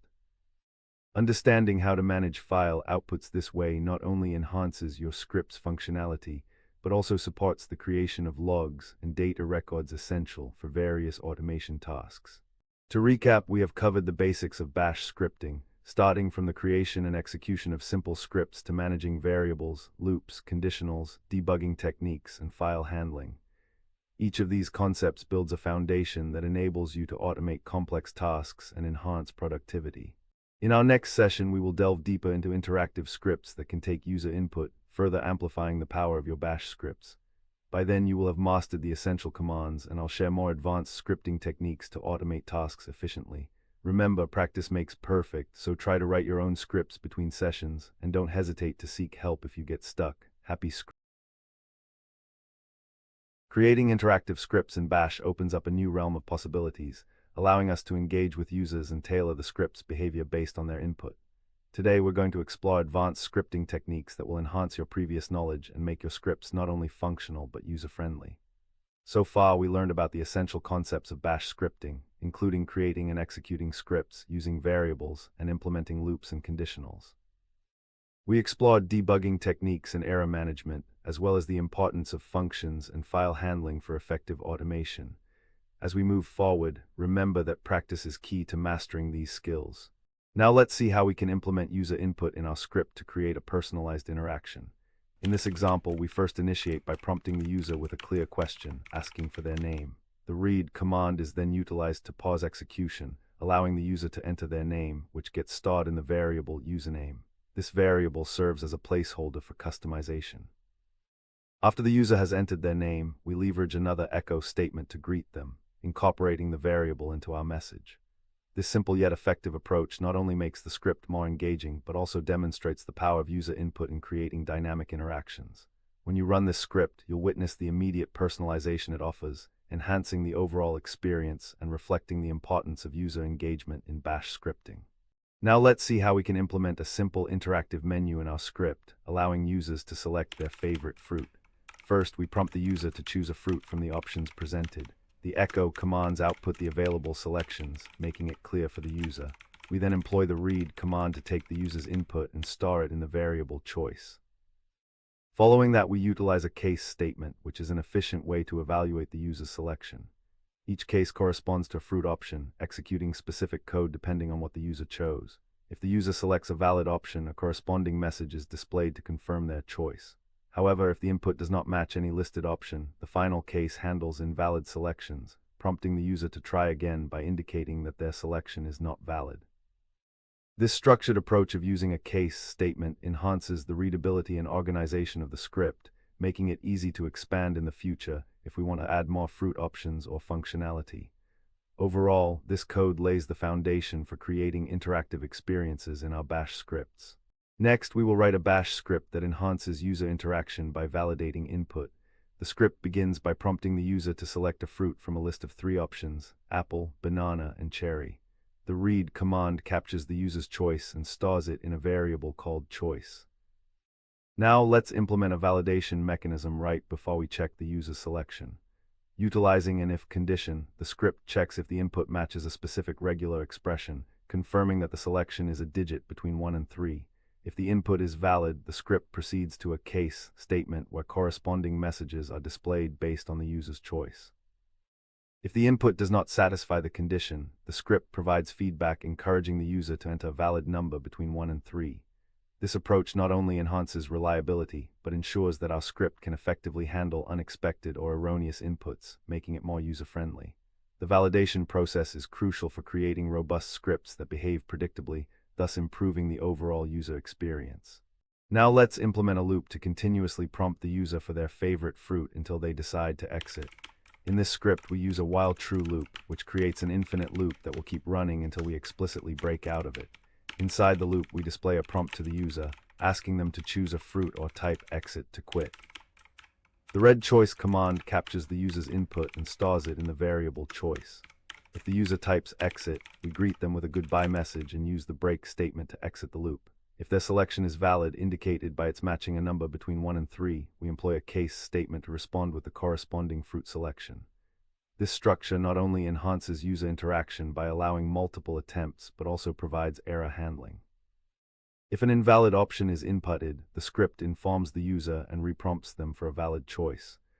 By allowing repeated interactions, this approach significantly improves user experience and script functionality, showcasing the capabilities of Bash scripting in creating dynamic user interfaces. Now let's implement a feature that enhances user interaction by providing default values when no input is given. In this updated script, we start by prompting the user to select a fruit and inform them that pressing enter will default to apple. This is accomplished using the readp command, which allows us to present a prompt directly within the red command, streamlining the user experience. Next, we introduce a clever technique using parameter expansion with choice equals $choice -1. This line checks if the variable choice is empty, meaning the user pressed enter without making a selection, and assigns it a default value of 1, representing apple. This mechanism ensures that even if the user fails to provide input, they still receive a valid selection automatically. Finally, we employ a case statement to handle the user's input. If the user selects a valid option, a corresponding message is displayed. If they provide anything else, a notification indicates that the input is invalid and the script defaults to apple. This approach not only enhances usability, but also significantly improves the script's user-friendliness by reducing potential frustration for users. Now let's implement the following code to manage user interactions when working with files. The script begins by prompting the user to enter a file name, showcasing the use of the read command to capture input. We then utilize the conditional statement, if filename, to check if the specified file exists. If it does, the script proceeds to inform the user about the file's existence and asks whether they would like to read from or write to it. This offers a personalized experience, letting users decide their course of action. The second layer of conditionals within this block handles both user choices. If the user opts to read, the script executes the cat command, displaying the file contents. Alternatively, if they choose to write, the script prompts for text input and appends the user-provided text to the file. If the file does not exist, the script provides clear feedback, prompting the user to check the file name and try again.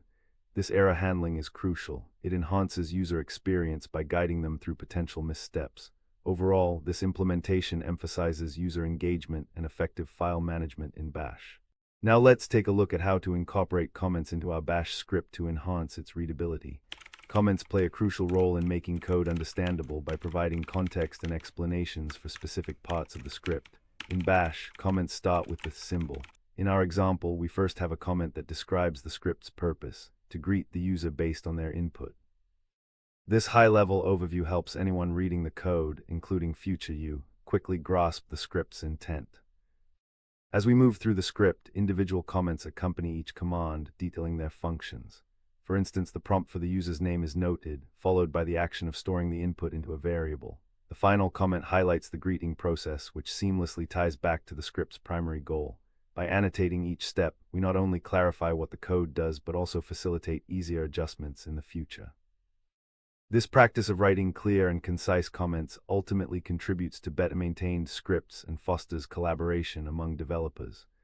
Always remember, good documentation through comments signifies a professional approach to coding. Today we've covered significant components of advanced Bash scripting, such as reading user inputs, creating menus, handling user choices, implementing validation, building interactive loops, and managing file operations. We've also emphasized error handling and the importance of comments for clarity. Mastering these techniques will elevate your scripting capabilities and provide the tools necessary to create more engaging and efficient Bash scripts. Remember, the key to becoming proficient in scripting lies in regular practice and experimenting with what you've learned. Keep testing out these concepts and you'll see your skills grow over time. Welcome to the what and why of Bash scripting.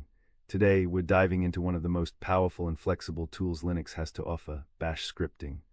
By the end of this tutorial, you will have a solid overview of what Bash scripting is, how to create your own scripts, and a plethora of techniques that you can apply to automate tasks effectively.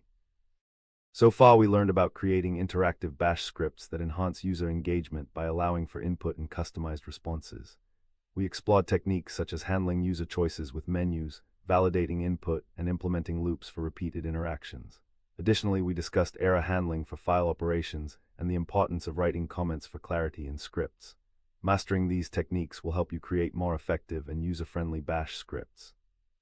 Now we will talk about the foundational elements of Bash scripting, its syntax, key constructs, and practical examples.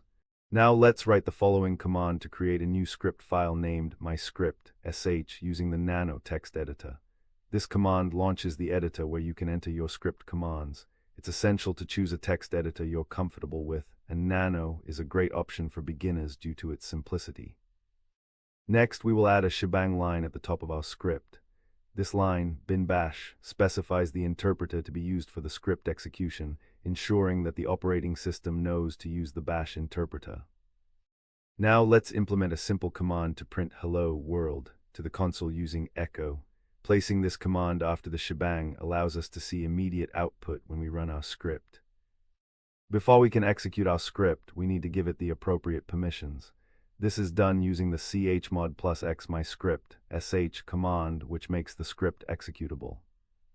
Finally, we can run our newly created script by typing /myscript.sh, which will trigger the execution of the commands within it, and you should see hello world printed to your terminal. This foundational structure sets the stage for more complex scripting tasks you can explore further. Now that we've discussed the basics of variable definition in Bash, let's implement an example to see how variables can dynamically enhance our scripts. In the first line, we define a variable named name and assign it the value John Doe. It's important to note that there should be no spaces around the equal sign when assigning a value to a variable. Next, we can incorporate the variable into a command by using the echo command. Here, we prefix the variable name with a $sign, indicating that we want to retrieve the value stored in name. When we run this command, the output will read, "My name is John Doe." This demonstrates how variables can be effectively used to hold and manipulate information within a script. By utilizing variables, we can easily change values without altering the commands relying on them, showcasing the flexibility of Bash scripting in managing data dynamically. A common practice in Bash scripting is to utilize command line arguments to make scripts more interactive and personalized. Now, let's see how we can modify our script to greet a user by name using an argument. First, we start the script with the shebang line bin bash, which indicates that the script should be executed in the bash shell.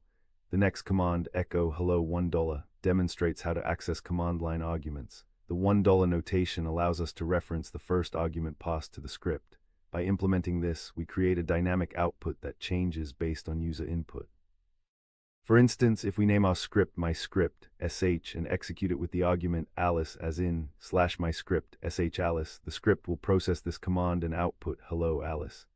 This illustrates how command line arguments can enhance user engagement by allowing for customized responses, making your scripts more versatile and user-friendly. If you need to handle additional inputs, simply continue using 2, 3, and beyond, underscoring the flexibility of your Bash scripts. Now let's see how we can implement a basic conditional statement in our script to create interactive user feedback based on input. The code begins with a prompt asking the user to enter their age, demonstrating how to accept dynamic input in a Bash script using the read command. After capturing the user's age in the variable age, we utilize an if statement to evaluate whether the inputted age is less than 18. The test command enclosed in brackets evaluates this condition. If the condition is true, meaning the user is under 18, the script outputs a message declaring them a minor. Conversely, if the user's age is 18 or older, the script will respond that they are an adult. This logical structure illustrates the power of conditional statements in Bash, enabling scripts to react intelligently based on user inputs. Furthermore, this implementation lays the foundation for more complex decision-making capabilities in your scripts, ensuring they can handle a range of scenarios effectively. Now let's see how we can implement a for loop in our Bash script. The for loop allows us to iterate over a sequence of numbers, executing a block of code for each value. In this example, we set up a loop that iterates from 1 to 5 using the syntax 1, 5. For each iteration, the current number is assigned to the variable I, and the echo command is executed to print number I to the terminal. As a result, when the script runs, it will consecutively display numbers 1 through 5, demonstrating the power of loops in automating repetitive tasks without the need for manual input. Next, we will write a while loop that continues to execute as long as a certain condition holds true. In this example, we initialize a counter variable called count with a value of 1. The loop's condition checks if count is less than or equal to 5, and as long as this condition is met, the loop body will execute. Inside the loop, we print the current value of count, then increment it using the count++ syntax. This loop will display the counts from 1 to 5 before terminating, showcasing another method for achieving repeated execution based on a condition. Now that we've covered the basics of user interactions and variable handling, let's implement a function to streamline our code. We can define a simple function named greet that takes a user's name as an argument. This will demonstrate how to encapsulate reusable logic within a function, enhancing our script's modular design. In the function definition, we use the keyword function followed by the function name greet. Inside this function, we utilize the echo command to print a greeting message that incorporates the first argument passed to the function, represented by 1. This allows us to greet different users without rewriting the greeting logic each time. After defining the function, we can easily invoke it by calling its name followed by the desired argument, such as Alice. When we run the function, it will output hello Alice, showcasing the function's capability to produce a personalized message. This approach not only improves readability, but also simplifies maintenance, as any modifications to the greeting logic only need to be done within the function itself, rather than scattered throughout the script. Now let's take a look at a practical example of error handling in Bash scripting, specifically for checking the existence of a file. In this code snippet, we use an if statement combined with a test command to determine whether a specific file, myfile.txt, exists on the system. The conditional test expression, fmyfile.txt, checks if the file exists and is a regular file. If the file is present, the script executes the commands within the then block, displaying the message "file exists." This confirmation is crucial, especially in scripts that rely on the availability of certain files for their operation. On the other hand, if the file does not exist, the script proceeds to the else block where it outputs "file not found." This is a straightforward yet effective way to manage potential errors and provide feedback to users.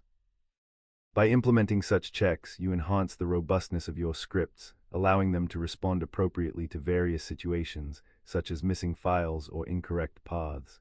This approach is fundamental in writing reliable Bash scripts. Now let's see how we can debug our scripts effectively using the Bash X option.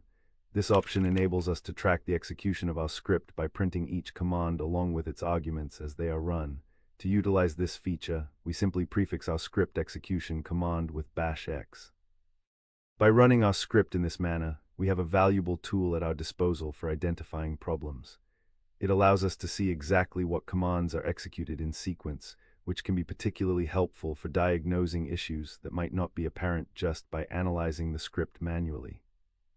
Whether it's a misconfiguration or a logical error, the output from the X option provides insights into how the interpreter processes our commands, thereby facilitating a clearer understanding of the script's flow. This practice vastly improves our debugging skills and enhances the overall reliability of our scripts, making it an essential technique during the development process. Now let's take a look at how we can work with arrays in Bash scripting. Arrays are a powerful feature that allows you to store multiple values under a single variable name. In our example, we declare an array called fruits and populate it with 3 different types of fruit: apple, banana, and cherry. This single declaration simplifies access to a list of related data. To retrieve a specific item from the array, we use indexing. Bash arrays are zero-indexed, meaning that the first element is accessed using index 0. In our case, if we want to access the second fruit, we refer to it with fruits1, which pulls out banana from our array. This method provides an efficient way to manage and utilize groups of data within your scripts, making it easier to perform operations like loops or conditional checks on multiple items collectively. With arrays, you can enhance your script's functionality and keep your code organized, especially as the complexity of your tasks increases. In conclusion, Bash scripting is an invaluable skill for anyone working in a Linux environment. It empowers you to automate tasks, manage your system efficiently, and create personalized workflows that save time and effort. Whether you are a beginner or someone looking to enhance your scripting skills, understanding the fundamental concepts of Bash scripting will be instrumental in your journey through the Linux ecosystem. By mastering the basics of variables, control structures, loops, functions, error handling, and debugging, you'll be well on your way to becoming proficient in Bash scripting. So get out there, start crafting your own scripts, and transform how you interact with your Linux system. Happy scripting. In this lesson, we're diving into the exciting world of interactive scripts in Bash. Interactive scripts can transform a simple script into a more engaging and user-friendly program by allowing users to input data during the execution of the script.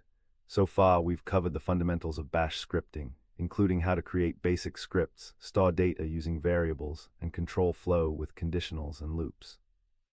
Now we will cover how to create interactive scripts that read user input, making your scripts more dynamic and useful. Now let's see how we can implement a simple interactive script to greet users. We start by creating a Bash script that prompts the user for their name using the echo command. The script then utilizes the read command to capture the user's input and store it in a variable called name. This way we can personalize the interaction. After obtaining the user's name, the script outputs a welcoming message, integrating the user's input into the sentence with name. This simple flow creates an engaging experience, demonstrating how scripts can interact dynamically with users, making them feel valued. Next, we will enhance this script by validating user input. It's essential to ensure the user provides their name, hence we can introduce an if statement combined with the Z flag that checks if the input is empty. If the user doesn't enter a name, an error message prompts them to correct it, reinforcing good user interaction principles. This addition makes the script more robust and user-friendly, preventing potential confusion and ensuring users follow through with necessary input. By incorporating these features, we are building a more effective and enjoyable interactive experience in our Bash scripting journey. Now let's enhance our script by adding input validation to ensure a better user experience. We will implement an if statement to check if the user has provided their name. This way, the script can handle cases where the input is empty. Next, we will check the variable name using the z-test, which evaluates whether it is zero length, indicating that the user did not enter any value. If this condition is true, an error message will prompt the user to enter their name again, guiding them gracefully through the process. Otherwise, if the name is provided, we will greet the user with a personalized message, making the interaction more engaging. By incorporating this simple yet effective validation, we can prevent confusion and ensure that users have clarified their inputs, as this enhances the overall functionality of our interactive script. This adjustment not only improves usability, but also demonstrates a crucial programming concept: handling user errors and providing feedback in a user-friendly manner. Now let's implement a simple menu-driven interactive script that enhances user engagement. We start by welcoming the users and presenting them with three options: greeting, a joke, or exiting the script. The red choice command captures the user's selection into the variable choice. Depending on their input, the script employs a case statement to execute different blocks of code based on the option they picked. If the user chooses option 1, they are prompted to enter their name, which we capture with read name, and then we greet them personally, thereby reinforcing the interactive experience. Selecting option 2 delivers a joke to lighten the mood. The third option cleanly exits the script, ensuring that users can leave at their discretion. Additionally, we handle any invalid options with a default case, prompting users to enter one of the valid options. This structure not only makes the interaction enjoyable, but also provides a clear and accessible way for users to navigate through the script's functionalities. By utilizing this menu system, we create a user-friendly interface that encourages further interaction and exploration of the script's capabilities. Now let's implement a continuous menu loop that enhances user interaction. We achieve this by wrapping our existing menu logic inside a while-true loop. This allows the script to repeatedly prompt the user for their choice until they decide to exit. The user is presented with three options: greeting, telling a joke, or exiting the script. When the user makes a selection, their input is read into the choice variable. The case statement evaluates the user's choice and executes the corresponding action. If the user selects option 1, they are prompted for their name and a personalized greeting is provided. Alternatively, option 2 delivers a joke. If option 3 is selected, the script thanks the user and exits cleanly via the exit 0 command. This consistent looping structure aids in creating a user-friendly experience, encouraging exploration of the script's features. Additionally, for any invalid selection, the script prompts an error message, guiding the user back to valid options. This approach not only keeps the interaction flowing, but also enhances the overall usability of the script. Now let's implement the following enhanced interactive bash script, which introduces functions to separate the logic for greeting the user and telling a joke. In this structure, we've defined two functions: greet user and tell joke. The greet user function prompts users for their names and then delivers a personalized greeting, making the interaction feel more engaging. Similarly, the tell joke function provides a light-hearted moment by sharing a joke, thus adding a fun element to the user experience. The main part of this script utilizes a while-true loop, continuously presenting the user with options until they decide to exit. Users can choose to be greeted, hear a joke, or exit the program. Each choice correlates to a case in the case statement, which directs the flow of execution appropriately. For instance, selecting option 1 calls the greet user function, while option 2 invokes the tell joke function. This modular approach not only enhances readability, but also simplifies future modifications, allowing for easier updates and additional features as we expand our interactive script. Next, we will implement a function for validating the user's name input, ensuring it consists only of alphabetical characters. The validate name function utilizes a regular expression to check if the input matches the pattern, which requires at least one letter and no numbers. If the input fails this validation, an error message is displayed, prompting the user to try again. This form of validation is crucial for maintaining the integrity of user inputs, enhancing the overall reliability of the script. In the greetUser function, we loop until a valid name is entered, reinforcing the interactive nature of our script. This ensures that users are not only prompted for their names, but must adhere to specific formatting rules before they are greeted, thus improving their user experience. The main loop of the script presents a simple menu with three choices, allowing users to either be greeted, hear a joke, or exit the program. Depending on the user's selection, one of the relevant functions will be called. This structure keeps the code organized and enhances the script's overall functionality, making it more dynamic and user-friendly.